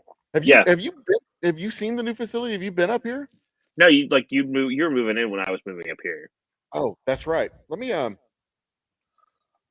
see if I can do this real quick. Sure. I did a tour earlier using my phone, and I think I can probably do that again using my phone. Here we go. I will join the stream using my phone if it accesses my camera. There we go. I'll just mute. There we go. Nope, shush. Hang on. I'll mute this, add this, and I'll walk you through the shop. How's that? Okay. How's that? I gotta mute up here. Yeah? No. You gotta pick one. I gotta mute. Yeah, I gotta mute that. There. That work? Am I echoing? You are echoing. Fuck. Well, I won't echo when I move over there. Okay. Yeah, why don't you step away from your I'll step away All right. Starting here, we'll go to the front door. We'll just go to the front door over here. We'll start here. There we go. Actually, you know what? even better, I'm going to remove me from the screen. Here. I'll be back. Okay, so we'll start at the front door. This is the front door. Here it is. All right, so over here is where the stage, ultimately the stage for the tasting room is going to be. Okay. A little square space right here. Nice little stage area. Mhm. We have our dartboard. This is where we're at right now, is the tasting room. This is where the wall is going to be for the edge of the tasting room. And it's going to go all the way out there. Offices in the back. Bar is right here. Properly stocked bar with our whiskeys and the Boomtown bourbon, of course. The bathroom is going to be back here behind this pallet. This is where we just got a bunch of shit here right now, but eventually it will be where people shit. And then right through this door, which is eventually going to be a door here, it goes out into the operating floor of the distillery. Over here on to my left is the rack house, where we're going to have our barrels, all the barrels being stored, which oddly enough look just like these. And right there, that is me fingering a bunghole. Boop. Our stills go right here. We have our table, operating tables. These are fully movable. They're on wheels. I built them. So they can be moved all over the place. This is where we do the bottling. And our water comes in back here. This is our the 250 gallon water tower that we use. Our reverse osmosis. This is the second reverse osmosis that our water goes through. On the other side of that wall, there is a UV filter and reverse osmosis filter, steam generator, grain mill, and our employee of the month from November 2021, Ichabod, the gantry crane, helped me lift all of the rye barrels that we use to make our double oak straight rye. Okay. And yeah, this is gratuitous money shots of our delicious Boomtown bourbon. That's so there great. you go. It's a little tour of the distillery, and it's Yeah. 3,500 square foot glory, or 2,500 square foot of glory. Yeah. That looks nice. I'd only been in the old space. I'd only been in the old space. So. Put you up there. People put me there. Leave here. Yes. Okay. Yeah, you performed at the old shop. I did. For Memorial Day, if I recall. Yeah, it was myself along with Scabs and Broken, and then JBZ was there as well. Yeah, JBZ and the Nightcrawlers, and Rob Mungle and Trey Tutson did a little comedy thing. Oh, that's right. Yeah, that's right. Yeah, I freaked Trey out eating glass. That's right. Yeah. And my, at the time, 14-year-old son got to watch Trey Tutson explain why boats are weird or something. Good times. Yeah. Good times. The best of times, I suppose. So when is the Hootenanny down in New Orleans? It starts March 2nd through the 4th. 2nd, 3rd, 4th. It's 2nd through the 5th. Sorry. So it's a Thursday through Sunday. And it is open to the public. Oh yeah, once tickets aren't quite available yet, but once they are, anybody can get tickets because they're shows. I mean, yes, we want everybody to come see these things. I mean, come down if anybody who's thought about going, either thinking about going to New Orleans, never been, or B is you've been to New Orleans. This is after. This is gonna be after Mardi Gras, so it's not quite as crazy. It's about 2 weeks after Mardi Gras, so it's that post Mardi Gras crowd. So we're the first group to kind of get in to do stuff afterwards. So it's really nice in that respect, and so we can give everybody a week to recover, and then nurse those hangovers from Mardi Gras. Come back for the hoot. We got 4 days. First night, we're doing shows on Thursday between 3 different venues. We're doing basically a sideshow bar crawl. Is it all on Bourbon Street? No, we're actually going to in the. Thank you, Jen. Thank you, Jen. I don't know who you are, Okay, but great you're call. lovely and wonderful. No, it's going to be in the Marigny Bywater area, so it's off of Bourbon. It's not far from. Okay. It's not far. I mean, it's like a 15-20 minute walk. It's far enough out from Bourbon Street. We don't have to deal with Bourbon Street. I love going to New Orleans. I rarely do Bourbon Street anymore because usually it's involved with a lot of people who just don't know how to handle their liquor. And Yeah. Where a bunch of amateurs go to drink. I know, right? And as a professional drinker, I get affronted by it, and I usually hang out with locals, and most locals don't like going to Bourbon Street, so it's usually I don't go. I do every once, like usually it's like one day I'll go. All right, cool. I'll take somebody who's never been before, or Yeah, there's you a gotta- weird, you gotta go look at the wildlife every once in a while. You know. yeah, or there's like a weird cool spot. Like there's a weird vampire speakeasy in Bourbon Street that I went to when I went to New Orleans back in November, where this Hot Fix Sideshow performed, and so one of the nights, like our last night there, we decided to go like do Bourbon Street because we had a really early flight, so we went, well, I guess we're not sleeping, and so we decided to do Bourbon that way because we figured that's the best way for us to keep moving is with the crowd, and so we hung out at like a vampire speakeasy where I drank like absinthe, That's plural. actually a popular drink in New Orleans is absinthe. I mean, I'm a big fan of absinthe, so like with It's this one of the most. It's one of the most. I think it's probably the most popular place to get absinthe is in New Orleans. oh Like, yeah, most absinthe in America is sold in New Orleans. I think yeah. is what I was trying. Yeah, and there's a really nice absinthe bar here up in New York as well. But yeah, but as you see Jen go, yeah, Dr. Bob did our poster. We're doing a big mixer over his gallery on Friday during the day, where we're like it's like an open air market. Come check out the gallery as well. Yeah. In fact, I'll be hosting that mixer for that event for that day as well. So we'll like having I'm showcasing stuff. We'll do some walks. Some people like have some cool like walk around acts and smaller stuff. I'll probably end up doing a thing or two while I'm there because I'm really good about walk around and up close stuff anyway. So it'll be a lot of fun for that sort of stuff too for the weekend. And then what Friday, it's all like locals and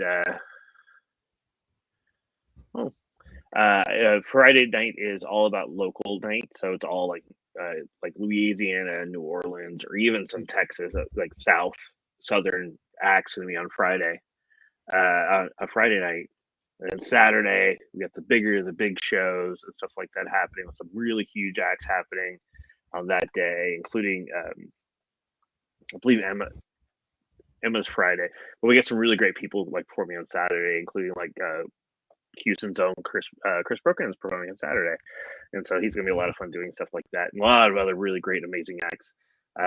Damn It Dan Block from Austin, Texas, is gonna be performing on Saturday. That's gonna be a lot of fun. And then on Sunday, we got a lot of troop group nights happening, and another fun surprise haven't announced yet because we got to finalize the contract for some stuff like that. But we got a really, really special thing that's really cool for people who are really into like history of sideshow, especially what I like to call modern sideshow, like the stuff that's happened since the 90s, which is really cool as well. Okay, so I was gonna circle back to that. We talked about the history of sideshow. What is, broadly speaking, sideshow? And I've got a follow-up question. Okay, so the easiest answer for sideshow is it's usually it's the weirder things that don't fit on the main stage. Okay. So like if you think of like the ideas, you think of a circus. And circus is what like the big popular stuff, and then sideshow is the stuff that you see kind of in the back corner on the side. So the sideshow, it's the stuff you see on the side. So it's the weirder acts, or it's the things that aren't very popular at the time. I mean, there's some stuff that's happened that's been popular that have shoved it off into sideshow and vice versa before. Like back in the early 1900s, Wild West shows were all the rage, and so they were not. They at the time would not be considered sideshow. Nowadays, not very popular. So those are a sideshow act. It's kind of a novelty type of act. Sometimes, yeah. Not big enough yeah. Not big enough to control the main stage, but big enough to draw a little bit of a crowd while they're while they have another show. Yeah. Well, like I said, And and there's some stuff that's always going to be kind of niche, not like mousetraps all over your face is never going to be like a main stage act really. It'd be filler at best, but it's not a marquee act. So But- sideshows, yeah, but it's like the weirder this stuff is on the the side. stuff like what we would think of nowadays as Ripley's Believe It or Not type of stuff. A lot of that, yeah. Okay. That's usually and- that's a good way to go.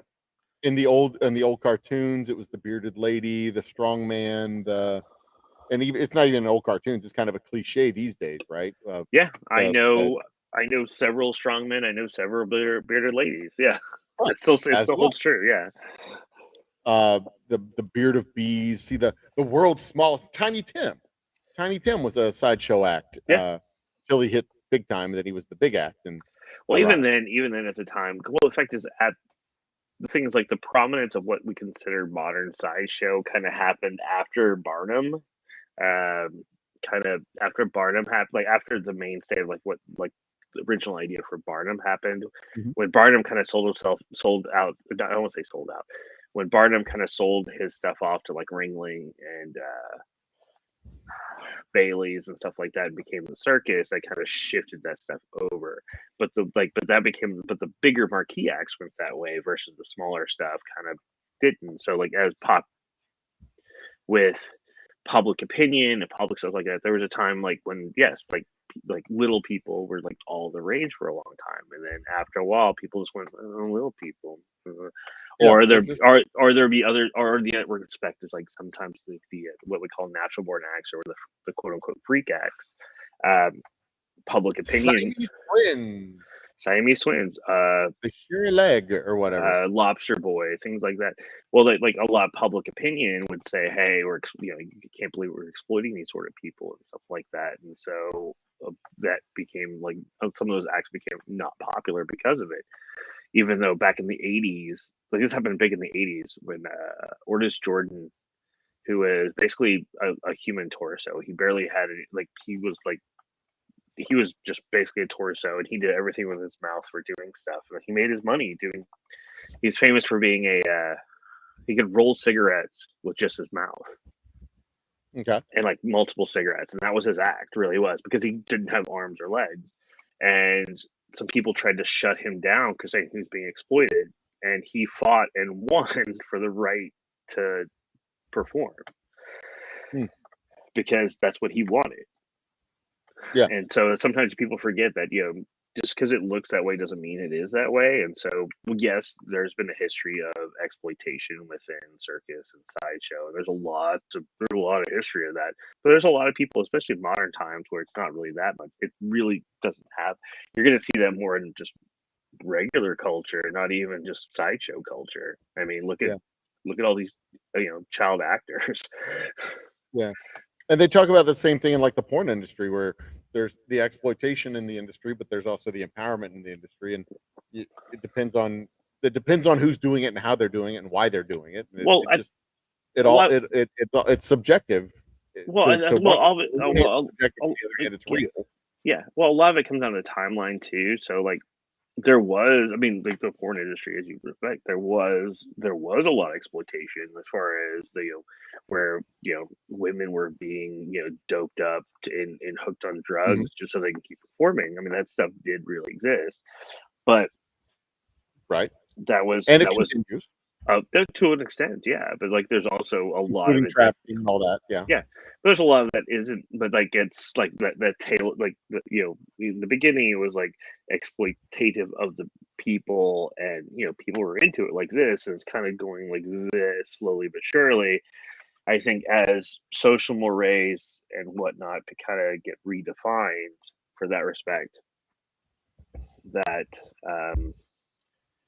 as it gets kind of more okay, as it were, the exploitation kind of slowly slips away, because the reason why it's like the weird taboo, or the weird, because it's kind of dirty, because it's not acceptable, so there's less forcing in that. So hopefully it's everybody who has has this sort of stuff is doing it because they really want to do it. So Yeah, far, right. everybody I know who does it really wants to do it, so I'm hoping that Well, trend right. continues. Everybody we know with their outlets, Yeah. wherever their venues are, they want to do it. It's not like they're being trapped and controlled by some Right. a Hungarian businessman who's just who's bought them and making them perform. Well, yeah, at least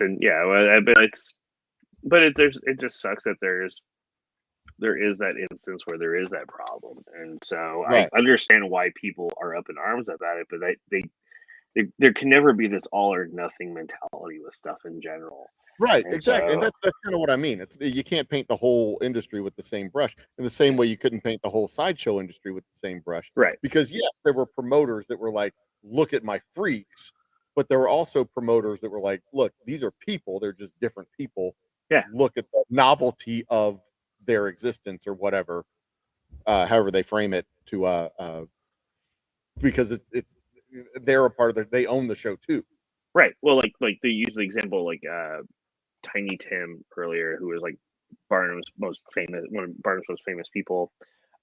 He in the end was making the equivalent of millions of dollars a year for what he was doing, and he was, he was making that money. It wasn't like that money was made and then he only got like a pittance of it. No, he made millions of dollars, and so that's really awesome that's happened. And then you got people like Echo and Eco, which were these albino African American kids who are being shown, who were raised by sharecroppers who could read or write, but could play music. They could play music by ear, and so they learned music by ear and can play beautifully.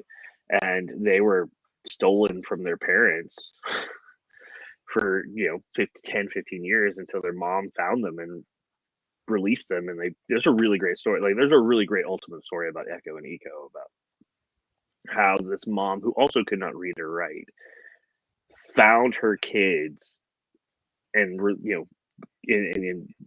got them out of this stupid contract where they were making thousands of dollars technically, but they were only getting like dimes. Yeah. And so Child actor syndrome. yeah, kind that we of the have. same Yeah. idea. And so Yeah. like when they got the release, they actually started to make some real money with their mom and stuff like that, which was really cool. So but yeah, it's both sides. I mean, in more modern times that I'm aware of, I mean, there's an odd case here and there, but as a whole, the industry is very pro,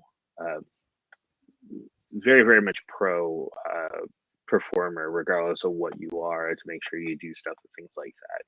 But when people start to shunt off natural borns by being exploitatives, that's when things like the Jim Rose Circus kind of get on a preeminence with the extreme acts, the geek acts, and whatnot.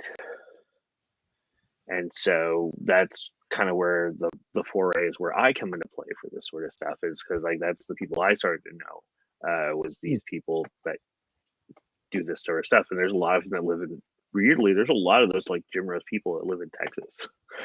Yeah. Oh well, there's a lot of people who live in Texas, so there should be. But yeah, I'm general. cool. Had family in circus in the 30s. Traveled in Australia. Traveled to Wow. Australia and South Africa. Way So in the the 30s, follow-up man. question. Yeah. The follow-up question is Sure. what separates classical sideshow from modern sideshow? You mentioned you use that phrase modern sideshow. So what's the difference? All right, I'm gonna this is always the argument I have with people with this sort of stuff too, because they're what they call sideshow purists, and within the industry and people like that. For the sideshow purist means you have to tour in a tent, and you got to tour the towns, tour in a tent, film up sidewall to be considered classic sideshow. Modern sideshow, a lot of modern sideshows you see in clubs and whatnot. And so why I say the difference between modern and classic, also I just like the idea of modern classic is a lot of natural born quote unquote freak driven is more in the classic range, and like the modern sideshow is almost like punk rock, is like kind of like an answer against that in a weird sort of way. My opinion is it's all sideshow. It doesn't matter whether you're in a tent, you're in a city club, anything like that. Chris Christ, who is one half of the founding members of the World of Wonders, which is the longest running 10-in-1 tent show that still exists today in America. He told me 10-in-1 tent show. What is that? All right, so a proper tent show. I'm not familiar with. Yeah, so a proper tent show is the ones that actually go to fair. You can go to like the state fair and you'll see a tent. Yeah. You can go see the stuff. A 10-in-1 means there's going to be 10 acts in one show. Gotcha. 10 acts, one Okay. show. 10 in one. And so the World of Wonders, which still exists today, which they're amazing, amazing people who do that sort of stuff. I recommend if they come to your towns, go check them out. They're amazing people. Tommy Reen, who now runs World of Wonders, has been doing a great job for it. And you never know, like, you know, him and a couple other people are do tour regularly, but a lot of people I know go do like a week or two stints, depending on where they're at. So it's really cool. So classic people say you have to be in a tent. And Chris Christ, who founded World of Wonders with the great Ward Hall, I interviewed Chris, who's in his 70s now, and now since retired.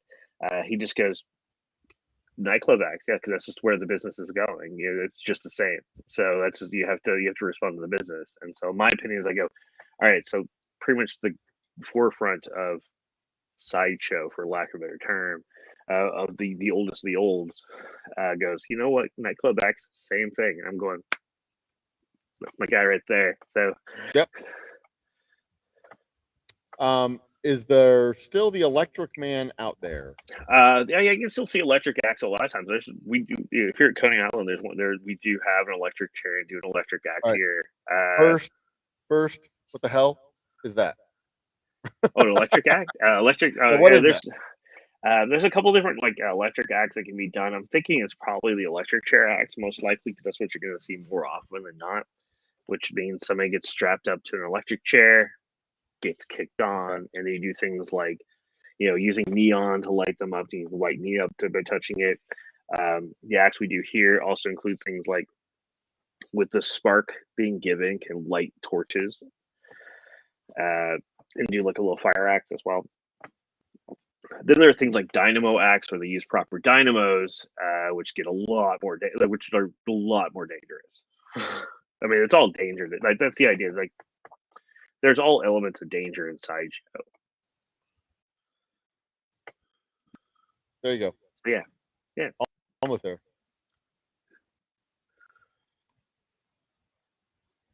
Maybe it was But me. yeah, All right. Either way, I think we're all set. One of my streams is having connection issues. Stand by, the restoring connection. Maybe that was me. Did all that. No okay. worries. I've been No problem. fixed. Jen says she's been in the chair in the 1970s.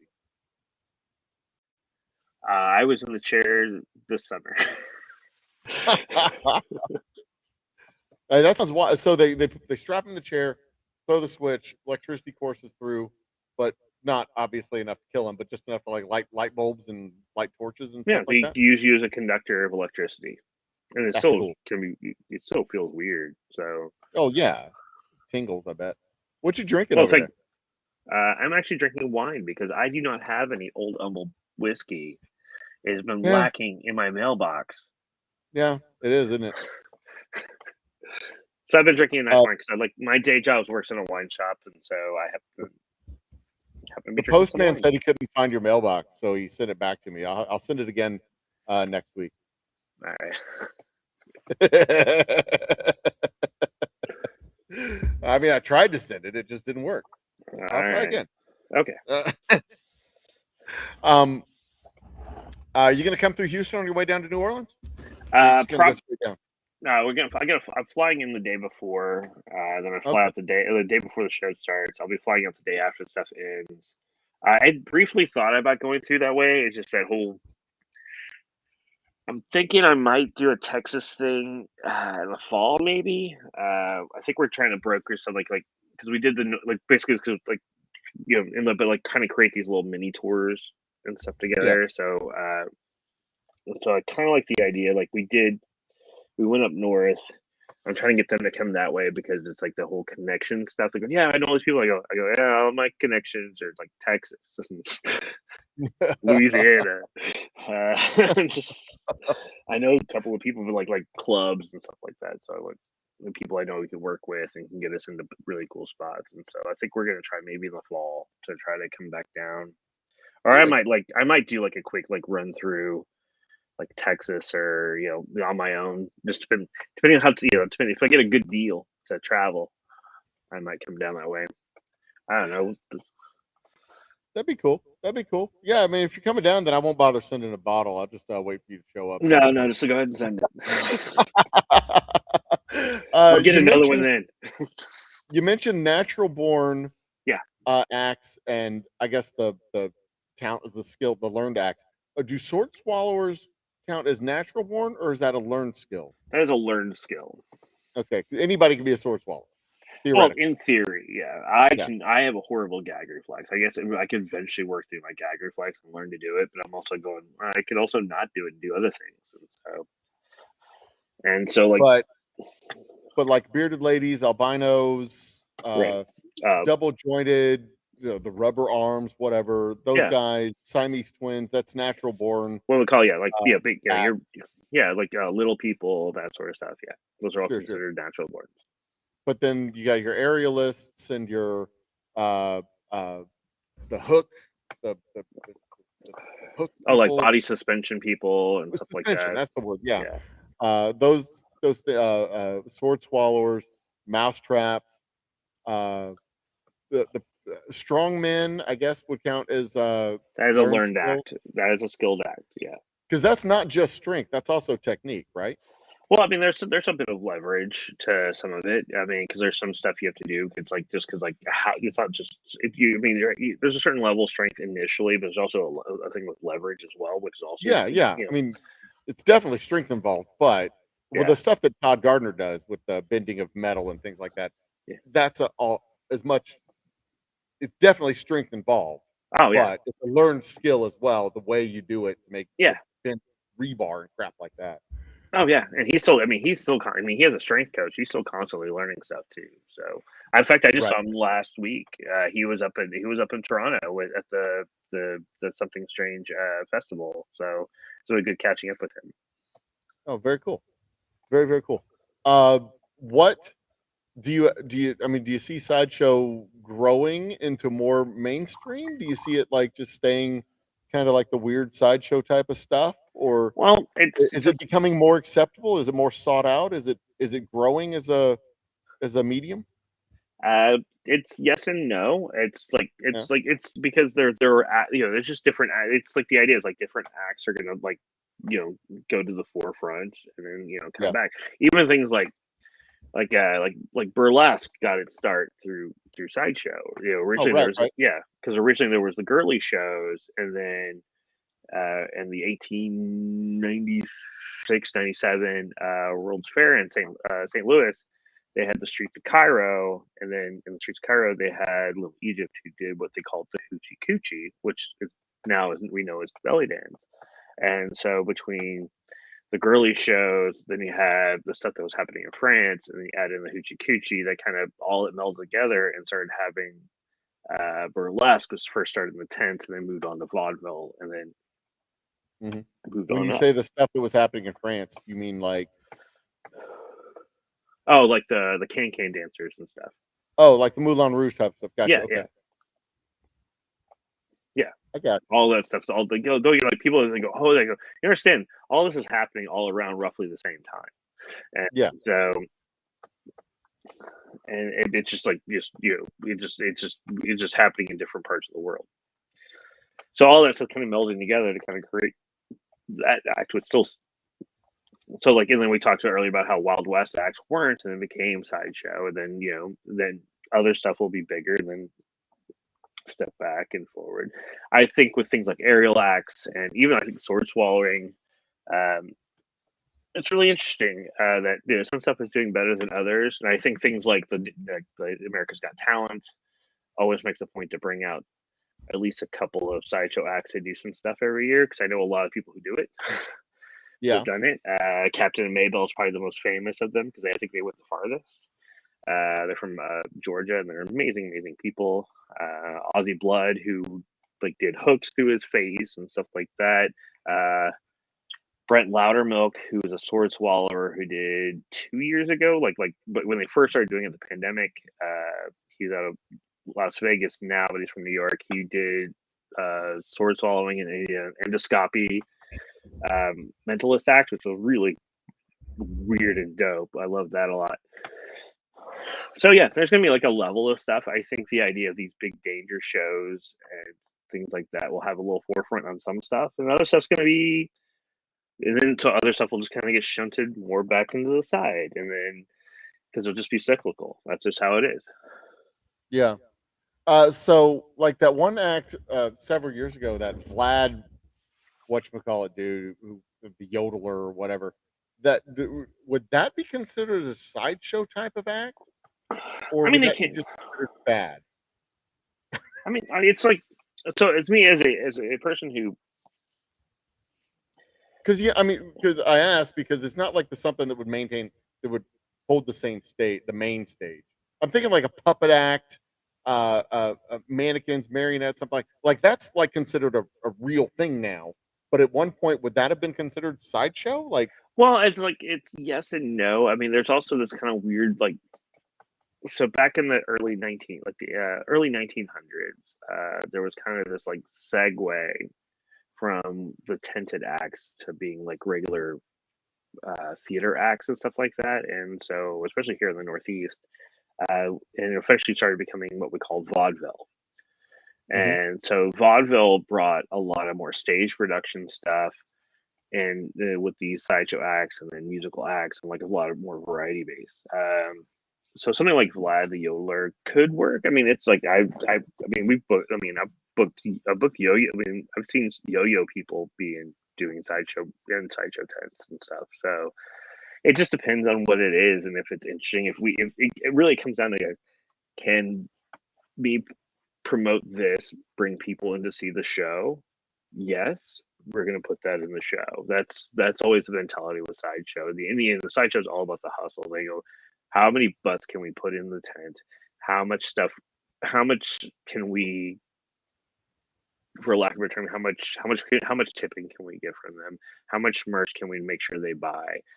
And making sure they have a great time as well, so that way they tell their friends, so that way tomorrow I have a whole new batch of people come through.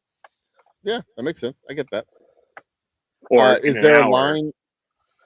Is there a line that gets drawn where you're looking at, yeah, that's not really sideshow. It doesn't really fit with the thing. Well, it's because, I mean, in my opinion, so because sideshow goes all like that's my opinion about this stuff. I mean, don't know, this is by no means gospel. And as I said, like I've had many heated discussions with people about this. Because when I think of sideshow, I think all the way back to what I like to call the Greatest Showman, P.T. Barnum, who basically helped create this industry, but he also created pop culture in general. Like he's the one who really got the idea of like merchandise sales. He brought in what's her name, who was a singer, and toured with her and created these events and things like that, and created these spectacles to get people to show up, and just kind of created the idea of pop culture. And so anything that you get on the stage can, to an extent. Now, for things like, depending on what the event, it all comes down to what the show is. I mean, if you're so it's, and it depends on how it's being done. There's a lady up here who is like 68 years old and is like really into yoga, so she's really flip limber, and does all these crazy like gymnastic-y sort of moves, but and what she does is very nice and classic and stuff like that. It's nothing dangerous or weird, but because it's a 6-year-old woman doing this sort of stuff, that is a novelty. So that would fit to be kind of sideshowy because of it. Now, a 20-year-old doing it as well could be, depending what the act is beyond that, but just on its own, saying a 68-year-old woman who's doing acrobatics, you're doing gymnastics, you're going to go, I'm sold. Doesn't matter. Yeah. When you're doing gymnastics, you're going, okay, now what are they doing? So, it just comes down how being sold. So, like, is it a thing that doesn't fit? Yes and no. It just depends on what the show is for them. If somebody comes up and says, "Hey, we put our band in the show," is that too mainstream? I mean, you could do a singer, the songbird from Sarsaparilla Springs, the lovely and talented, whatever, and she comes and she just has a beautiful voice, and she's like, she knocks everybody's socks off. That's the P.T. Barnum route. Yeah, why not? Yeah, but okay, what about my on the other hand, like, here's our band. Can we bring our band on to play 3 or 4 songs? We're great, and they're it's just another 4-piece band. It depends on what the music is and how it is. It's like, it all depends. I mean, there are several bands, like there are several musicians I know for a fact that tour and do stuff with sideshow stuff all the time. So it's one of all right. Well, let me qualify that. One of the 4 pieces is a trombone. Okay. Like, okay, is that weird? I mean, No, Is there like a line where it's like this is weird enough, this isn't weird enough? well, Like, it's not it's about just it's the another thing. band, You're or just like no, you just what's your angle? no, it's not about weird. It just depends on how it fits for the show. I mean, you can Okay. have a mainstream thing in the show, quote unquote, because it fits it's that piece that fits all the other stuff together. So, for example, having that band, I go, all right, cool, you band you like to play. All right, cool. Do you want to just do the music for the acts? And so you have this Well, live yeah, band. because I guess you could trot them out as the transition between one act and the next act. They Yeah, come out. They that's play what I would do. And just like, couple and so songs, even go doesn't back. matter what the I mean, it just I I mean, get there's that. that, That makes sense. yeah, there's Because you got to put the whole show together. yeah. Okay, so it's not like you don't look at it and go, y'all are too normal. Here, put a spike through your nose and then you can play. I don't see it that way. You There's some can people play who your do. music, but only if you have mousetraps on your hands. No, I go. I don't see it that way, but there's some people who do. See, my goal is always as a producer, and what I see things is whether or not the crowd is entertained. It doesn't matter my opinion about what I think of this stuff like that. If I think the thing is going to work for the show, I will always say yes. Now, as long as they're not saying anything that they aren't, I'm fine with it. If they're coming out being a sword swallower, saying I'm a sword swallower and using fake swords, yeah, I'm not cool with that unless they're going. This is unless they commit saying this is an illusion and stuff like that. But they're saying they're a true thing and they're not doing the true thing. That's the only thing I'm not cool The with. comedy sword swallower. Look, I swallow sword. Yeah. But you see the gag. Yeah, You're not so pretending to yourself. speak. They're not actually pretending. They're not actually saying they're a sword swallower. So. I got you. Yeah, it makes sense. And see, I love like tricking you into coming on and doing these interviews with me, because then I Yeah. can ask all the dumb questions that I can't Yeah. like ask you like normally, because it's like they're stupid questions. You don't want to like educate me on this shit, but this is all for chat. This is for these dum dums. They don't know anything about it. I'm No. just I'm facilitating happy. I'm conversation happy. I'm with them. happy to help explain this stuff out just for some people. So it's one of those. It's the idea is we came back to the idea of the Sideshow Hootenanny is that the Sideshow Hootenanny actually is like what helped save my life is going to see that show. And I fell in love with Sideshow when I went to go see it back in 2018. And so since then, I've been nothing but the champion for this kind of art, this industry. And I try to make sure to help people see all the different ways of how Sideshow is influenced on all these things people aren't aware of. And so there's so many people who are, the purists and whatnot are within Sideshow. I go, all right, cool, I get what you're saying, but this was also part of it. I mean, a lot of magic stuff toured through Sideshow stuff back in the 20s and 30s. So it's one of those, Right.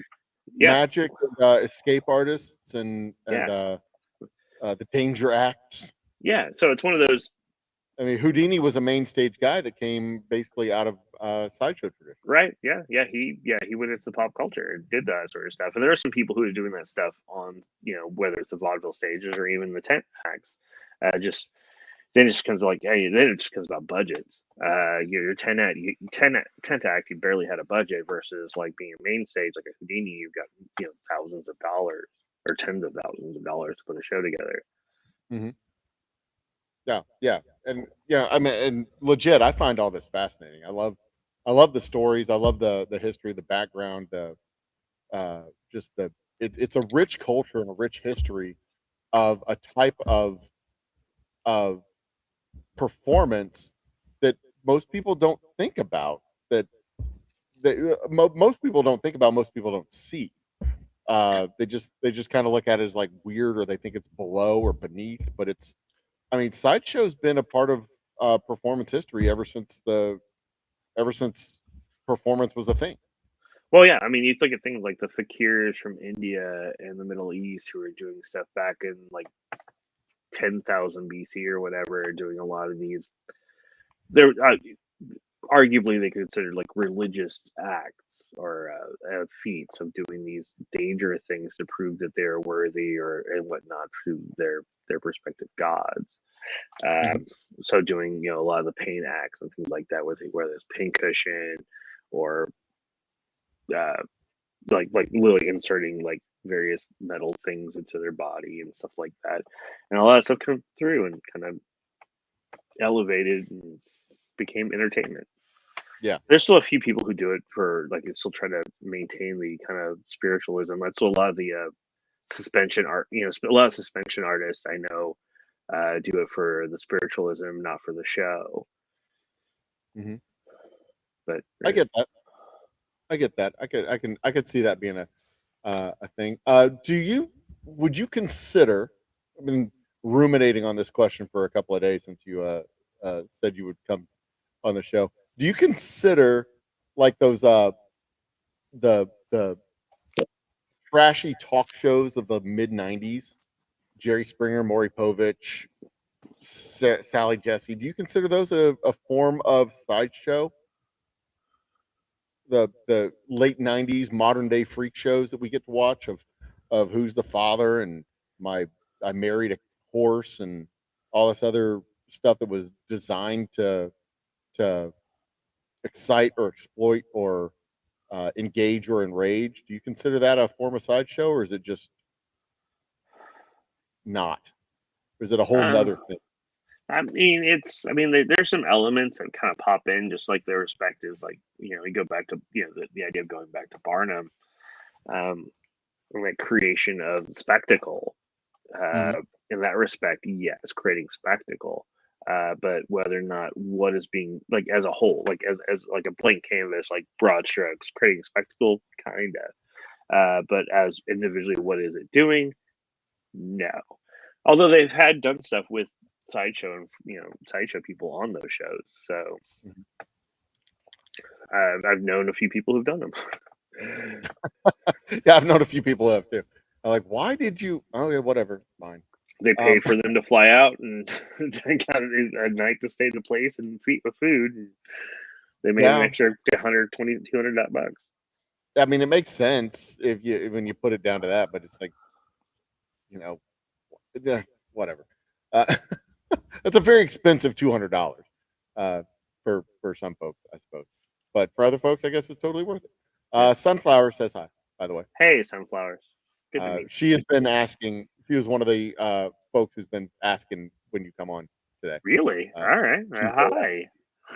Hi. You know her under a different screen name. Okay. You would have known her under a different screen name from the last time she was around. Oh, okay. A particular animal with giant antlers. Oh, okay. Yeah. Okay. You would have. Yeah. Yeah, we did it. We popped up on a show together. Got it. Yeah. Dig it. But yeah, she so yeah. Now, I mean, what do you? Okay, so what do you think the enduring aspect of sideshow is? What do you think keeps people coming back to it? Is it the opportunity to see weird and unusual? Is it the opportunity to see something they just don't see very often? Is it the opportunity to see something for people to look at and go, okay, well, at least that's not me? I mean, what do you think? I think ultimately is the idea of sideshow, and I would argue say for entertainment in general, but I think even more so with the sideshow, just because you have to seek it out more, is it's still proof that wonder exists.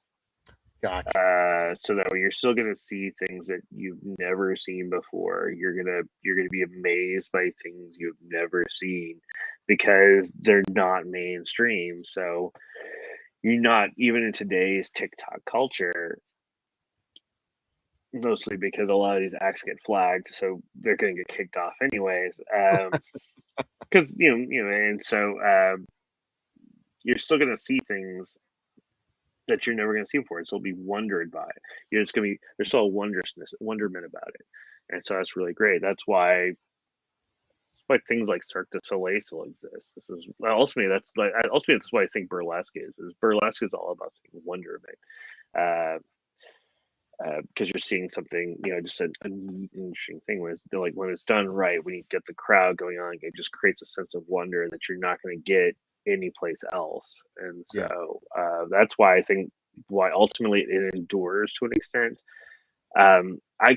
Weirdly enough, it's because it's a lot more fluid as far as how to do that sort of stuff, which is why I said, well, things get popular, like it kind of shunted off, and then things that get less popular kind of get swooped in, or then something new gets discovered. And so there's always going to be that little show to the side because there's always going to be those things that people don't normally see or they have a memory of from back in the day and still be nice and interesting. And so you still get to see these sort of things, which is really cool. That's why I love Sideshow, is because you see all these different sort of things kind of come together, and there's this whole cool community that comes together and tries to support each other, which is what I fell in love with initially with Sideshow. Is this community before even a performer just brought me in as if I was their long lost cousin. So yeah, which is that's why I champion the Sideshow Hootenanny. It's why I champion all this sort of stuff, because it's worth saving and worth doing stuff for. I get that, because the allure and draw of Sideshow is different than the allure and draw of comedy acts or musicians, bands, something like that. It's different. Going to see a Sideshow performance is different than going to see Taylor Swift or ZZ Top or Bill Burr on stage or something. It's a different draw. It's a different allure. It's something different because, like you said, it's something you won't see this. You won't see the Orient stars of the Orient or the contortion artists of whatever doing whatever that they do or fitting themselves in a box, or you just won't see that anywhere else. Yeah, the idea of like larger acts or like the main stage, the main, what I call main stage, the circus acts for lack of a term, that includes things like the Taylor Swift and whatnot and Bill Burr's. Is those type of acts are designed to create for a communal experience, and so it's not about it's about you being with a lot of other people to go look at this thing we are seeing. And things like Sideshow, it comes down to you witnessing something ultimately that inspires you and just helps you, give you wonder. And then my goals are, for me, it's like it's creating that little tunnel vision of like you as a performer is the idea. And so I think a lot of Sideshow stuff or stuff that fits within Sideshow, I think ultimately comes at play. And even stuff that isn't, like even stuff with Sideshow within that those different music, like different types of entertainment genres, I'm hoping does as well. Because like there's a lot of stuff in music that you could consider like the Sideshow of music. There's a lot of stuff in film and so on and so forth. You say that, and the first thing that pops in my head is Guar. Kind of. Well, no, it's like just like it's like a lot of it comes down to the fact this is niche. Kiss would have been considered, I think. I mean, they were a mainstream rock act, but with the makeup and the flame and pyrotechnics, they were very much a Sideshow act within an act. They used Sideshow elements to they basically went mainstream using some Sideshow stuff. But it's like you have to look beyond just what the acts are. You have to look as far as what the intent is and what the type of thing is. Because typically anything that's considered Sideshow is like stuff that's isn't basically it isn't, whatever it is, it does not fit in the mainstream for one reason or another. It's designed to be a little bit odd, whether it's a little too weird, it's a little too naughty, it's a little too dangerous, it's a little too that's why it's Sideshow. Now when you look at things like music and stuff like that, or film, you just it's a little too weird. It doesn't necessarily have to incorporate stuff that happens within Sideshow. It's just the idea of like that whole, it's a little too for mainstream. And so that's what Sideshow is. It's a little too ... for mainstream.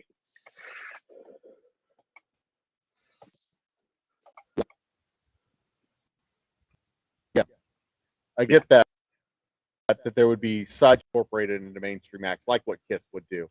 Kiss wasn't a Sideshow act; they did incorporate Sideshow elements to create a spectacle, to draw a crowd, to draw eyes, to make they weird and unusual. But their music itself was very generic. Rock. It was very mainstream rock. I've described it as disco metal. Well, kind of was. There was a record though. They did a disco record track. Yeah, it kind of has that feel to it in general. Yeah. Dude, this has been fun. I love talking to you. You're a Thanks, great man. guy. Yeah. Great guy. It's good to talk to you. Haven't talked to you in a while. I don't really have any Yeah. other questions. I know it's 1:00 over where you're at, so I don't want to keep you up too late. You've It got, is. like, Yeah, I'm gonna have to get going in a minute because I got to work tomorrow. So yeah, you've got a job, you've got a life, you've got stuff to do over there. I actually have gotten almost all my work done. Like the next thing I That's have to good. do is basically clean up the place and make it presentable for human beings to visit on Saturday, Friday Oh, and that's Saturday. So probably a good idea then. Yeah. yeah, so I mean I can actually stay up a few more hours and wake up. I sold 2 more bottles while we were talking. I had an order come in, 2 more reservations. So Oh, that's good. I don't think they were on the stream, but It's just coincidental. yeah, it's just coincidental. No, that's fine. I mean, you never know. Like people come back and rewatch this sort of stuff, and you probably want to you probably have thought, take a moment, chop it up some, so that way you can a little bit digestible. Because I know you had several different acts. Yeah, that's And exactly what I'm so going to do. I'm going to good. cut So it that up. way, I got several interviews that I'm going to cut out. I've got Slade from yesterday. I've got like 4 or 5 of them. I've kept most of these under an hour, so we'll have a good bite-sized, relatively bite-sized pieces that I can drop down there. no, I mean, that's nobody's fine. going to watch it, but I can try. Yeah, but they'll watch the bits, and once it gets to the bite-sized cut, when it happens, I'll make sure and spread it on my end, and so Okay. yeah, that way. And maybe I That way, can figure out a way to cut the hour down to short clips that we can just post up. And here's a like Joe Rogan experience stuff. I okay. Little 15-second to 30-second bits. I'm sure I can find bits and drop Oh, them you in can. there. You should have sit and listen to the 7 hours and 15 minutes of stuff. What, people don't want to watch 7.5 hours of stuff? No, but basically the whole project this week, the 72-hour live stream, was an effort to get like 200 or 300 watch hours, and I think tonight we've gotten 50. So Oh, it's working. Yeah. The 72 hours is going to be closer to 50 hours, but the watch hours is going to. It's not a sustainable model. I can't do this every month, but I can do it every once in a while. Of course, yeah. Well, if our schedules align, I'm happy to come back on again. So Well, I appreciate that, man. I'll drop you. I'll drop you a little invitation every couple of months. We'll see if we can do some more stuff like this. yeah. Talk sideshow, talk wine, talk whiskey, talk New York City, talk all the fun stuff. I'll talk about whatever. So Yeah, well, we got a Hootenanny recap to do after the end of March. true. Yeah, beginning of March. It'll be beginning of March. It's the beginning of March. March The 2nd Hootenanny is through the 5th. beginning of March, right? Yeah, March 2nd through 5th. Sideshowhootenanny.com. You can track all the information. Tickets should be dropped in the next week or two. So if you want to come down, which I highly recommend, it's a great time. You get to hang out with a bunch of weirdos like myself and people like Emma Dilemma, who was on just before me, Scats a Clown, who's been on this channel before. All sorts of Yeah. great fun, ton of people. Thank you, Jen, for popping that back up. And it'll be a lot of I was fun. hoping to get Scabs in here tonight or yesterday, but the tornado, we had a emergency room stuff that he had to deal with a friend of his, and just, the timing didn't quite work out. I was hoping to get him on tonight. Yeah, that's right. Yeah, our good friend had to go to the hospital today, so I've been apprised of all that. So Next time, hopefully, we'll get him on. We'll get him in here, and hopefully, it's important that you take care of important things. So I'm glad that he's taking care of his people. So that's all. And you will be doing performances. Are you still doing stuff online? Do you still have your Devil's Hour and Circus? No. I took a break from it, and I was about to get back started, and they started doing construction outside my house, so I had to hold off. They're starting to the construction is about done now, finally, and so I'll be getting back into the next week or two. But all of my stuff is available online. You can go to YouTube, youtube.com Carney Show, CarnyShow, or you can follow my. I have a page. You can follow all my stuff. You could 1 second. I'm in the chat with one of my things, so I'm gonna put my. I'm about to share your Carney Show channel. Well, I'm about to do. There's that. Oof. And I've got my little link tree, which will have everything on it, which also has Oh, these. link trees are so convenient for finding out which TikTokers have Instagram and Pornhub accounts. Yeah, well, I don't have either of those things currently. Mostly because I don't have time. But it does have a link to all my social medias. I've got some merch on there. It has also, like, if you're in areas where I have anything I'm doing a show for, I put my ticket links on there as well. So you Dig guys be in the area. Has links to that too, so it works out really, really well for that. Very cool. Very cool. Well, Jeff, I appreciate you joining me. Oh shit. That wasn't your fault. That was just a function of the time. Get But yourself a yeah, good night's sleep. I really yeah, do man. appreciate you joining me. Thank you so much for the awesome conversation. All right, man. Be safe. All right. Stay awesome, brother. Talk to you later. Bye. All right, ladies and gentlemen, that was Jeff with a G joining us from New York City, Brooklyn specifically, Coney Island, even more specifically, up there in New York City. Yeah, there you go. Jeff was so much fun talking to Jeff. I love that guy. I'm hoping he'll drop his link tree in chat. It is possible that I'll find it if I go to the about page here. That's Twitch, Carney Show. No, it's not on his about page. Okay. All right. Well, that's fine. It'll pop up. We'll find his link tree. I'm gonna stay on for a little while longer. In fact, here's the link. If y'all want to come join me, here's the link. You're welcome to join me. We'll keep this running for another couple hours until I run out of steam. I'm gonna go get myself a drink of water over there. You're welcome to join me. I'll come back and hit the button if anybody has. If nobody has, then I'll keep talking. It's fine.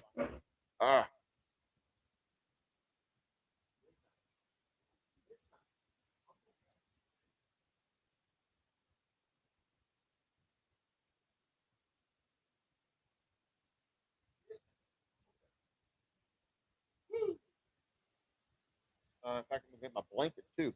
There's a little bit of a chill in here.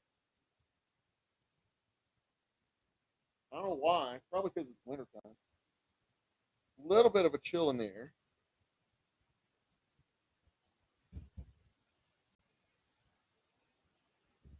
Ugh. Got my fur. Boy. All right. So don't forget to subscribe. Hit the notification bell. Do all the things.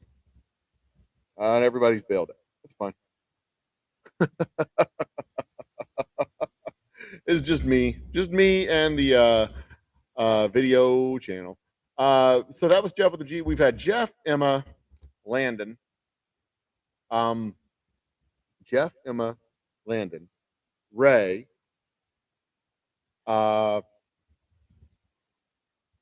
Joey V, Dustin, Sunflowers. Everybody joined us tonight. The only person who couldn't make it, which is unfortunate due to her COVID illness, is Alyssa Kapinski.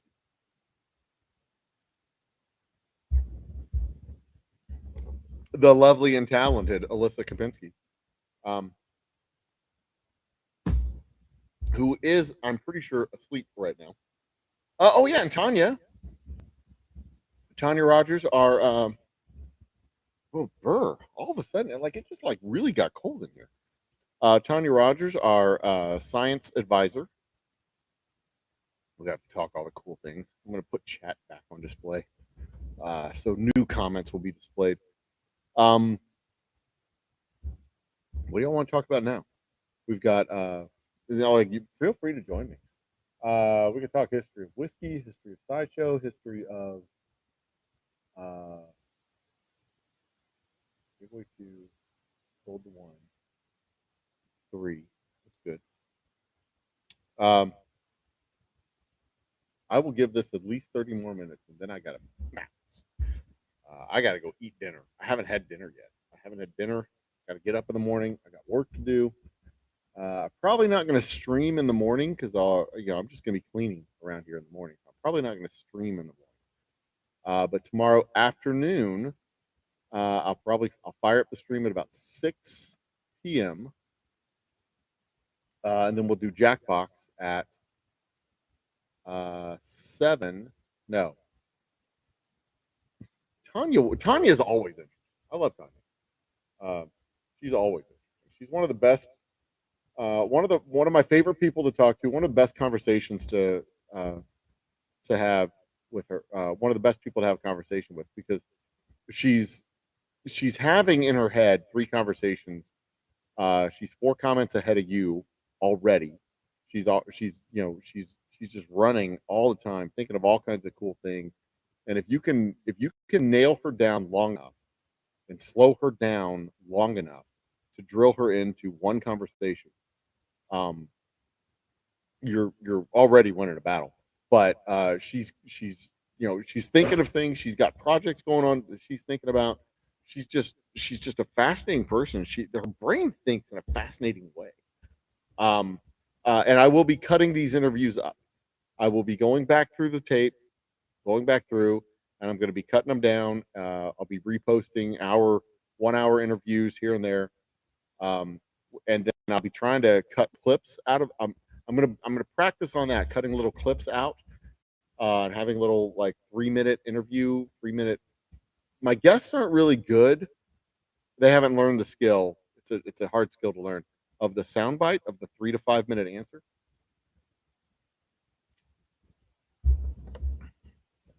That's not easy to do, and that's something that I've had to learn. The brevity of, when you're doing shorts, you got 15 seconds, 60 seconds. You got to be able to say what you're going to say and get it said. The ability to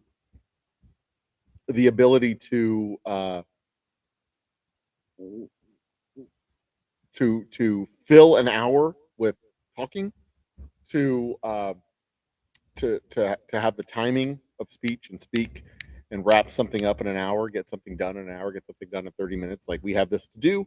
I have 5 minutes to do it. Let's do this. And you have 5 minutes of talking, and this is how long it's going to take me to say what I have to say. I have to cram it into 5 minutes. Sometimes you got to practice it several times. But, she is remarkably young, but she is probably, I want to say she's in her mid 30s. She's been working at NASA since her mid 20s. She's super smart. She's got her doctorate. You can call her Dr. Tanya. She's got her doctorate from Rice. She's been working at NASA. Yeah, I mean, she's, like I said, she's super smart. I want to say she's in her mid 30s. She is just, she's a pleasure. She's a joy. And so were my other guests. She was a joy. Emma's a joy. Ray was a pleasure to talk to him. A joy to talk about his cigars. I'm glad he got a chance to promote them and talk to you fine folks about his product. It's a great product. He makes great cigars. It was fun talking with Joey. Actually, having him on the show. That dude cracks me up. I had a great time tonight. This was a fun time. This was fun. This was the longest happy hour I've done, but it's certainly the funnest happy hour I've done. In a long time. I miss doing the interviews. I miss talking to interesting people, getting them to come on the show and talking to them and chatting about what they do. Having an hour-long interview with somebody is just, to get them into a long format where you can just like relax and you don't have to worry. You're not rushing through 15 minutes and just, okay, tell me what you're doing. Tell me what you're doing. Plug your stuff. Okay, awesome. Thanks. Bye. And, to be able to just sit back and relax and just like, chill. You have interesting people on. You talk about interesting things. Guys, it's just fun. And one of the things I was trying to do with the happy hour, because I was uncertain about how well I could. I'm going to change cameras. I was uncertain about how well I could do the. There it is. In fact, I'm going to do one thing with this camera. I wanted to do this earlier. I'm going to do it now. I'm going to lower it down so it's not quite so high. Pick this up a little bit. Bear with me, folks. I've been wanting to do this all night, so I'm going to do it now.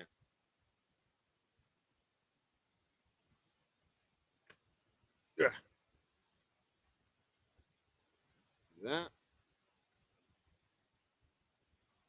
Good. Oh, a little bit higher. A little bit higher now. I actually don't even need this on the tripod. I don't know why I have it on the tripod. Well, I know why I have it on the tripod. Because I don't want it on the table. Because if I hit the table, it shakes the. Where's my.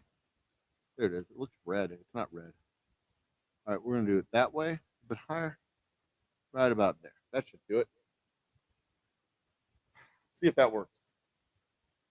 Am I satisfied with this? That's it. Yeah. Nope. A little higher. There we go. That's good. Perfect. Perfect. Perfect. Perfect. Perfect. Perfect. Perfect. Perfect. All right. Get my warm blanket on because winter is coming. Winter is coming. So anyway, I can look at you now up here. But one of the things I was trying to do with the happy hour was just, instead of going with interesting guests, I was trying to go with interesting topics. Right? So I thought, because I was uncertain, the tech that I was using, StreamYard was unstable. I wasn't getting I wasn't getting the stability that I wanted to have, partly because my computer was filled with viruses, apparently. The website redirects and all the background cookies that were working were giving me issues and giving me fits. So I wasn't able to do the StreamYard the way I wanted to because it was very unstable going through Chrome. Zoom was unstable. Skype was unstable. I was just uncertain about bringing in guests. But Lisa, bringing in Lisa, that was pretty stable. We could do it. So I tried my hand at trivia. We did the trivia. But then I was doing the interesting topics. I was just enjoying the topics. Doing a topical happy hour Wednesday, and maybe we could work in the chat and we kind of go through the Old Humble After Night type of thing, or Old Humble After Dark. But I kind of like this idea of using Restream to go back and do the Jensen said we're all unstable a little bit, aren't we? But going back through and using the Restream, bringing in guests, having a conversation, we could do it. I could do both. I could invite guests on, and when we have a guest, we could do a guest. When I don't have a guest, I could do the topical conversation. I can do both. I can do both on Wednesday nights, either or, and then use the same format to do a week in review, happy hour, Sunday night happy hour, Monday night happy hour. The Old Humble Speakeasy. Come on in, have a drink, we'll talk. Belly up to the bar. We'll have all are welcome. Just show your face, unless I know who you are. We can do all those things. So I'm getting some ideas for this next season of the channel. Still gonna work in a couple of videos each week. 3-minute videos. Still gonna work those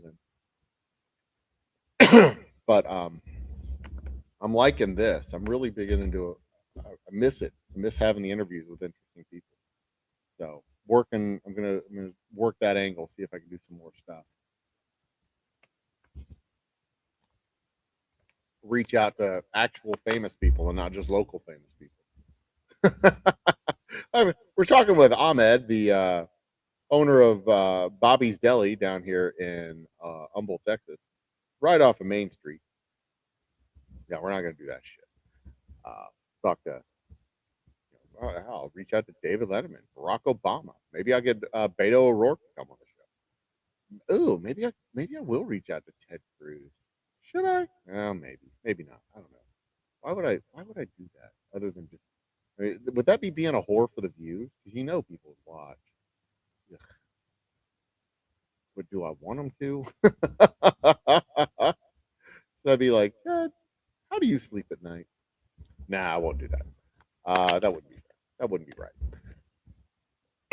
All right. So anyway, it is 7:33 into the show.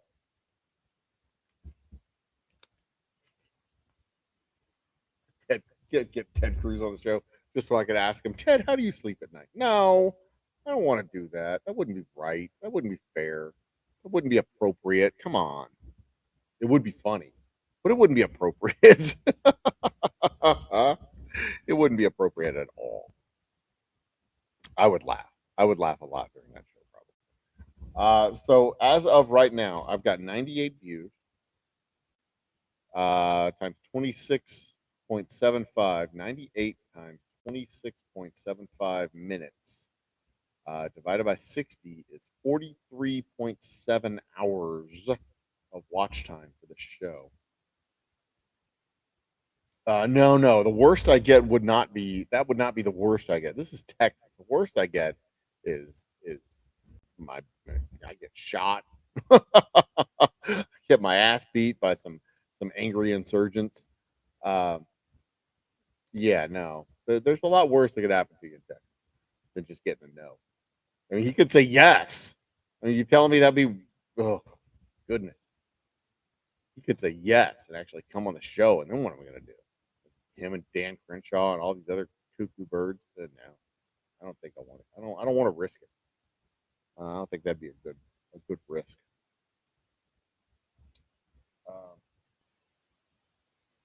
I'm like surrounded by heaters over here. I have little space heaters underneath my table. All right. I'm willing to try to fight a kangaroo. I am willing to fight a kangaroo. I think I could take a kangaroo. I think I have a better chance of fighting a kangaroo than tolerating Ted Cruz. but for real, like if I could do an interview with him and try to get through the politician bullshit, be like, Ted, you've defended Donald Trump and his 300 boxes of classified documents, or however many fucking documents. You excoriated Biden for having like 13 documents, and then like in the very next sentence, you defended Mike Pence for the exact same thing. So like that's all politics, though, right? I mean, you don't really believe that shit, right? I mean, you don't really believe that, do you?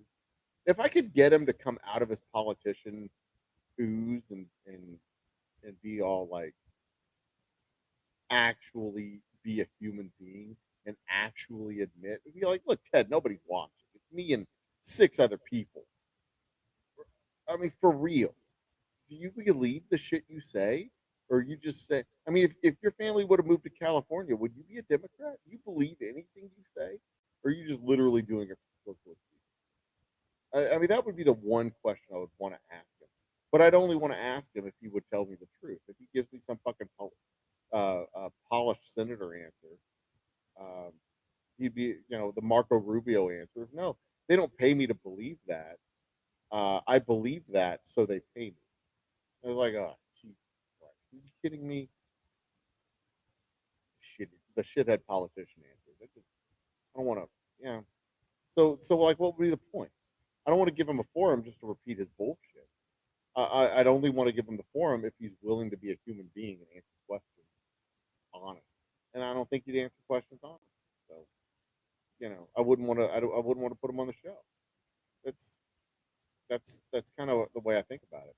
I mean, I truly would love to talk to him, and try to get behind the curtain, behind the political answers, behind the, and maybe I got to talk to a former congressman, former senator. Somebody will be honest, Yeah, that's exactly right, Jen. They've reduced that answer for damn near everything. Is but Hunter Biden, blah blah blah blah blah. Hunter Biden's a security threat. Hunter Biden, China. Hunter Biden. Like, yeah, but like, do you even know what do you even give a shit? Do you really care? Is that really a thing, or are you just saying that because it's been workshopped and focus tested, and your base gives a shit? Does your base really give a shit, or do they give a shit because you told them to give a shit? Is it like some people are concerned because you said because you raised this issue, and Fox News did a crazy psycho hit piece, and then they did a focus group after, or they did a crazy psycho hit piece, and then people called into the radio station shows, and then you came back and said, well, some people are concerned because they did a crazy psycho hit piece, and people called into the radio show. You know, it's like they invent a problem, they invent a concern, like the concerns with the election. They raise fake issues about fake ballots and fake irregularities and fake all this other bullshit. They like make up a whole bunch of bullshit. Sean Hannity runs it on his show. People call into the radio show. Well, if they're doing this, then that's horrible. That's we should definitely do an investigation.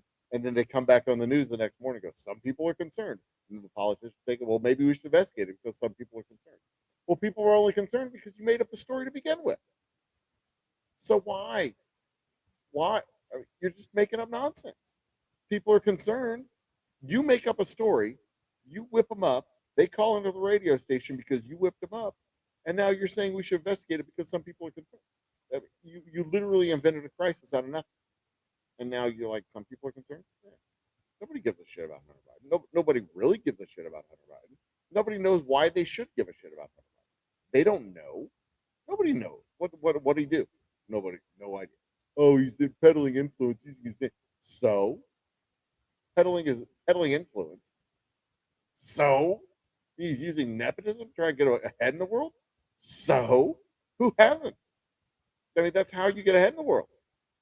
You peddle your name, you peddle your influence, you lean on who you know. You get referrals. I mean, why would they put him at the head of Burisma? Why would they put him on the board of Burisma? For the same reason that Rick Perry slipped a list of names to the foreign minister over in Ukraine to put his buddies on the board of Burisma for the exact same reason, because they're peddling influence. That's what they do. Is that corruption? Maybe. Is that how the world works? Yeah. It's only corruption if you look at it from a certain point of view, which means it's not really corruption. Because the certain point of view is if your guy does it, it's okay. If their guy does it, it's bad. It's bullshit. It's nonsense. And these fucking people. But so yeah, I mean that's the only reason why I'd want to have him on the show. I mean, like I want to interview some interesting people. I think I would enjoy interviewing some more interesting people. But I don't think I'd want to interview that. I don't think I'd want to. Not anytime ever. Unless I could get him to go behind the curtain and show me the real office. Because otherwise, I just don't want to listen to this bullshit. I don't want to listen to any senators' bullshit. I don't want to listen to any of their bullshit. I don't want to listen to any of their bullshit. I don't want to listen to any congressman's bullshit. I just don't like. I don't want to be a forum for their bullshit. So, yeah, no, probably not. Probably not. I wouldn't mind asking Beto some. I think I could. I think Beto would probably answer questions that aren't with other than bullshit answers. I think you would answer questions that would be like, yeah, it's kind of messed up. The money in politics is just kind of messed up. I think this kind of sucks. Yeah, we're just kind of fucked until we figure out a way to get around the roadblocks that have been put in front of us. And we just gotta figure that shit out, man. I don't know what the solution is. I've tried. I've worked on it, and it's not worked. I don't know what to do. I kind of feel like that'd be the answer that we would get from Beto, but then he'd also be like, he'd give the Hopi answer where it's like yeah, but it's not impossible. It's just gonna take some work, and we got to probe on the edges of the establishment, figure out where the weak points are, and exploit those weak points. And we got to keep working at it. And, I think that's the kind of answer. Kind of answers he'd give. But again, I don't know. I'd have to actually get him on the show and ask him the question. But I think he would give more honest answers than the other guy. Maybe he'll run against Ted Cruz again. Maybe. That'd be worth it. Has he been interviewed at all since the election? Probably. I haven't seen it. Of course, I don't hang on every interview. I don't hang on every word. But probably. I'm gonna reach out. I think I'll do that. I'll reach out to him. See if I can get him on the show. See if I can get him to come in for an interview. And then maybe we can get 12 people to watch. Let me see what the high point was with concurrent viewers today. Look at my analytics. High point of concurrent views. It looks like the highest we had was 12 back around 8 o'clock when Joey V and Emma were on. Is that 9 o'clock? That's 9 o'clock. So it was at the end of what was going on at 9. That would have been what? It's 12:30, so that would have been 3.5 hours ago. 3.5 hours ago, we had Joey V. Oh, Tanya was on. That was in the middle of Tanya's interview. We had 12 concurrents in the middle of Tanya's interview. I mean, we've had 98 views tonight. We've had a long show. So that's a. I mean, I'm not disappointed with the turnout. This is a pretty decent show. We're pretty cool. It's pretty cool. We've done fine. In fact, I'm gonna do that. I'm gonna effort. I'm gonna effort Beto and see if I can get him to come on the show for a happy hour on Wednesday night. Hey, can I interview you for an hour? You mind? Just you and me. We'll have a couple of drinks, just a happy hour, just chat. We'll talk. We'll talk Whataburger. We'll talk playing in a punk band. We'll talk how hard it is for a real person to get elected. What the deal is. What the hell the deal even is. I think I'm going to do that. And I hope Tanya comes back too. I really I enjoy talking with her. She's a fun person. She's a totally fun person. And I like talking to her about stuff that's not just science stuff too. I don't mind talking to her about all that. But she loves talking about science stuff. You get her going. You wind her up about the Johnson or the JW or the next telescope or the like what do we find in the Earth's crust? What do we find in the mantle? What do we find? What are we going to find on the moon? What are we going to find on asteroids? I'm fascinated. I mean, it's highly unlikely that we will mine an asteroid for iron or gold or platinum or something like that. One of those precious metals that you get a trillion tons of gold and you bring it back to Earth. It completely crashes. It makes the ore completely worthless, and it's not worth bringing back to Earth because you spend $150 million or $500 million on a probe to get an asteroid to bring it back to Earth to get $0 worth of gold. It doesn't make any sense.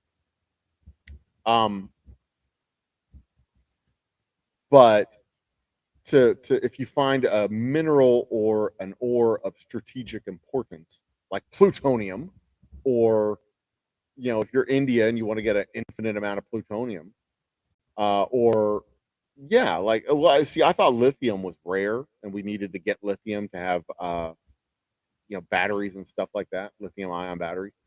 But one of those rare earth metals that you need for electric cars or batteries or something like that, something you can get, and then now all of a sudden you have all of the supply for all of the batteries that you need. The United States owns it, so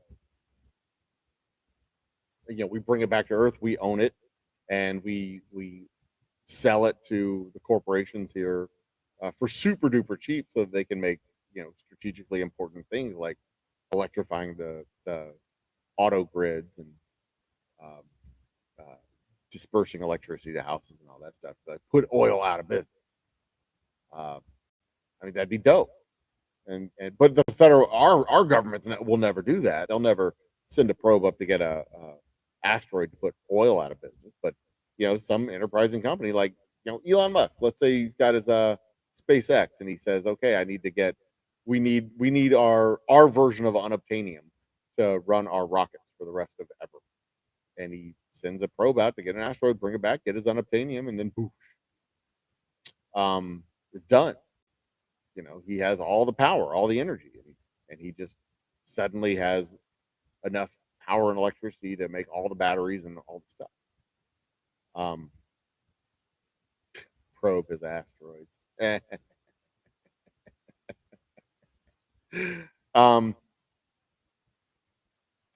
I mean, that would be all the reason to bring an asteroid back. If you could, because if you bring back gold, it makes the market zero. But if you have an infinite source of some unobtainium type of mineral that is an infinite source of power, an infinite source of electricity, an infinite source of whatever it is that we need that's not, and by infinite, I mean like more than we could ever use.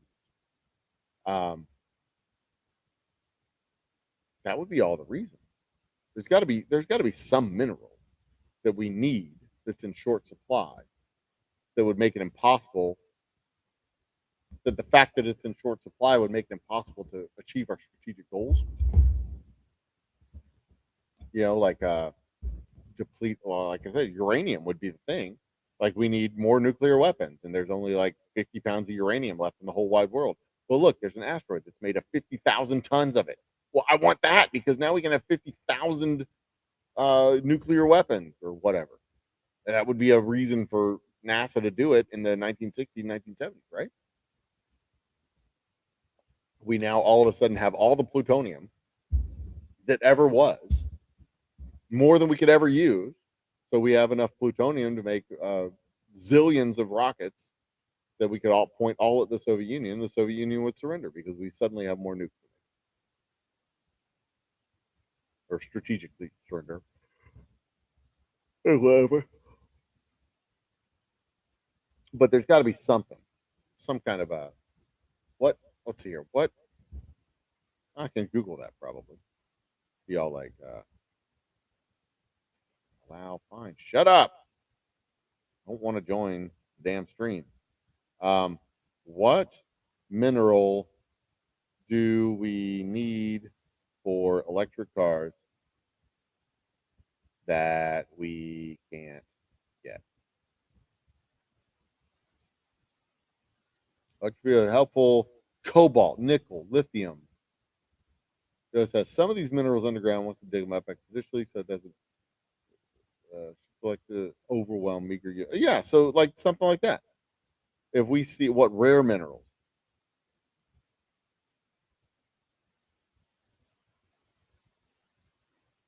I was fucked up. What rare minerals? Lithium, cobalt, manganese, nickel, and graphite. U.S. Geological Survey has designated these as critical. So let's say we find an asteroid out there that's made of lithium, cobalt.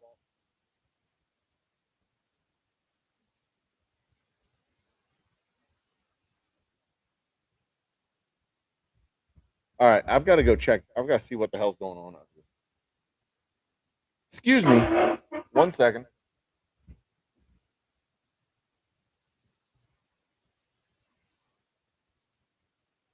See if y'all can see what I'm looking at up here. Making all the noise.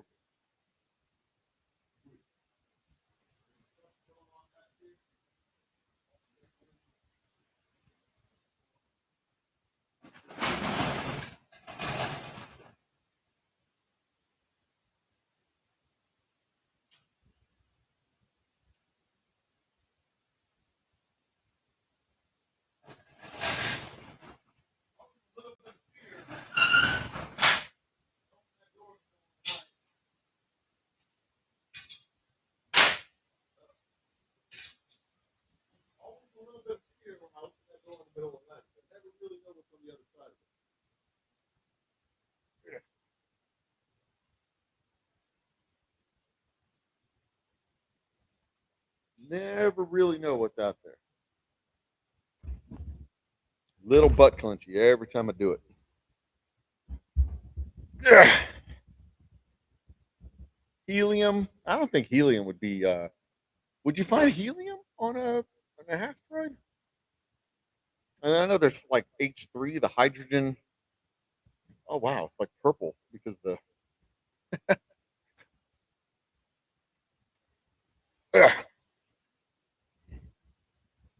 All right, there we go.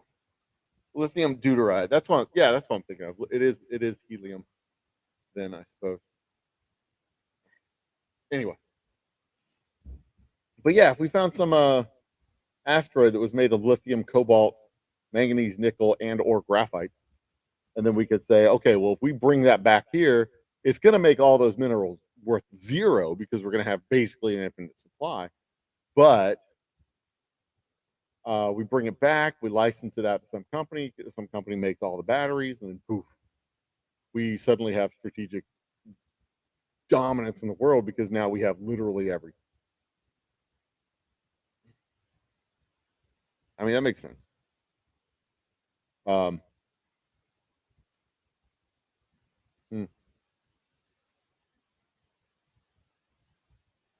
Yeah, but yeah, I think maybe I'll do that. I'll reach out to Beto and I'll talk to him about. I'll see if I can get a politics-free interview. It's not going to be a politics-free interview. It's gonna. I mean, it always ends up being some kind of politics, even if it's relatively benign. Like we're just talking about voting registration. Something benign like that always veers into politics. Voter registration. We try to, but what are the roadblocks? How do we get around it?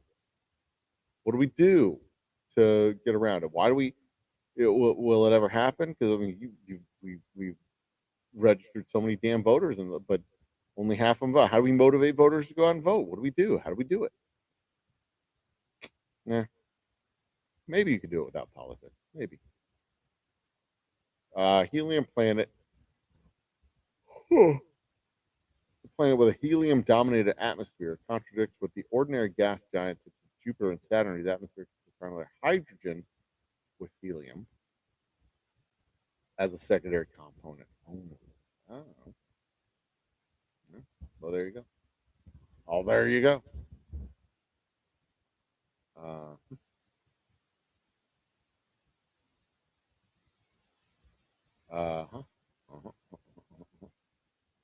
I'm gonna look over here at YouTube. I want to see my shorts that I did earlier today too, and then I'm probably going to go ahead and wrap up the show.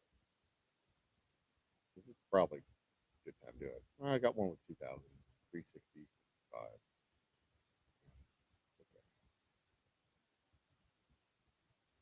Okay. It's all right. Not a great day for shorts, but I think it's time to wrap it up. I'm at 7:55. I've pushed the show to 8 hours. Thank you, Jen, for helping me push it to 8 hours. That was the goal. I made it. I'm happy. Be back tomorrow when we come on late tomorrow afternoon. Should be 5 o'clock. I gotta reach out and confirm what time I said we were gonna do it. I think it was gonna be 7 o'clock Eastern or 7 o'clock Pacific time, which would be 9 o'clock my time.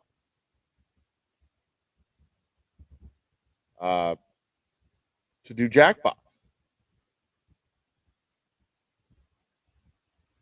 So that'll be a fun show. We're gonna do a fun show. We're gonna have a night of Jackbox.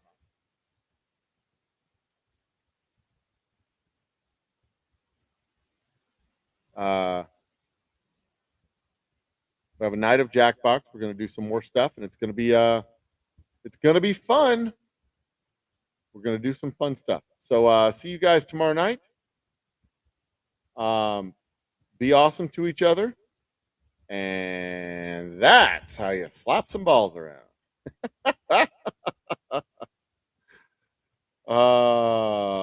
Lord, yeah, no, I'm not gonna go with that as a closing catchphrase. It's just not gonna happen. Yeah, but there you go. Continue to be awesome to each other. Let me pour myself a closing shot, and then we can have a proper toast. And don't forget to subscribe. YouTube.com, blah, blah, blah, blah, blah. Hit the notification bell. Do all those things because that's what good people do. If you don't do that, you're not a good person. Cheers. See you tomorrow. Good night.